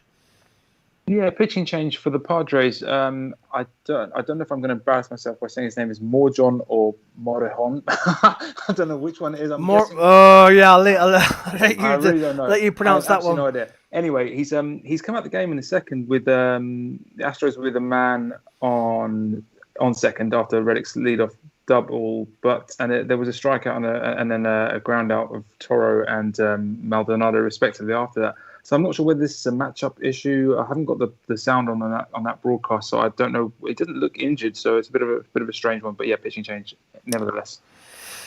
Bit of a worry there indeed. So James Scott says Montas for the A's worries me. Seems to be steady so far, but they're against the Angels, who are seriously lacking offense except for Trout, really. So Montas may be okay in that one. Let's go to Wrigley then. The Windy, I've said that so many times, the Windy City Series.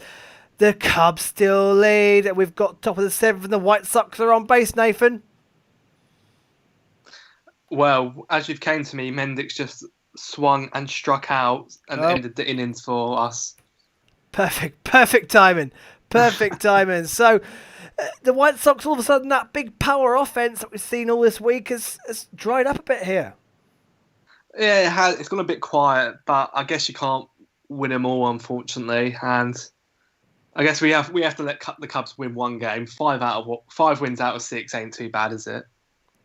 Well, no, yeah, it's certainly a massive turn on this week from where you were, and you put yourself right in contention as well. Absolutely no doubt about it. Let's go a bit of a lull. Let's go to Charlie then. So Charlie with some StatCast, especially Pete said that Nola one flew out the ballpark for the Mariners. How far was it, Charlie? Yeah, so it went. I keep losing it. Just bear with me.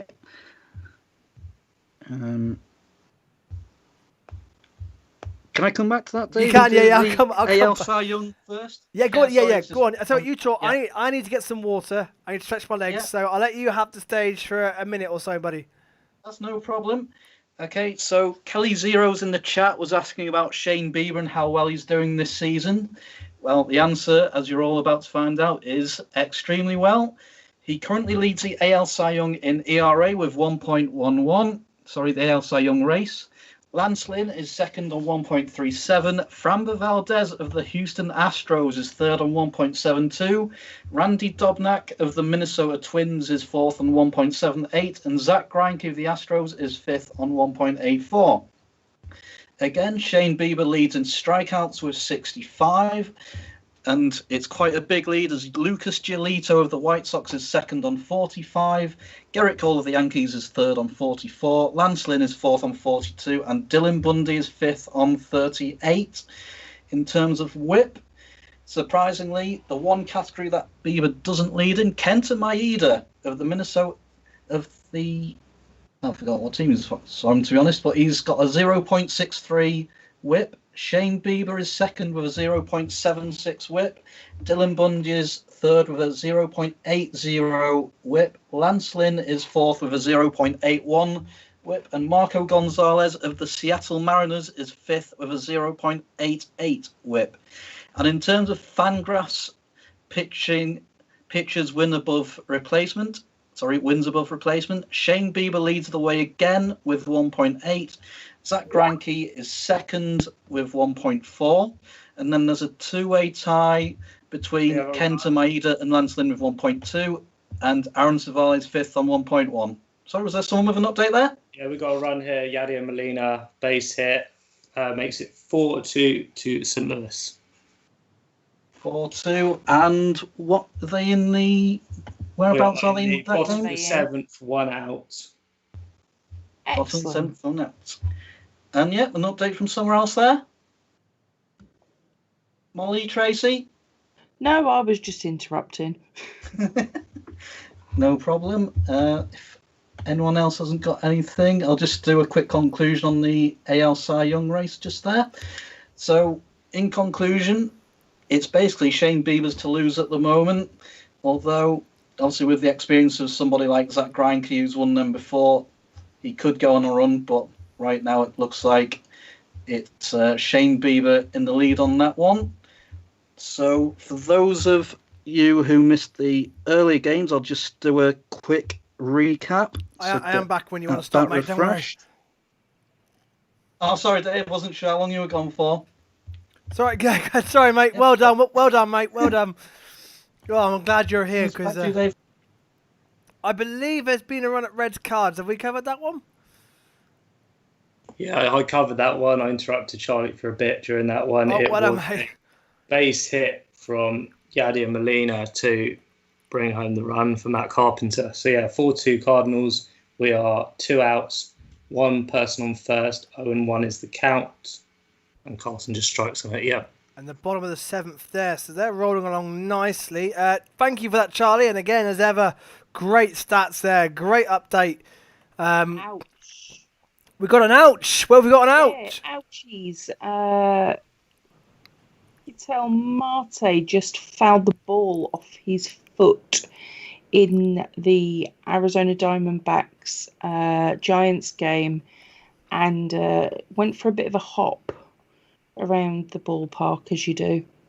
Yeah, nasty one there. By the look of it, just caught that one. So the A's, in fact, the Angels are fighting back against the A's, Rob. 2 on, 2 out. Yes, Dave. As you say, that the inning's over. That's been happening all night. They got 2 men on. They had a walk, and then Simmons hit one through the infield, but then Fletcher's just fly balled out. As he connected, I was actually ready for a big home run shout, but yeah, flied out. So it's top of the 3rd coming up. Oakland have it fairly easy so far. James Scott says Montas gave up 6 runs in 2 innings last time out against Arizona. So far, 2 innings, no runs. Here, the Angels offense not yet able to get going. Their finish is 2nd in LA. It's still Dodgers 1-0, Molly? Yes, it is. I wasn't going to shout about it because everybody knows I'm a Dodgers fan. And the Rockies just put a double play on that was, I mean, I've got to give it to them. Like, it was beautiful, but they got 2 Dodgers out, so I wasn't going to shout about it. But yes, we head to the top of the 3rd. So, LA holding on there 1-0. And to Wrigley Field, where I can see the Cubs have now got a man at first. Mike? Yeah, Dave. Kipnis with the with a 2-out single. It wasn't that pretty, but Anderson couldn't get him out at first base. So we've got home run, and it is a milestone home run. One for the stats. It is the prospect. It's Dylan Carlson. It is 6-2 St. Louis. Wow. Hopefully that will give us the comfort. Wow. Of a few runs. So the Cards are blowing it open now against the Reds, and after the Reds took an early lead against the Cardinals, they are fighting back and they're set to go above 500 as it stands. This is much better now from the Cards. It's something they can kick on from. Yeah, it certainly is. Hopefully it's pushing us above that 500 again. And that really important 500 is sort of the target if you want to get to the postseason, isn't it, at the moment? Absolutely. And what was the milestone home run? Dylan Carlson, the rookie. Okay, yeah. We were talking about a while. First home run, and lucky enough to call it on in-play runs. He has not had too much luck so far, and it's lucky we've got it here first. It's an in-play runs first. Brilliant. Lovely stuff. Yeah, that is actually, rookie home run, and it's Dylan Carson's, and it's 6-2 to the Cardinals. Let's go to Twins. Royals, Georgia again. The Royals are in position to strike back. Going, and it's gone again. Wow, Cardinals are piling it on. 7-2. No, it's a double. Double? Oh. I'm not sure. Yeah, I think it's a ground rule double. It looked like it bounced up into the seats. It must have just flipped and went straight up. Let's have a look at the replay. Let's have a look. Plays it. Looks like a home run. Oh, no, that's Carlson. Okay, they're showing the highlights the wrong one, but it looks like it was a double. But it looked like it is a double. It is a double, yeah. Yeah. It is a double. I admire the enthusiasm, mate. I like it. To the Royals, George, they're in position again. Oh, George. Yes, indeed they are. Yes, indeed. Sorry, yes. With men on the corners, and they've actually pulled a run back as well. So it's 4-3 now. So it was Michael Franco who singled. It was a line drive to left field, and it was deflected by the third baseman Marwin Gonzalez for the Twins, which allowed Hunter Dozier to score. And now we've got Alex Gordon at the plate with a huge chance to tie this game up. I said this game might have a sting in the tail, and it's that sting is preparing itself to land in a very nasty fashion on the Twins as we speak. We've got Sergio Romo, who is the latest pitcher in the game for the Twins, facing a big spot here. Can he get this big final out of the seventh to preserve that lead, which they've had for the whole game? Wow. So this is real. This is kind of, as I said earlier, squeaky bum time. This is how's your nerve, Twins fans? Yeah, this is a big moment. And of course, with the Indians losing earlier on and the White Sox losing, currently losing at the moment, they would love a Royals comeback. They would love a Twins defeat. And of course, it is the Twins v the Indians this week, as Pete was saying earlier on. So this could be a huge moment. Yeah, I might want to stick with this one. It's a 1-2 count for Alex Gordon until something else happens elsewhere. Let's see what happens on Romo's 10th pitch, getting ready to deliver as we speak. Here we go. He kicks and he deals, and that is a ball, a 2-2 count. So this AB is developing in a way which Twins fans might start to get a little bit nervous with. How they're feeling. This is a real crunch moment in this ball game, and as he said, potentially for the AL Central race as well. Absolutely. Of course, they have a 0.5 lead over the Indians. Would it be 1 now with the Indians' defeat? So this is a big moment. Big moment. Yeah. The tying run is at third. The go-ahead run's at first. Absolutely. Gordon hasn't had a successful night, 0-3 tonight, but there's a chance to change that right now. Here we go. That is fouled away. Still 2-2. There's nothing much happening as well. I can see the Mariners have got a man second in the bottom of the third, and we've got a man at first for the A's in the bottom of the second there as well, looking to pile on more pressure. But we'll just stay with this one and see what happens here.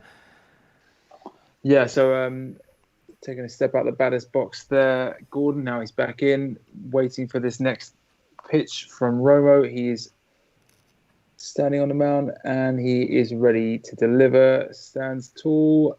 Kicks, delivers, and that's a ball. I thought he was going to get away from the catcher there for a second. It got away far enough for the man on first to advance to scoring position. So now they have second and third, full count, chance to load the bases regardless on this. Come on, next pitch. Let's see what happens. This is what it's all about. You want to see this at a ball game, the business end, both teams battling for it, and a moment which can really decide the destiny of things, as we said, beyond this game. And it would swing the game because the Royals then would have their tails up going into the 8th. The Twins, it would be a big sucker blow for them going into the 8th. They were 4-0 up. Yeah, 4-0 up. And is that home run in LA? Home run in LA, Molly? Yep. The Rockies have just got a home run. I didn't see who got it. Number 27. I'm not sure who that is for the Rockies. Bases are juiced.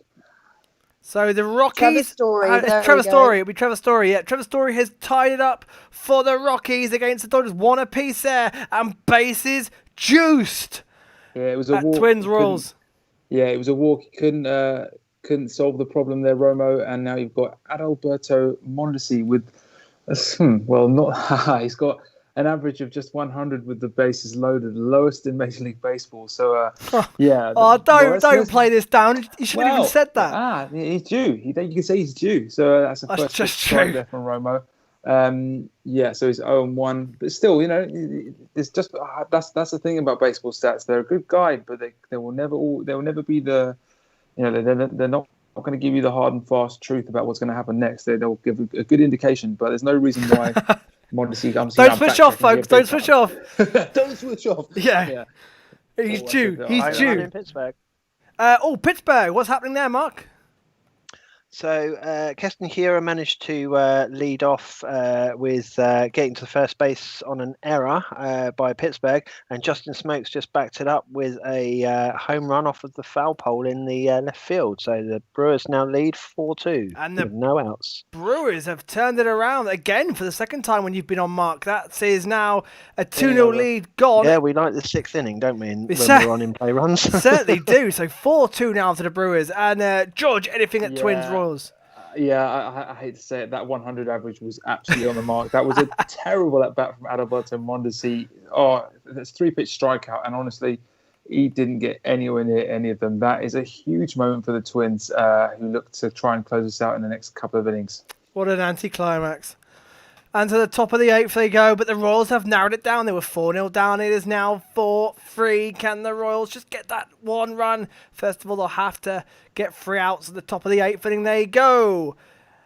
Right, let's go to Tracy with the D-backs and the Giants. Nothing much has happened there so far. Has anything changed? Not really, no. Just starting top of the 4th, and Starling Marte is at bat with no outs. Trevor Cahill has thrown 44 pitches so far. And that's about it, really. So you're ticking along nicely. Yeah. Nicely there. That's quite a quick game. What about Pete? You've got a bit quiet, mate. Not heard from you much. The Mariners there, 2-0 up against the Rangers. Well, yeah, let's see how it goes here. We got Derek Dietrich at bat, an ex-Marlin, fan favourite of the Marlins too. So he's at bat. The Rangers are very aggressive tonight with their approach. But just to add in, it's top 4, 1 out. Justin Dunn, the Mariners pitcher, 10 up, 10 down so far. Oh, well done. Pitches. Well done. So, you've jinxed that. Well, that's okay. It's not your team. Yeah, that's it's not fine. my team. But there you go. 10 up, 10 down for Justin Dunn. Derek Dietrich is at the plate. The Rangers are very aggressive. So let's see how this one plays out. Hey, closing stages at Wrigley, top of the 8th, still 2-1 Cubs. Nathan, the White Sox are at bat at the moment. Yeah, it's 2 out at the moment, but Grandau's 2-0 on the count and 3-0 now. Hopefully he can just either get on base or hit a solo homer. I know I keep on complaining about the extra inning rules with a man starting on second, but I would happily take a win now with a man starting on second. I love it. Yeah, absolutely. Absolutely. We'll keep an eye on that. Charlie, any StatCast for us, mate? Yeah, a few to catch up on here, Dave. So Firstly, Trevor Story's home run, 373 feet, 100 miles per hour exit velocity, and a 38-degree launch angle, and that came off a 91 mile per hour fastball. Also, I've got a great stat about Yu Darvish since the All-Star break from 2019. 162 strikeouts, 13 walks in only 118 and 2/3 innings pitched. Wow. And also the StatCast on the Dylan Carlson, first home run of his career, 406 feet, 101.5 miles per hour exit velocity, and 87 off an 87.5 mile per hour slider. Great stuff. Great stuff. And that Yu Darvish stat is incredible. Wow. That's a hell of a stat. Hell of a stat. Oh, one more if I can for you as well, Dave. Yeah, go on, mate. Yeah, because it could be going into, because it is a one-run game. The Kansas City Royals are 3 for 5 in one-run games this season. It was Minnesota, wasn't it? They're 2 for 2 in one-run games this season. If it goes to extra innings, Kansas City are 1 for 1, whilst Minnesota are 1-0. Well, let's just hope we can get that extras there in Kansas City. And my word, the Royals have been chipping away at it, haven't they? Top of the 8th at St. Louis then, 6-2 to the Cardinals, Jamie. It is 6-2, and quite an interesting situation just about there. Winker wasn't happy with a call, and there's a lot of arguing going on. Winkler's now eventually gone and sat down, but the coach is still out for the Reds, and he's just having it all right out the yumps. He's not giving in easily this one. So, yeah, it's 1 out. Top of the 8th, 6-2 St. Louis. 6-2 St. Louis. They're on to a flyer again. And White Sox do have that man up first, Dave.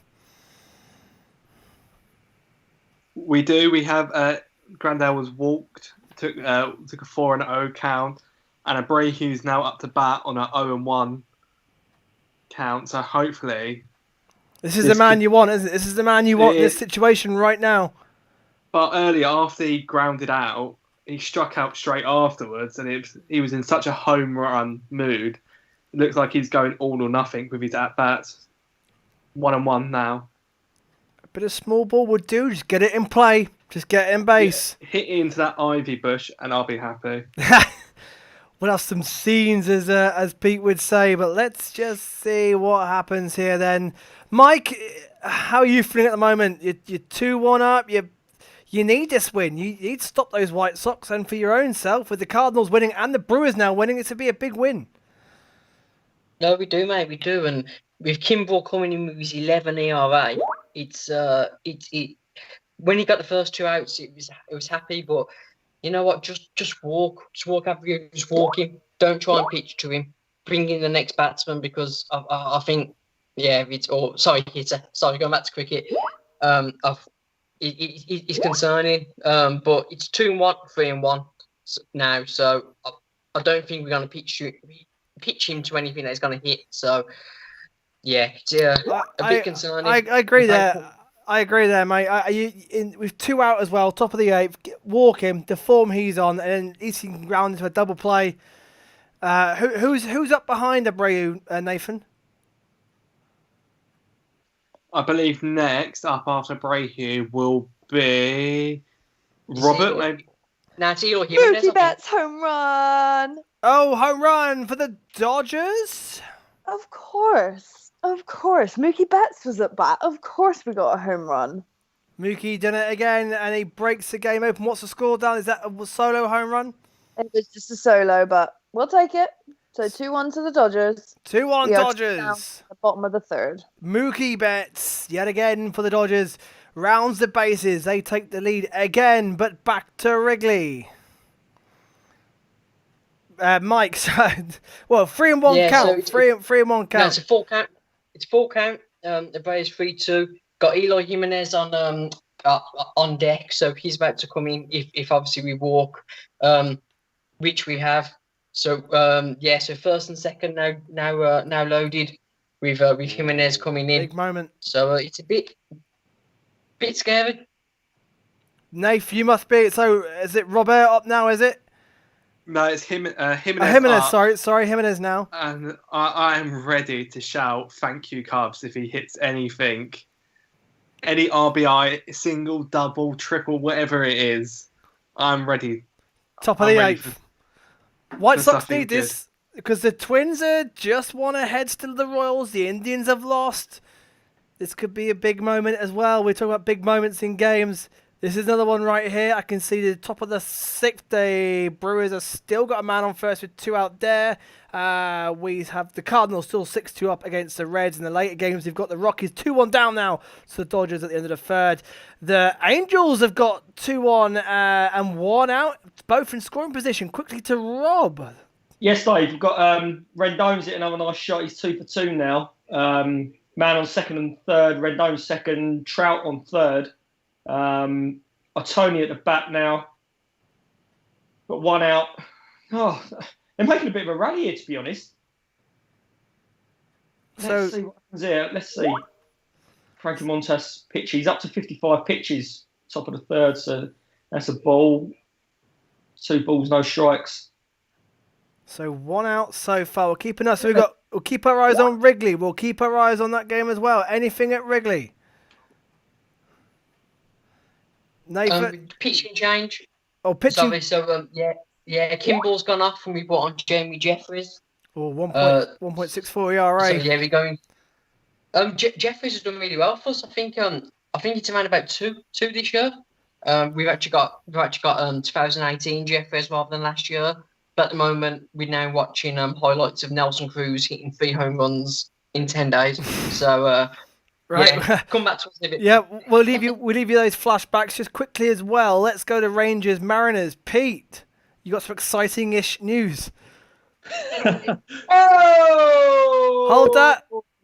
Atani with a 3-run homer. Oh, 3-run jack for Atani. It's out of here. He's brought home Rendon and Mike Trout. Absolute bomb.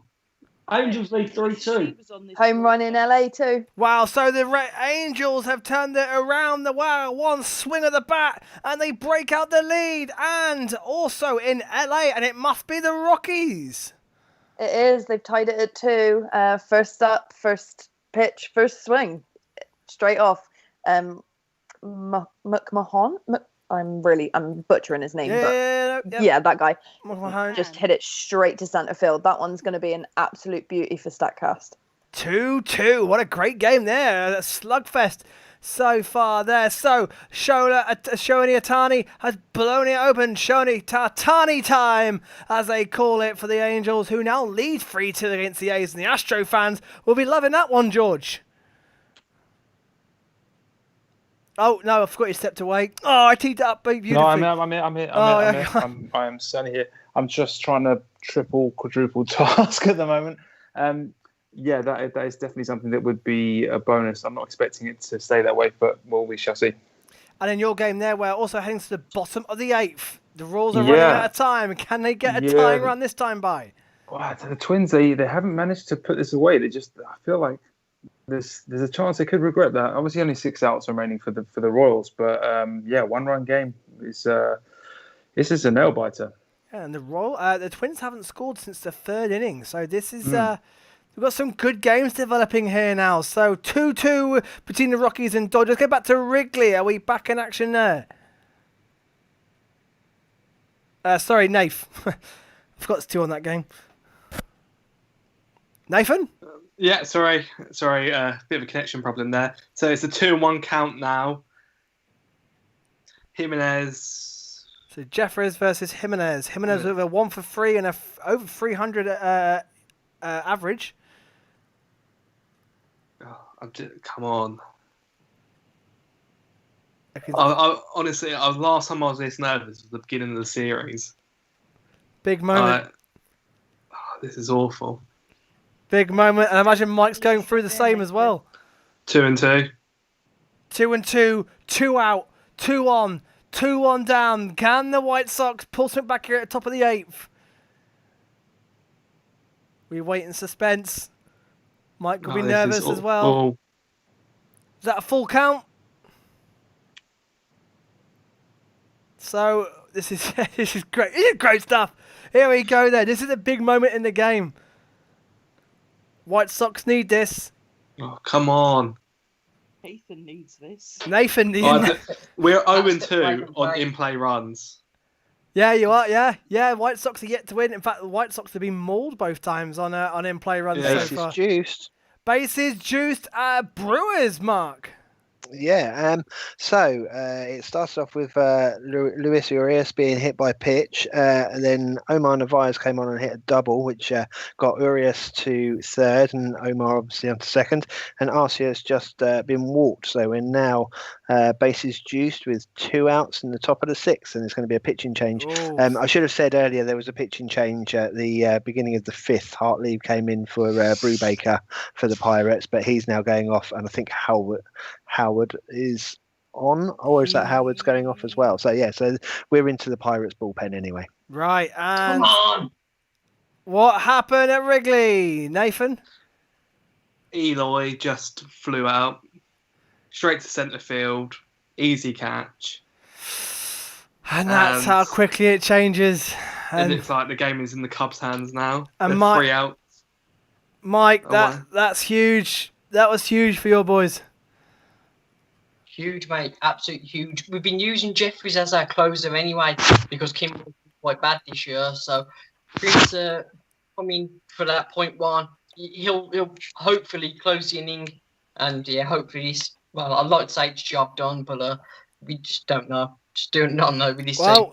it was on the Orioles Red Sox game earlier on. One swing of the bat can change it all, as well as we saw in the Angels A's game. 2-0 down, a tiny home run, 3-2 is a different game. Mariners still lead 2-0 against the Rangers with that potential. I'm not gonna jinx it. Pete's already done it. Say it, Dave. I can't say it.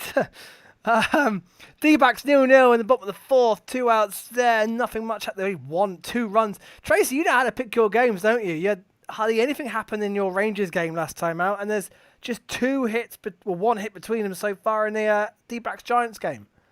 Yeah, but it's turning into, like I said earlier, a bit of a pitching duel between Luke Weaver and Trevor Cahill. Luke Weaver is currently bottom 4 on 42 pitches with 2 outs and a full count. Oh, so interesting one there. Mark, have we got any resumption on the Brewers-Pirates game? We have, and it's inning over. Unfortunately, Garcia hit straight out to the left fielder, and that was that. So bases were juiced, and now they're not. I'll tell you what, Mark, fair play. Your game was, delayed by an hour, and they're still only in the bottom of the 6th. Yeah, I know. It's going to be a long haul, isn't it? It'd be worth it if the Brewers can hold on.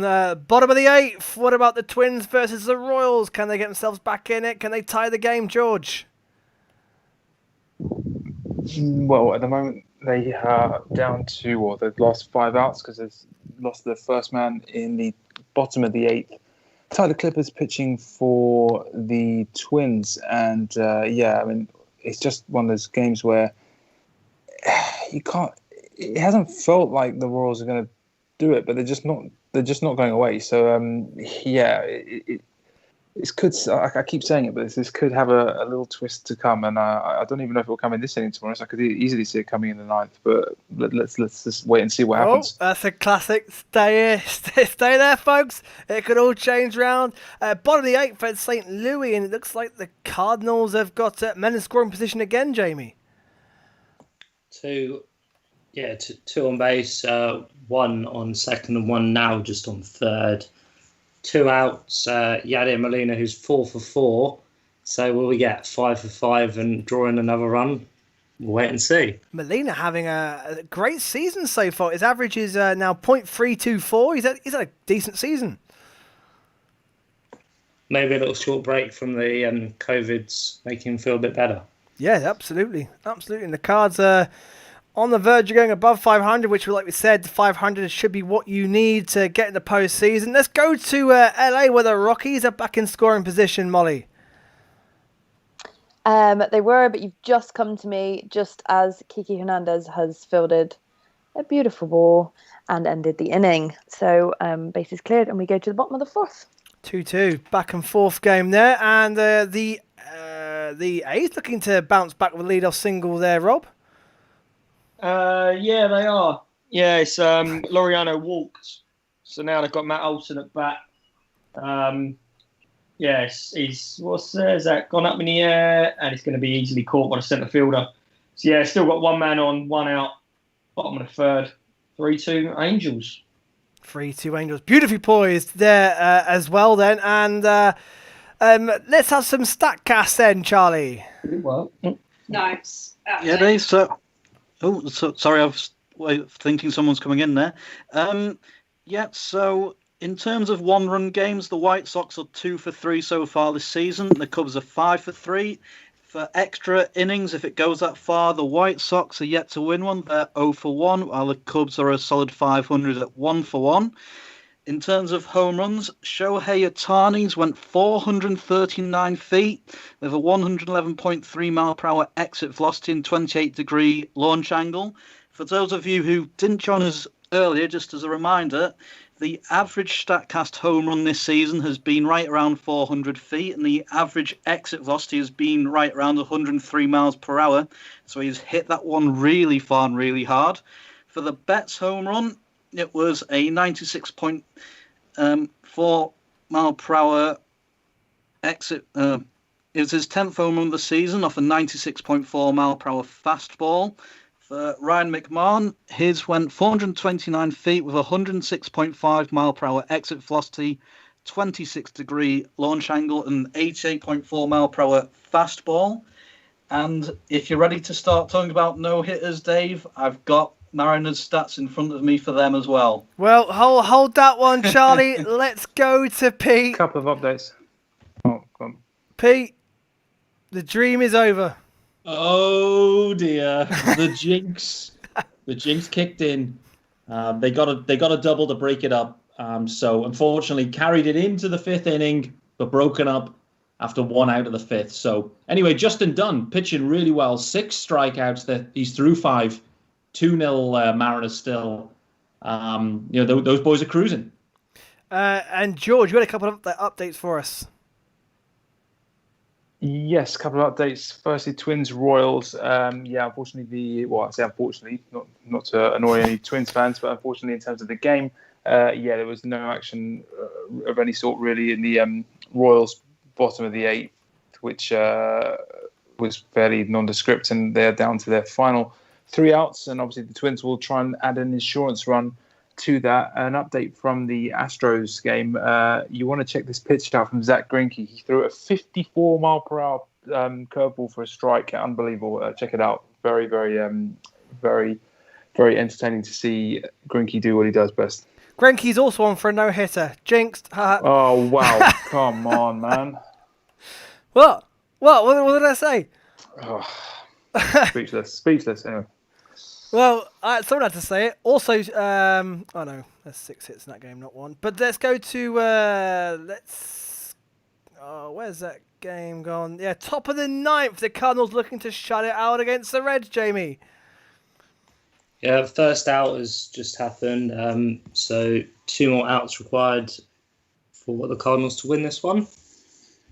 And it'd be a big win for the Cards as well as they go above 500 into the consolidate those wild card places. Rockies 2, Dodgers 2, bottom of the 4th they are in. Angels 3, A's 2, bottom of the 3rd they are in. Astros still lead 3-0 with a no-hit going on there. D-backs 0, Giants 0. And bottom of the 5th in Seattle where the Mariners lead 2-0. Pete, what have you made of Mike Minor so far for the Rangers? Not quite having the season that the Rangers fans would have hoped for so far. No, yeah, he's been. He's left a few meatballs out there that have been punished. So he's definitely not where he was last year, I would say. I haven't seen much of him ever, if I'm completely honest. So I didn't watch much of him last year. Saw the stats, and he had a great year, fantasy-wise too. He was absolutely awesome. But I'm watching him here, and he's made some mistakes, and the Mariners have punished him. So, yeah, bang average, I'd describe him so far. Yeah, not what the Rangers need at the moment at all. Let's go to Pittsburgh, because it looks like they're going to Mark's despair, bottom of the 6th, and the Pittsburgh Pirates are now fighting back.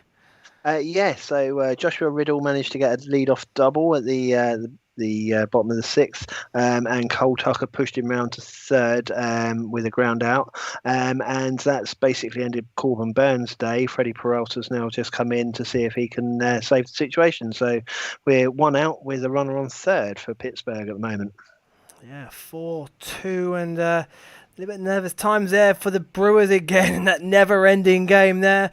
The top of the 9th just begun at the Twins versus the Royals. Top of the 9th has also begun.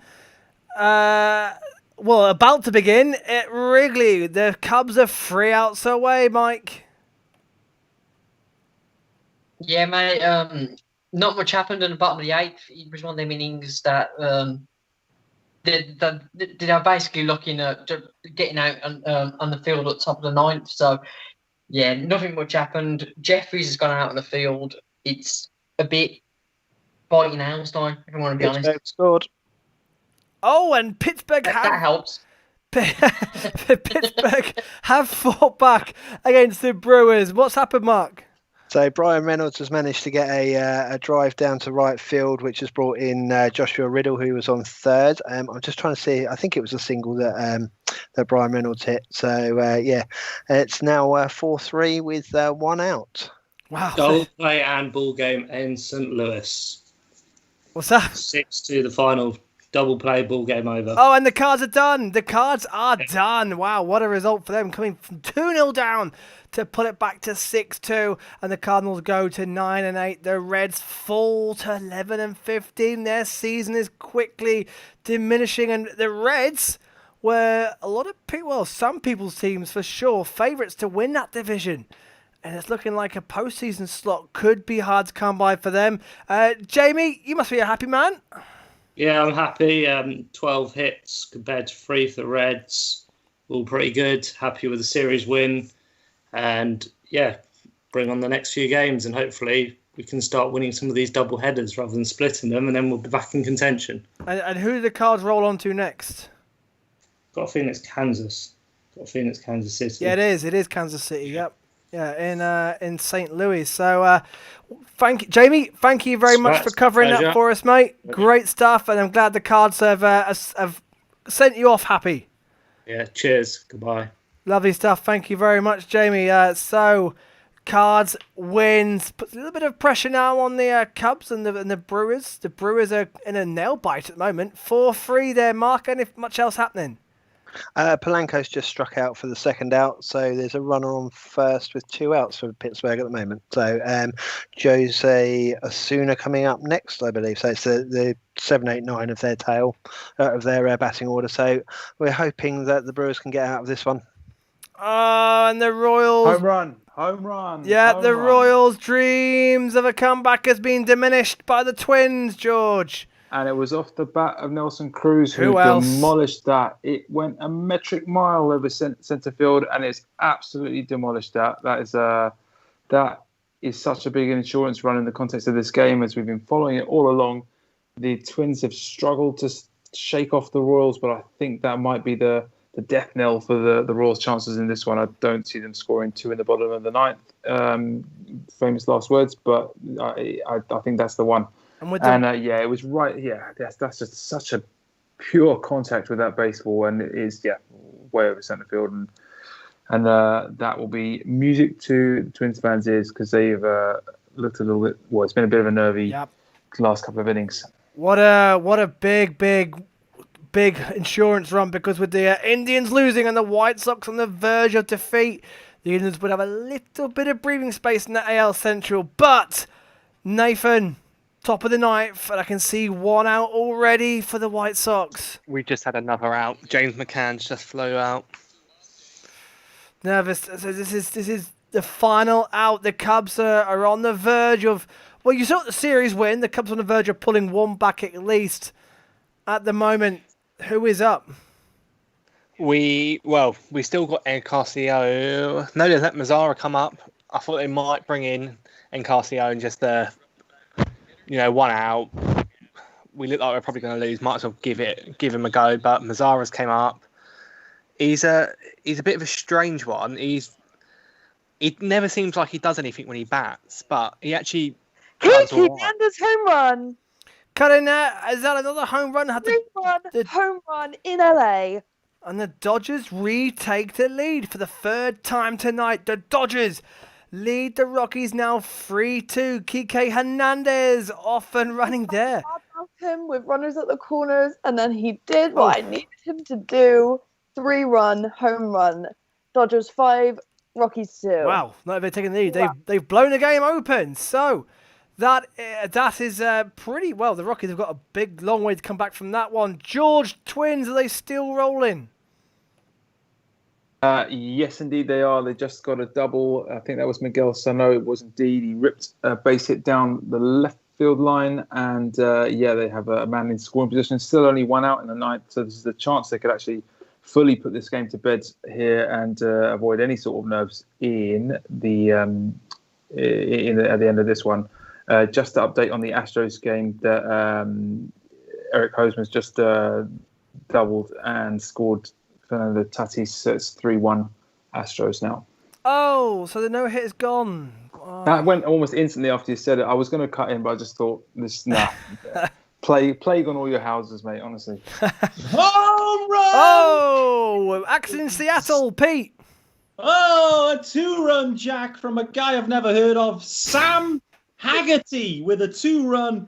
Braden Bishop was already on base Mike Minor with a 92-mile-an-hour meatball inside. Haggerty dispatched it, landed on top of the bullpen. Let's check what StatCast has got to say about that. But anyway, 4-0 Mariners. Mariners. Running San Diego. Oh, well, it was happening all over the No. place. San Francisco. Sam, I was going to I know say, what I mean. do you know where you are? So the Mariners are breaking it open against the Rangers, and Mike Minor's having a miserable time tonight for the Mariners. No, I've got it wrong. It's infectious. For the Rangers, let's go to the Giants, Tracy. Yeah, there was a runner on second for San Francisco, and it is bottom five. And I think it was Evan Longoria got him in from second, and now there's runners on the corners, bottom five, and 53 pitches from Luke Weaver. And Marte just looks like he hurt himself again, going for a ball from Pablo Sandoval. Oh, and it is not over yet at Wrigley. Nathan. No, we managed to get an inside field single. It just came off the top of Mazara's bat and just rolled. And I think Jeffries was waiting for it to roll out for a foul, and it just kept on rolling forward, stayed in. So he managed to make it to first, and we're now on a 2-1 count. Mendick and Tim Anderson's on deck as well. So if we can get another man on base, Tim comes up, it could all change. It could all change. Keep your feet on the ground, Nathan. Keep your feet on the ground. We just need the Phillies bullpen to come out now and help us out. Well, the Cubs bullpen's not great, is it, Mike?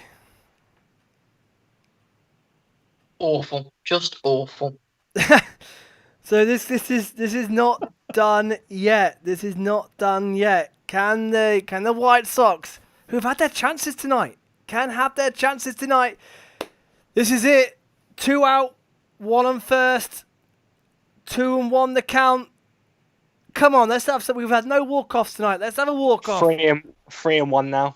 3-1 count. And Jeffries, who's been so reliable for the Cubs bullpen so far this season, one of the most reliable piece in the Cubs bullpen, is on the verge of now giving up 2 runners.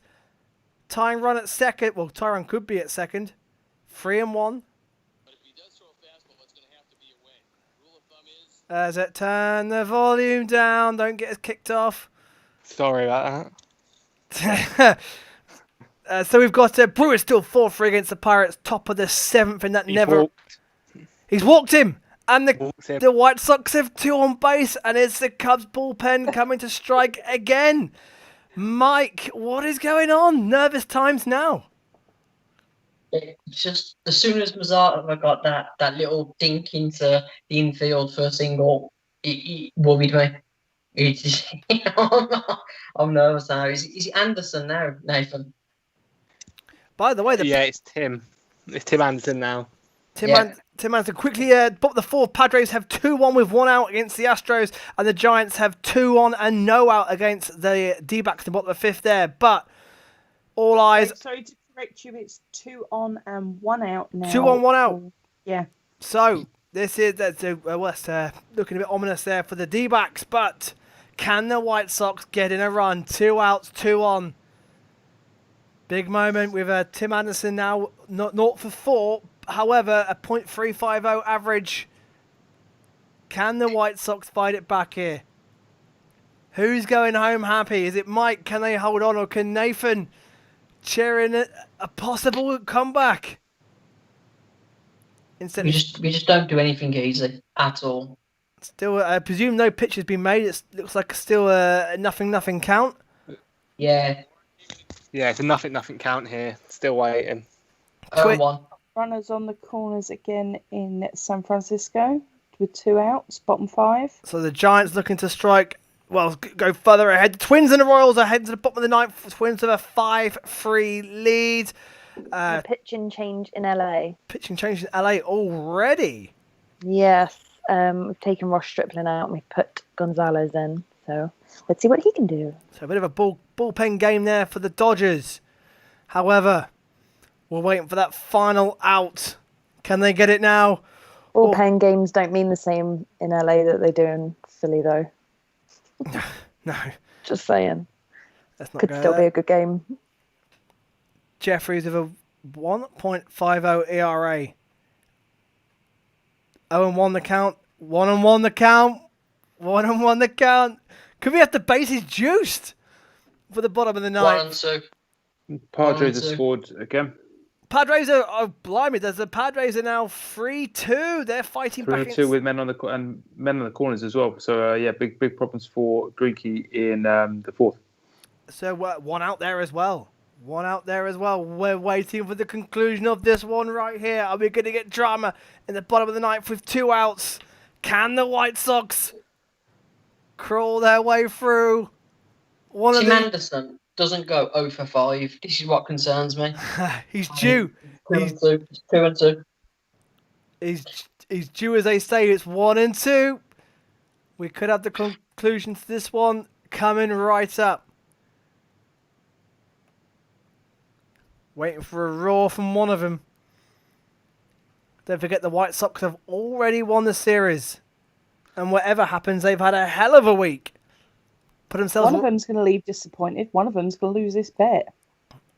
Well, they've still got one more series against each other. Still 2-2. 2-2 the count. Yeah, I've got 2-2 on my one. I think 3-2. 3-2. Yeah, I think I'm a little Sorry, guys. bit. I'll keep quiet. Full count. 2 out. 2-1. God. Great stuff here. Great stuff here at Wrigley. What a way to finish the game. Instantly, the bottom of the ninth should start between the Twins and Royals. Nervous suspense here at Wrigley in the Windy City series. White Sox, full count. Oh, for God's sake. I'm going to have to put this on. I'm going to have to put this on my phone. I need to watch this. I can't. It's got me. I'm gripped. Oh, he's walked. He's walked. He's walked Bases him. loaded. Come on. Bases juiced. Bases juiced. Oh, come on. 2 out. Bases juiced. Still Cubs. Could the Cubs bullpen blow it again? Incredible. Incredible scenes. Here's Jan Moncada. 1 for 4. The thing is, from memory, I don't think there's been a hit this inning. I think we've walked 3. Oh, come on. This is, I tell you what, being a fan of these two, this is agonising right now. They're both here. 2-1 Cubs. Bases loaded. Top of the ninth. They need one more out. Jeffries has been... 0-1. 0-1. Oh, your stream's ahead of mine. Jeffries has been so reliable. That was a borderline strike. I'll mute. Borderline. 2 more outs needed in Kansas City. 2 more outs needed there. Moncada's batting average with bases loaded is .448. It's good. It's a good batting average. That was, by the way, that first 1-0 was 0-1 was a borderline count as well. That was a pitcher's strike. Whoo! 26 pitches for Jeffries. That is a ball. That's 1-1. Just a quick update. Weaver got out of the bottom of the 5th for the Diamondbacks. So D-backs, relief for D-backs. They hold it. This is the suspense is here. Bottom of the top of the ninth. 1 out. 1 out. Sorry. I'll mute. That's a wild swing at a ball as well. Moncada is now 1 for 2, and that was an easy ball. Moncada swinging for the fences. What was he doing? That was well inside on a curveball as well. Oh, settle down, Moncada. Jeffries big, puff of the shoulders, gritted teeth. Moncada 1 for 4 today. 1-2 pitch. That's a ball. Same pitch as last time as well, and the catcher just keeps it in. Nearly got away. 2-2. This is tense. This is tense stuff. Oh, good catch. Good save. Same identical pitch as last time as well. Oh, he nearly went at third. He thought about it. The bobble ball from the catcher. And who is that at third? Is that Abreu at third, I think? He thought about it. Oh, don't end like this. Popped up. It's popped up high. It's popped up high. Oh, he's dropped it. It was it was a catch at third. That should have been game over. Bote has dropped it. Wow. Here come the Royals. Here come the Royals. Oh, then the Royals are fighting back. So the Royals have but that play, it sort of was on the netting. He couldn't go into foul ground. He sort of was up against the barrier by the dugout. But he was inches away. That was inches away from game over. Oh, it skimmed past the glove.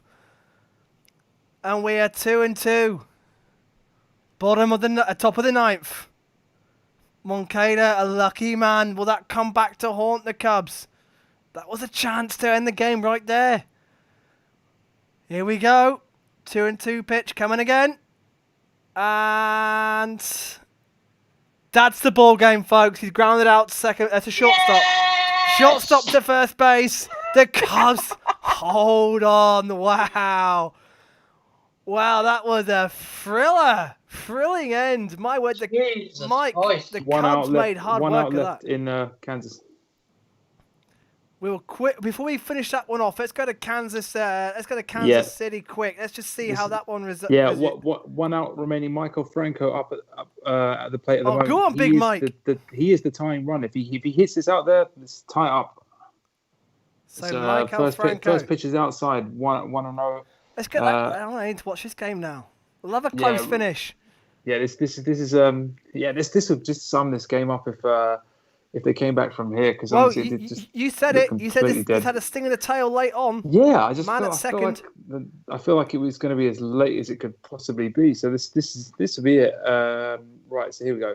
It's Rogers on the mound. He kicks. He deals, and that is a strike. 1-1. So the Royals are grimly hanging on, I guess. This is right in this last chance saloon they've got. It was Hunter Dozier who had hit the double into left field, which rattled around in the corner and has given them this opportunity late in the day to see if they can finally catch up against the Twins, who've been ahead since the third inning. pretty much. Since the start. Yeah, since right at the start. So this is it. Right, we're going to get this pitch now finally after stepping out.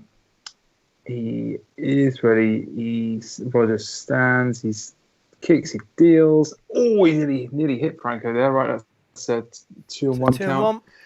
I tell you what, if he walks him, and then the winning run comes up to the plate, wow, that'll be some popcorn material there. Because I just feel like this could still be something brewing in the air here. I see that the Padres have unfortunately tied the game against the Astros. Padres have tied it. 3-0 down, 3-3. The Padres. My word. Strike there. Strike for Franco's 2-2. So down to the final strike here. This is it. Yeah, that was a good pitch and just missed that by miles. Right, here we go. Rogers looks to his catcher, gets the sign, and we're waiting to deliver this pitch. He's standing there, checks second, checks again, kicks, deals. Where's that? That's a base hit. Oh, is he gonna come around and score? He is gonna score. It's a 1-run game. Goodness me! Yes, come on! And the winning run is at the plate. Big Michael Franco. Would you believe it? Michael Franco comes up with the goods. Yes, Michael. Oh goodness me! And it was a really, if you're watching that, wow, that's a really good one. Low down beneath the zone, he's gone down there, scooped it over the third baseman, and it's just landed fair. Dozier scored easily without any sort of play remotely, and wow, this is Indians fans and White Sox fans will be watching this eagerly. Both those teams have lost. Indians lost, White Sox lost, and could the Royals possibly shock the Twins again? Again, of course. Is that Alex Gordon? Yes, Alex Gordon, who I said he'd had a pretty poor night with just a walk in the seventh to show for it. His season average is 192, so yeah, he's not been pulling up any trees. But hey, what better time to do something about it than right now? Here's the first pitch. That is a ball. So Also, 1-0 count. it's Tay Rogers, of course, with a now 5.40 ERA. And the Twins must have someone else right now. Quickly going through: Rockies 2, Dodgers 5, Angels 3, A's 2. We've got Astros 3, Padres 3. Now into the fourth there. D-backs 0, Giants 1 in the top of the sixth, and the Rangers 0, Mariners 4 at the bottom of the sixth. Oh, and Brewers 4, Pirates 3 in the never-ending game there in Pittsburgh. But all eyes on the bottom of the ninth because we've got more drama. Another one-run game with 2 outs. Are we going to get the drama this time, George? Yeah, a little bit of a walk-off watch moment, isn't it? And let's see what happens. Rogers kicks, deals. Oh, that's a strike. And it's going to be back down to the final strike. That's not great from Gordon there. It was off-speed pitch right over the heart of the plate. I don't think it was. He just didn't pick it at all. He's struggling. He's struggling in general. By the look of it, 0.192 average for Gordon. Yeah, not good. But yeah, like I said, this is all it takes is one pitch. But you think that the rule's not getting on the bench that they could just bring in for a pinch hit here? Yeah, I was really surprised that they haven't opted to do that. Because would suggest they haven't got anyone kicks there, deals. No, that's fouled that one off. That's still a 1-2 count. Wow. Yeah, I sort of wish we had a Twins fan on the show at the moment because I'm quite interested to see how they're feeling right at this moment. If there are any Twins fans watching, where are you? We can't find any Twins fans whatsoever. Definitely get in touch with us because we are all about representing all 30 teams. So yeah, definitely get in touch with us. Right, here we go. Rogers looks, kicks, deals, fouls another one off. Oh, he's hanging on. He's hanging on. Yeah, he's not going away. Not going away quietly in this at bat. Gordon fighting. Just get it in the gap. Yes, I think you're looking at definitely. It'll be a major shock if he knock one out of there. I think you're looking at just trying to find a gap. He needs this sums up this game. The rules get close, but you still just feel that. Yeah. Don't you? Oh, that's below the zone. That's 2-2. Yeah, that's this is emerging as a bit of a battle. This at bat. Don't forget the Cubs just fought off the Cubs. The White Sox. Sorry. Yeah. Here we go. Kicks and deals. What's that? Looks like a fly ball. This is going to be the ball game to left field. That's a simple play. All over. Game done. Twins win. Finally. That summed it up, didn't it? That summed it up. The rules got close but no cigar. Classic. There, so George, thank you for covering that game, mate. The Twins, big win for them with the White Sox and the Indians losing. The Royals now fall to 11-17. Pittsburgh in the never-ending game there. What we got there, Mark? So we had a really interesting bottom of the seventh inning there. Brewers looked like they were going to give away a run. We had Jared Dyson come up to start the inning, and he actually bunted and managed to get away with a bunt single and an error to reach second. And then Jacob Stallings came up and bunted as well and pushed Jared Dyson round to third with 1 out. And Freddie Peralta's just had to strike 2 batters out with Jared Dyson pretty much starting halfway down the third baseline with every pitch. So it was a bit of a nervy inning for the Brewers, but they got through it without conceding a run. Right, Brewers making hard work of it. Mike and Nathan, you boys still there? Have you gone? Nathan's gone, mate. So there you go. Mate. Nathan's gone. Oh, well, thank you. He'll be watching. Thank you, Nathan, for covering that game. And for you, Mike, the Cubs are 17-10 now. That's a big win tonight. You held on, but the bullpen did it. It's big confidence for them as well going on. Massive win. I mean, we needed someone to go deep, and that's what Darvish did today. So we've 4-6 in our last 10. We started off like a steam train, but we started to slow a bit. So we needed someone to go and to limit the White Sox to 1 run is incredible. So is a win that I didn't think was coming, but I've just cancelled my White Sox shirt. It's on hold. In a couple of months. Great stuff. Well, Mike, thank you very much, mate, and a good win for the Cubs tonight. Cheers, buddy. Thank you, mate. Right, let's get Charlie in, because after all that drama in the ninth, I need to get some water. So Charlie, you've got some stats for us, buddy.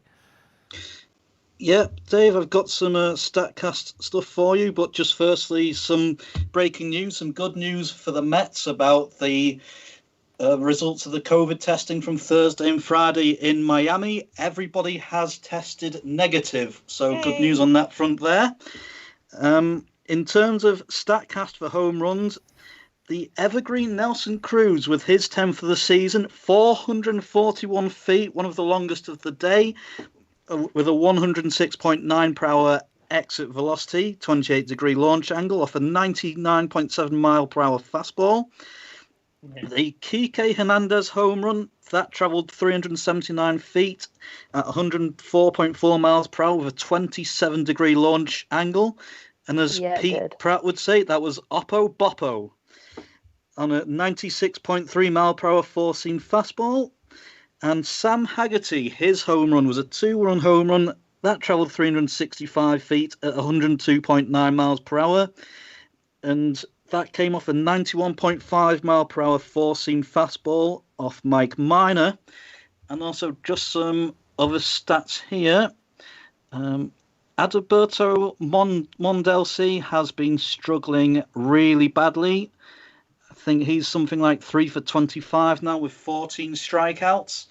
And also, I don't think anybody expected this, although we do know they have been struggling with their pitching. The Red Sox became the first team to lose 20 games today in the whole season.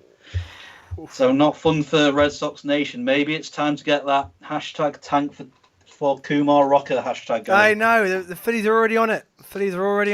Don't worry about that. But yeah, Red Sox first. No one who would have had that. Red Sox first to 20 losses this season. Incredible. Right, let's have a catch up. All the other games bar the Brewers are done. Let's quickly go then let's have a wander around quickly then to the Brewers, top of the 8th. Sorry, Dave, from the A's. The Angels have not been a run. Okay, yep. Yeah, good win here. Line drives to right field. Brought home Rendon.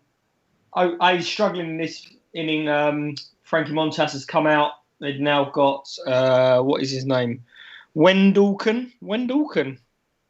Is that his name? I've got no idea. I have to check it. Right. Got here. He's pitching now. 3 pitches in. They've got the corners. Man on first, man on third, and it's Joe Odell at bat. So tie game 3-3 there then between the Angels and the A's. So let's go to George again for the Astros v the Padres. How are we looking there? Who are we watching?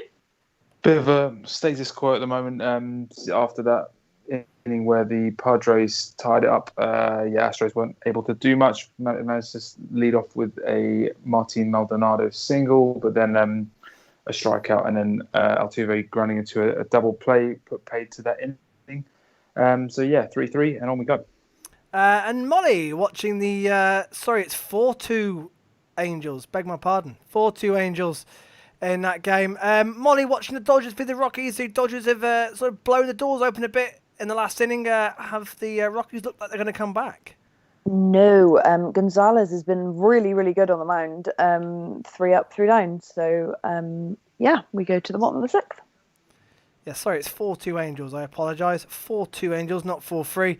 Not 3-3, sorry. And to Tracy, who's watching the D-backs versus the Giants, currently 1-0 to the... You're behind. Oh, I'm behind? The D-backs have just tied it up. And it's 1-1, top 6. Runner on third with 2 outs, and the pitcher is now Caleb Barragar for the Giants.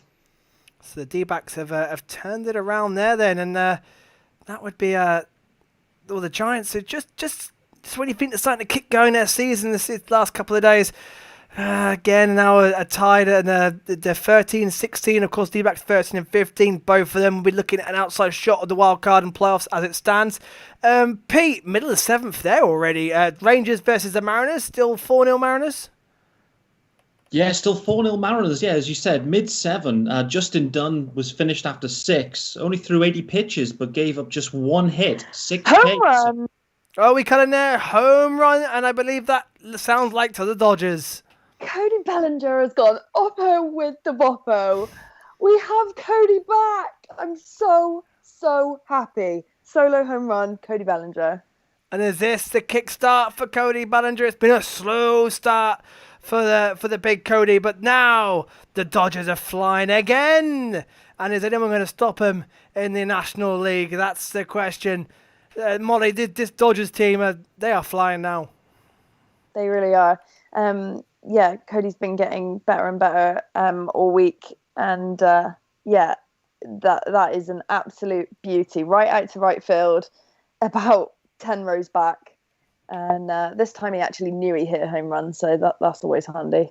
He didn't yesterday. So 6-2 Dodgers. Indeed. They are crushing the Rockies now. Bottom of the sixth. And Pete, as you were with the Mariners and the Rangers. Yeah, just to finish up on that, Dunn was lights out, really. Mike Minor labouring. The Rangers have only had one hit through 7. And looking at their lineup, I've not seen a lot of the Rangers, but you've got Derek Dietrich in there. You've also got Yadi Rivera batting 9th today. 2 ex-Marlins. The Rangers, they don't look a good lineup at all, to be honest. So interested to see how they shape up the rest of the season as well. I was looking at these two teams. The run differential of these guys, both teams, the Rangers are minus 43 and the Mariners minus 41 going into these games. Both worst other than the Red Sox. So these teams are not great. But the Mariners playing well. The Rangers absolutely lost today. Wow. That's big. That's two teams that seasons are pretty much written off already. Let's go to Pittsburgh. Bottom of the 8th. We're nearly there, Mark. We're nearly there, mate. We are nearly there. It was a 3 up, 3 down for the Brewers at the bottom of the 8th. It looks like Phelps is going to come out to pitch to try and get the Pittsburgh lineup out, and Hader seems to be warming up. So hopefully the Brewers, they're going to stay in front and close out with 2 of their best bullpen.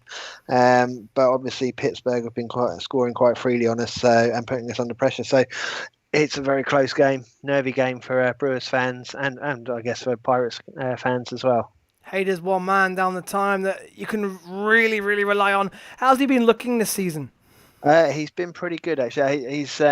He's added a pitch to his Arsenal. To his Arsenal. Yeah, sorry, it's been a long day. I've been on this for about 5 hours as well. So he's added a pitch to his Arsenal, but I think it's the change up. But he's not had a hit on him yet, so I'm hoping I haven't just cursed him. He's not looking too bad. He's had 5 saves from 5 outings, so he's doing his job. Certainly one of the best closers out there, and he'll be stepping up very shortly. At Pittsburgh currently in the bottom of the 8th. Just 6 more outs for the Brew Crew to register a big win there. George, Astros Padres 3-3, bottom of the 5th. Is it the game that we hoped for? And it should have been on paper. What do you mean in terms of like being sort of high octane, high? The way the Padres have been swinging, the Astros are on form again. Yeah, I mean this game is, I would say, more than the other ones one to watch because we got blown away in that second one. It wasn't really much of a contest. In this one, it's more. Yeah, I mean obviously we've jumped out to the early lead and then the Padres have fought back, but then you've got Greinke who's still out there, 82 pitches in the bottom of the 5th. 2 out, facing I think Tatis up now. I think this is one which it's not been explosive, but like I think in terms of as a good ball game, as a good spectacle, yeah, definitely this is game on. Like I said, two very good teams. You've got the Padres who are sort of similar to the way we were probably around 2015, a really young, energetic, vibrant team who just have fun out there. So I think this is a good battle and. I'm just hoping that Greinke can get through this inning. I don't know whether Dusty Baker will let him go out there for the 6th, but if he could, that would be a help because obviously our entire bullpen is pretty much formed of rookies this year, and they've done a tremendous job. But it's hard. I mean, as we saw with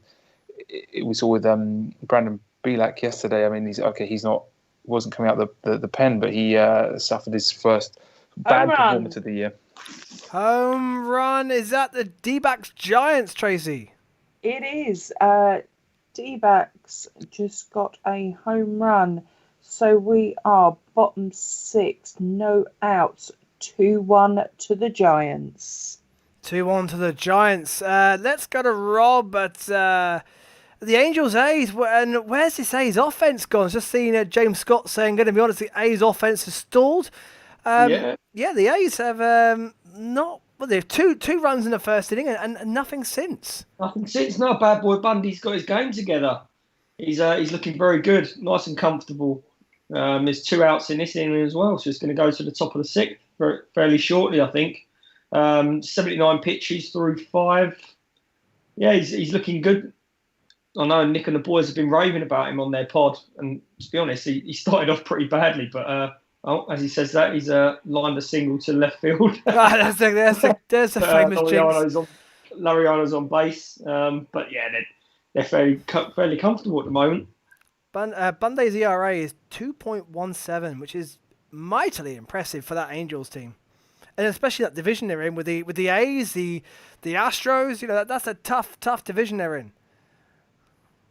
It is, mate. Yeah, it is, and I've got him in my fantasy team, so I've been keeping fairly close tabs on him, and he's been picking me up loads and loads of points.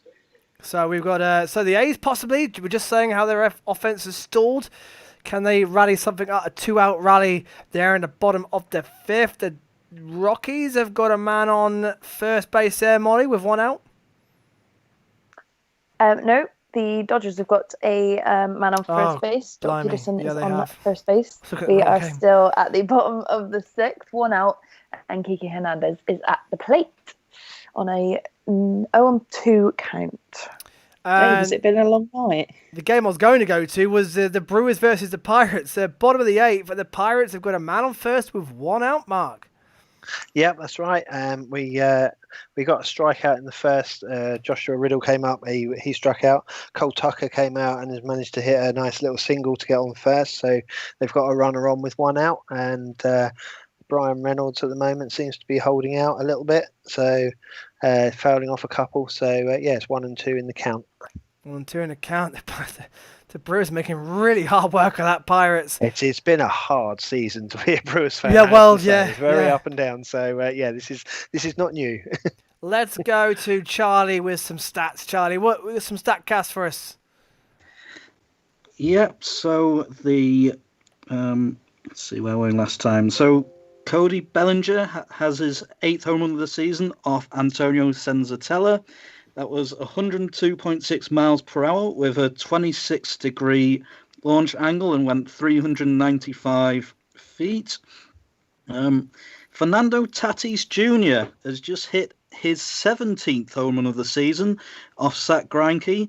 That went for 362 feet with a 98.1 mile per hour exit velocity with a 26-degree launch angle. Ooh. And MVP candidate Mike Yastrzemski on his birthday with his 9th home run of the season, which had a 103.6 mile per hour exit velocity, 29-degree launch angle, and travelled 401 feet.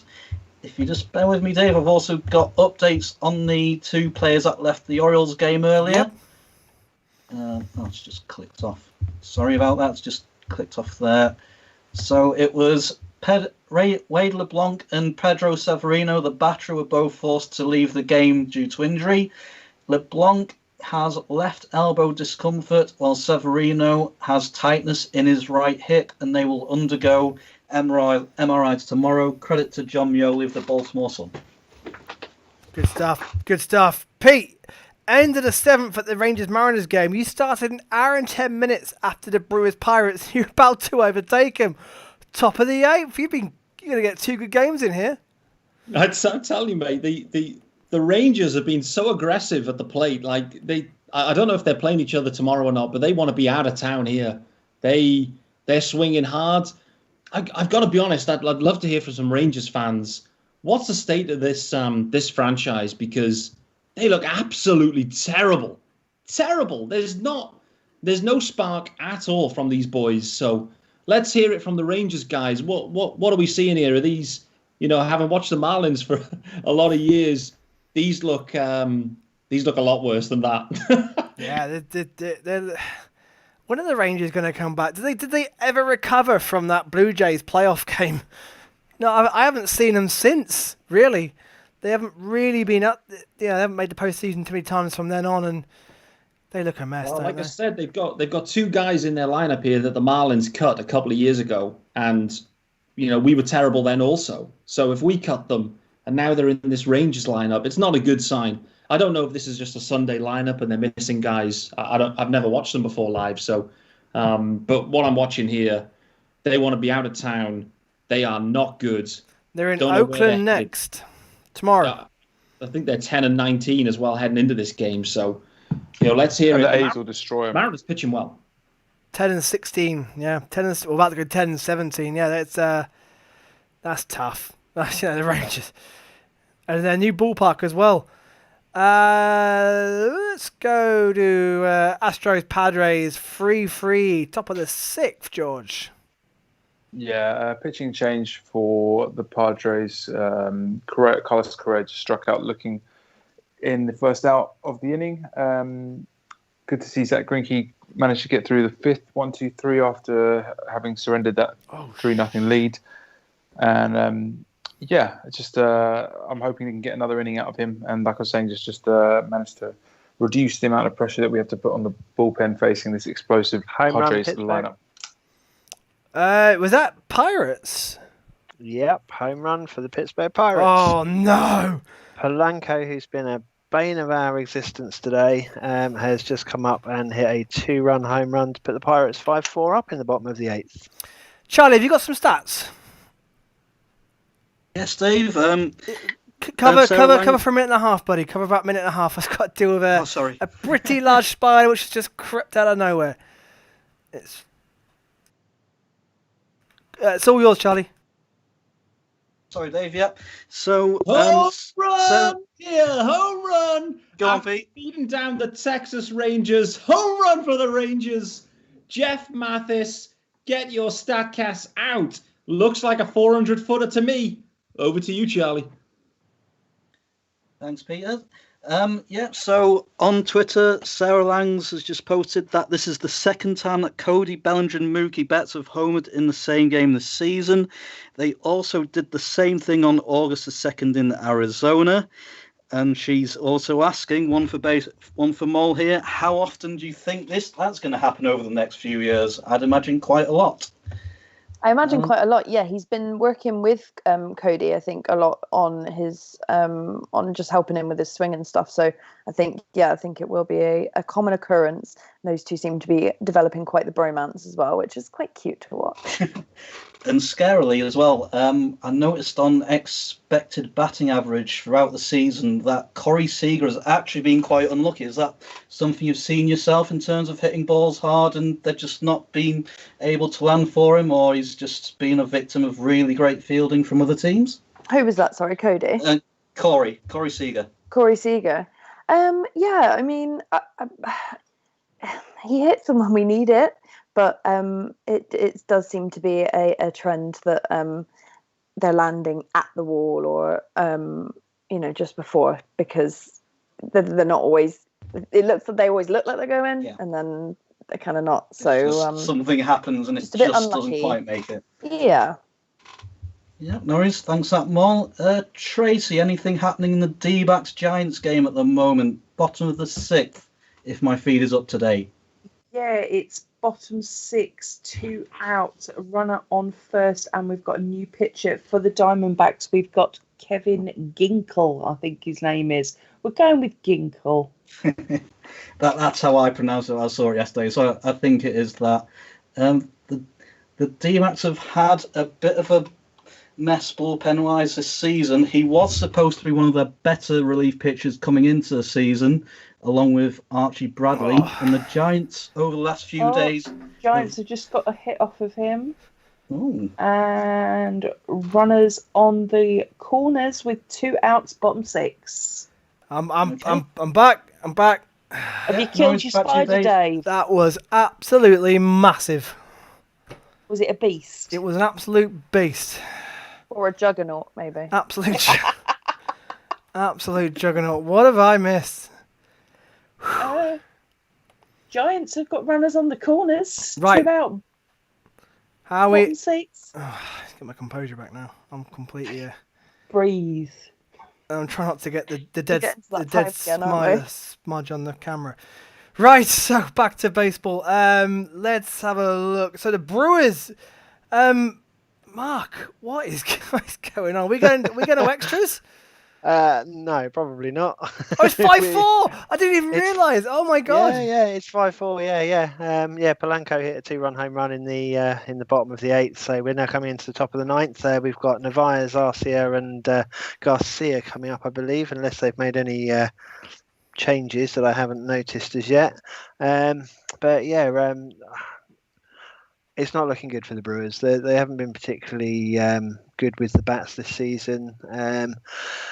If we can get 1 run, yeah, take it to extras. But to be honest, this is it's almost like waiting for the pet to be put down, really, isn't it? At the moment.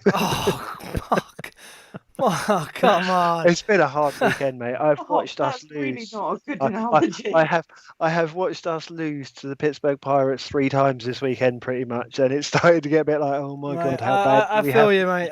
I know what you're going through. But you've waited. You've been here the full 5 hours. Yeah. On this one game. Yep. Yeah, we had the hour and 25-minute rain delay, and and it's taken quite a while to get through to the 9th. So so the quickest resolution of this game is if we don't score, and then that will be that. And that'll be that. 3 up, 3 down. And I think once that game finishes, that will probably be pretty much a wrap. Yeah, so you're just waiting for me then, are you? Pretty. So we don't go to extras. Yeah. I think Pete's game we done before you. The Mariners are. I've ticked on by nicely. Bottom of the 8th there, 4-1. Down as well. So only 2 outs needed by Pittsburgh.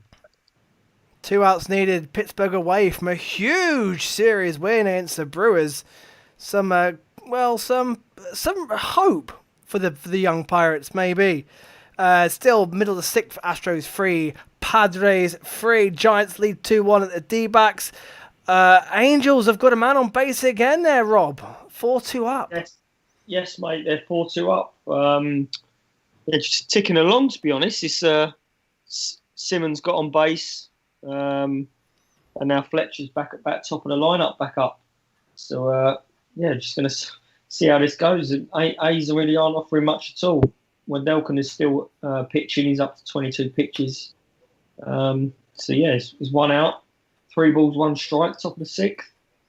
So this will be a nice win for the A's. I see their season is pretty much done and dusted, but like the Pirates, they're still showing some fight, that's for sure. The stats are sort of frozen for some reason. It did well. It lasted 5 hours, but it's not letting me update it. So thankfully, got the live scores on your screens right there. So I'll keep it on the screen. The Pirates, Mark, just 2 outs away on a 1-1 count at the moment. Yep, and it started to rain again as well. No, so no. One of those nights for us. At the moment, Arcia's on a 1-2 count. It's now 2-2. Rodriguez is the pitcher for the Pirates. This rain doesn't look particularly good, to be honest. Because I'm guessing if it gets called for a rain delay, it would just be game over. I think they would finish it now. With 2 outs, I would think they'll just finish it. Or if they pull them off now, that'll be game. They won't finish with 2 outs. Arcia's just gone out to a strike 3 call, so we're 1 out away. Oh, Mark, being over. It's nearly all over, and the Brewers looking at going about 11-15 for the Brewers. Yeah, and being 4th in the division, I believe. 4th in the division, and fading away from the wild card places, that's for sure. In the meantime, we'll get to stage with the Phillies and Braves. Should we stay for the Phillies and Braves, guys? Yeah, why not? No. Let's do it. Not Let's calling do it. another Oh, no, that was a joke. I'm just Absolutely no chance. Not on a school night. not? Not on a... why not? Bob's ready. Bob told me he's got his mic ready. God, I'm not doing that again. Not me and Bob. I I So remember your just face with, from the last time. Oh God, it was that live thing, wasn't it? When the Braves thrashed us 16-17-1, whatever it was. Oh, memories, awful memories. The Angels have now got 2 on base, 1 out. Rob. Yes, mate. Tom Listella's batting now. Obviously down there, he's popped one straight up in the air. I'm telling you, I'm the biggest jinx. Yeah. 2 outs now. Listella's popped one up. So who's it going to be now? Trout. Oh, Trout with man on first and second could be quite interesting. He's not done anything so far today, Mike Trout. I was looking quite forward to watching him bat. So maybe if I jinx him here, he might turn something in. That doesn't always work. That doesn't always work. I've been there many a time. 3 tonight. Peter Ramsey says this has been a brilliant catch. You all again. I'll catch you all again next time you do it. Thanks to everyone that was covering the games and Charlie's stats for the stats. Good night. Keep safe. Thank you, Peter. Thank you for watching. Thank you for everyone for watching. Still quite a good viewer count. There's still people hanging in there for that Pirates Brewers game, Mark. Yeah, we're up to a full count. Garcia is the last man up, so we're on the last strikeout. You're preempting it. You're preempting it. We're digging our nails in and holding on with all our might at the moment. So here we go. The last pitch possibly coming up. So. And Garcia has hit it straight out to the left field. Reynolds has caught it, and that's the game over. So the Pittsburgh Pirates have won 5-4. And win the series, and the Brewers swept the series as well. Sorry, swept? Yeah, you've been swept to the Pirates. Swept My by word. the Pirates. I thought getting swept to the Orioles was bad, but swept to the Pirates. They met us. They've now won 7. So. Oh dear me! So bad weekend. So going into the weekend, the Pirates only won 4 games. They've now won 7, and the Brewers slipped to 11-15. And like I said, that's their playoff hopes taking a big bang. Yeah, we've got a 10-game home streak coming up now, so we've got to do some damage in that. But yeah, it's been pretty awful the last weekend. So yeah, rethink. Let's just finish these innings off. Mark, thank you very much, mate, for covering, and we'll have you on again soon, mate. Thank you. Cheers, mate. See you later. Bye. So we've got runners on base in all the games that are left. So let's just see these out. Top of the 7th, Molly, we've got the Rockies with 2 on, 2 out, and 6-2 down. Yeah, exactly. They are 2 down, top of the 7th, and we are on a 0-1 count at the moment with Story at the plate again. And I've seen Rockies UK tweeting that they are the best. He's the best player for the Rockies, so we'll see if he can do anything with 2 men on base. That a few times. Yeah, he's one of the biggest optimists. He's a very glass half full man. Angels have a story. 2 on base for Mike Trout. Can the Angels convert again? No, Mike Trout stroke out looking. He's, pretty poor again from him, to be honest. Didn't offer anything. So that's a bit of an anticlimax. The Padres have one on and 1 out in the bottom of the 6th there, George.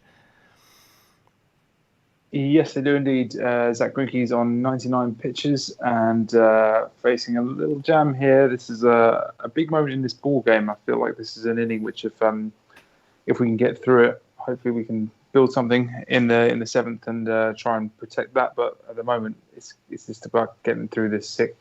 Where's that gone? That's a fly. That's a fly out to center field. It's the 2nd out. So 100 pitches for Greinke now. Just looking for this final out of the 6th and trying to keep it level as we head into the sort of business end of this game. I think honestly the way it's gone, not just on the scoreline, but just the way the game's flowing, it's anyone's game really. This is I couldn't pick a winner at the moment. And to the top of the 7th for the D-backs for the Giants, and the D-backs have 1 on and 2 outs. Yeah, Tony Watson, the pitcher for the Giants, seems to be struggling a little bit.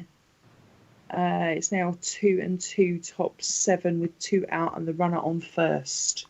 And I can't believe I'm saying this, but an hour and 10 minutes after they started after the Pirates and Brewers game, and the Rangers and Mariners are heading to the top of the 9th with 3 outs to go, Pete. What a quick game.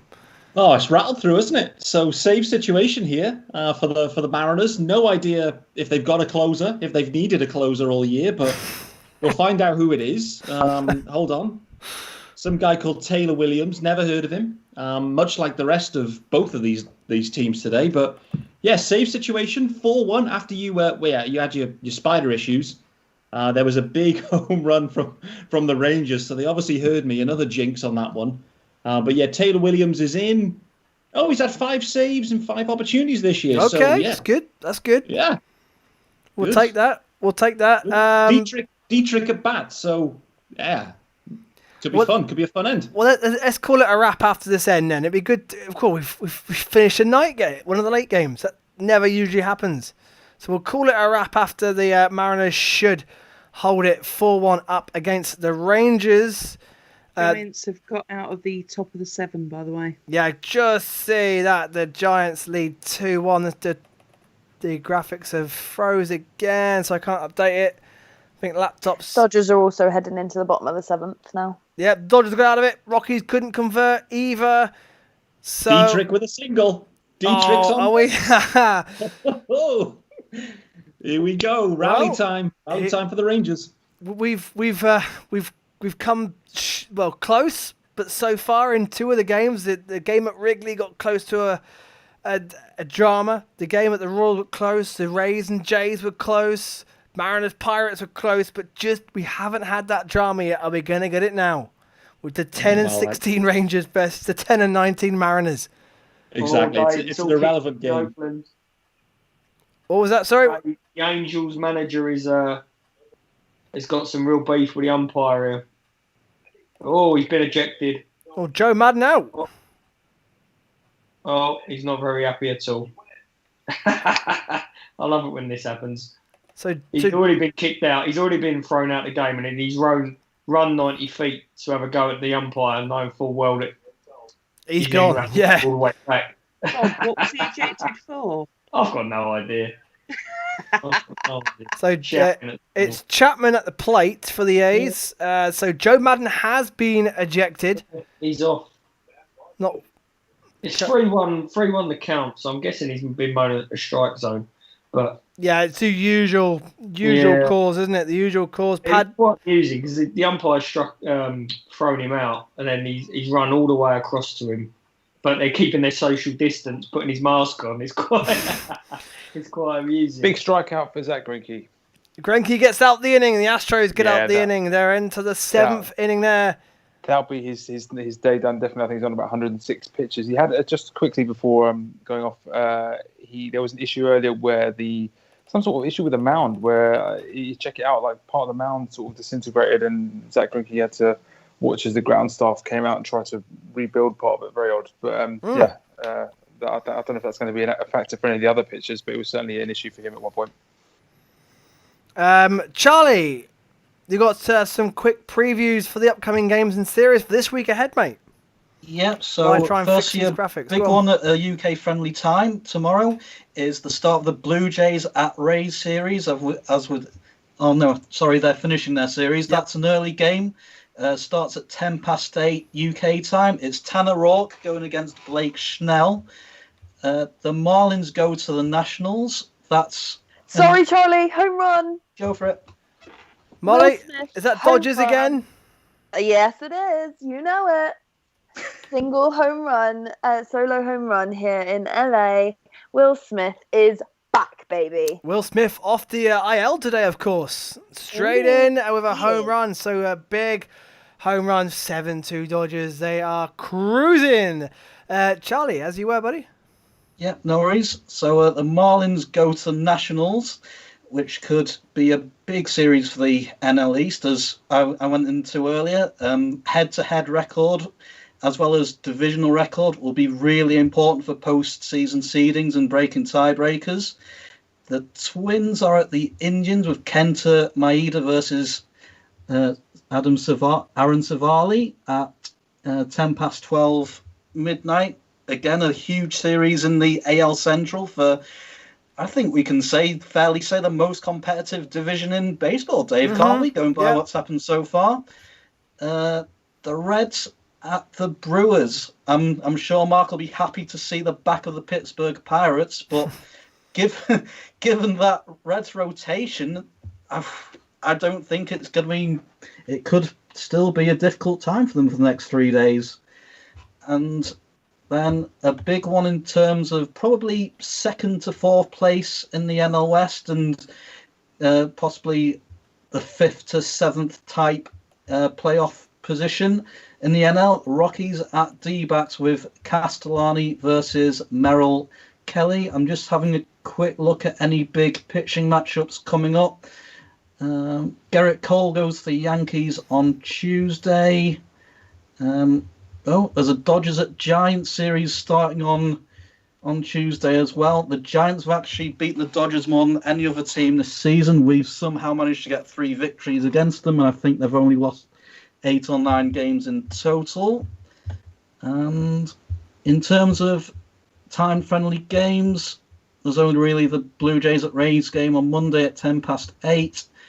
The Pirates at White Sox at 7:10. And the Phillies at Nationals might be all right for you, Dave. 11:05 at night, Tuesday, and all 3.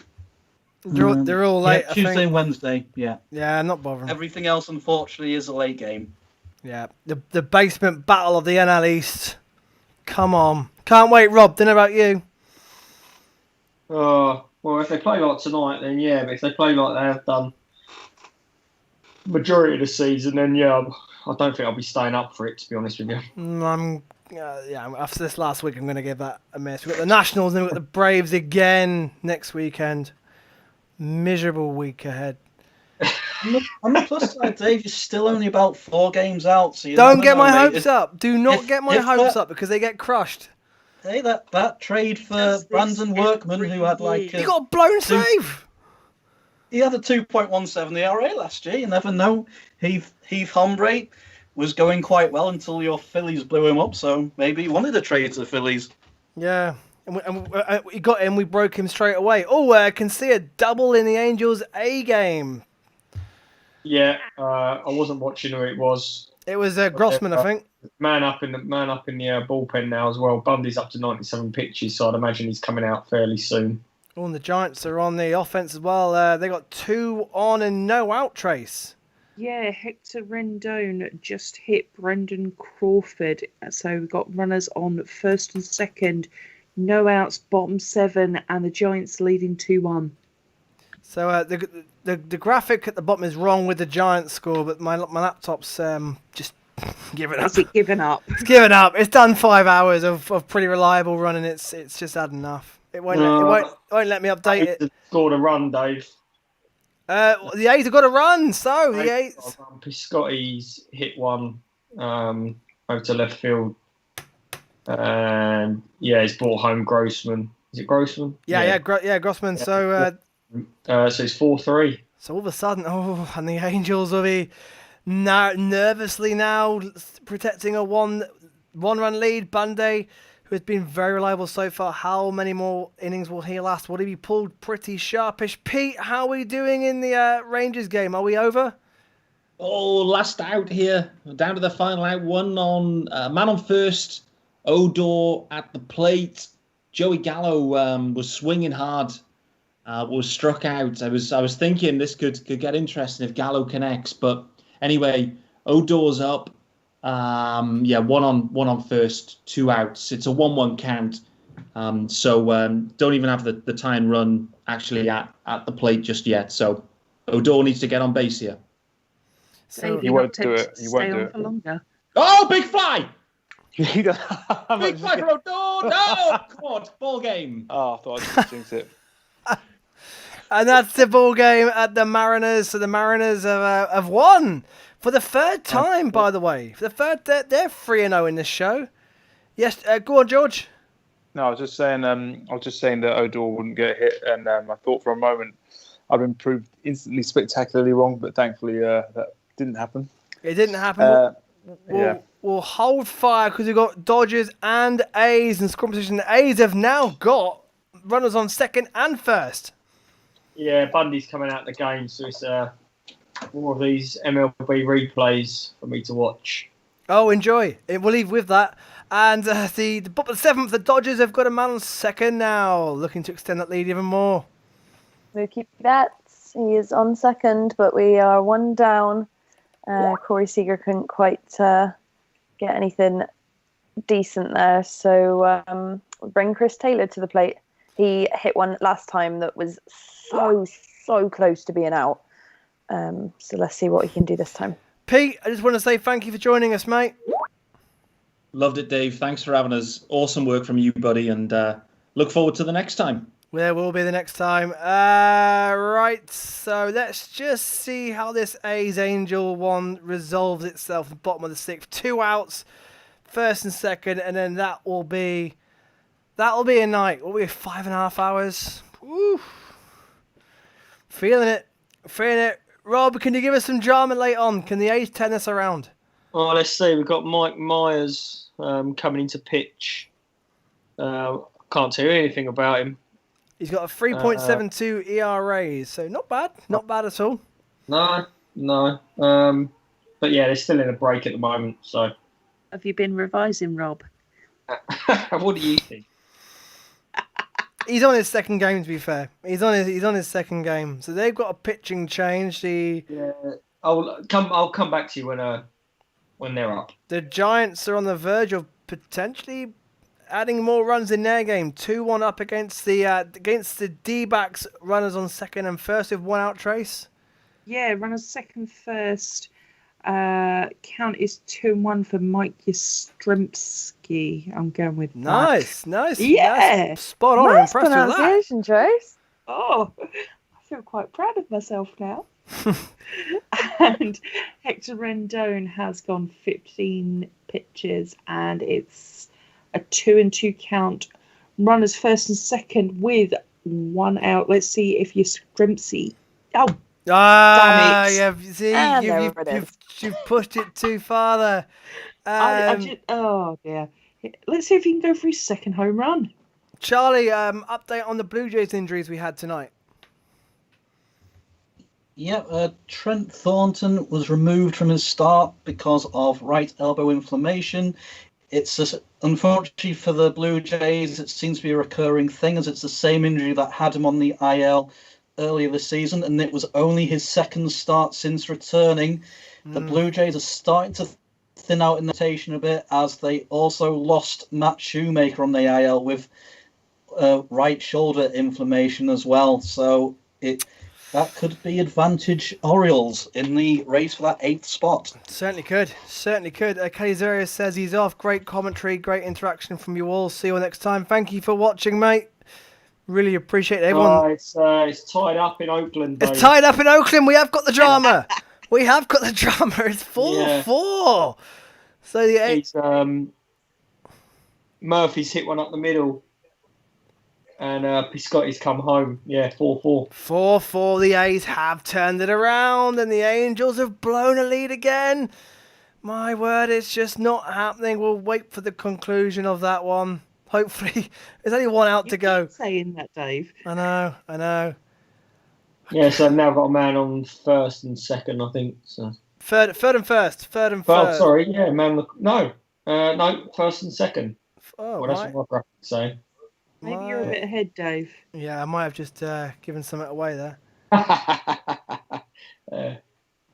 Well, I've got 1 0 count, first and third for the A's. No, I've got one of those. Oh, yeah. No, it's updated. Yeah, first and third. There we go. Phew. Yeah, I've got the same. Phew. Scott says, loving this commentary. Always commentary as always, guys. Thank you, Scott. So Scott covered the Cardinals game for us last time. Cardinals are 2-0 now since... oh, no, it wasn't Cardinals. I think it was Pirates Tigers.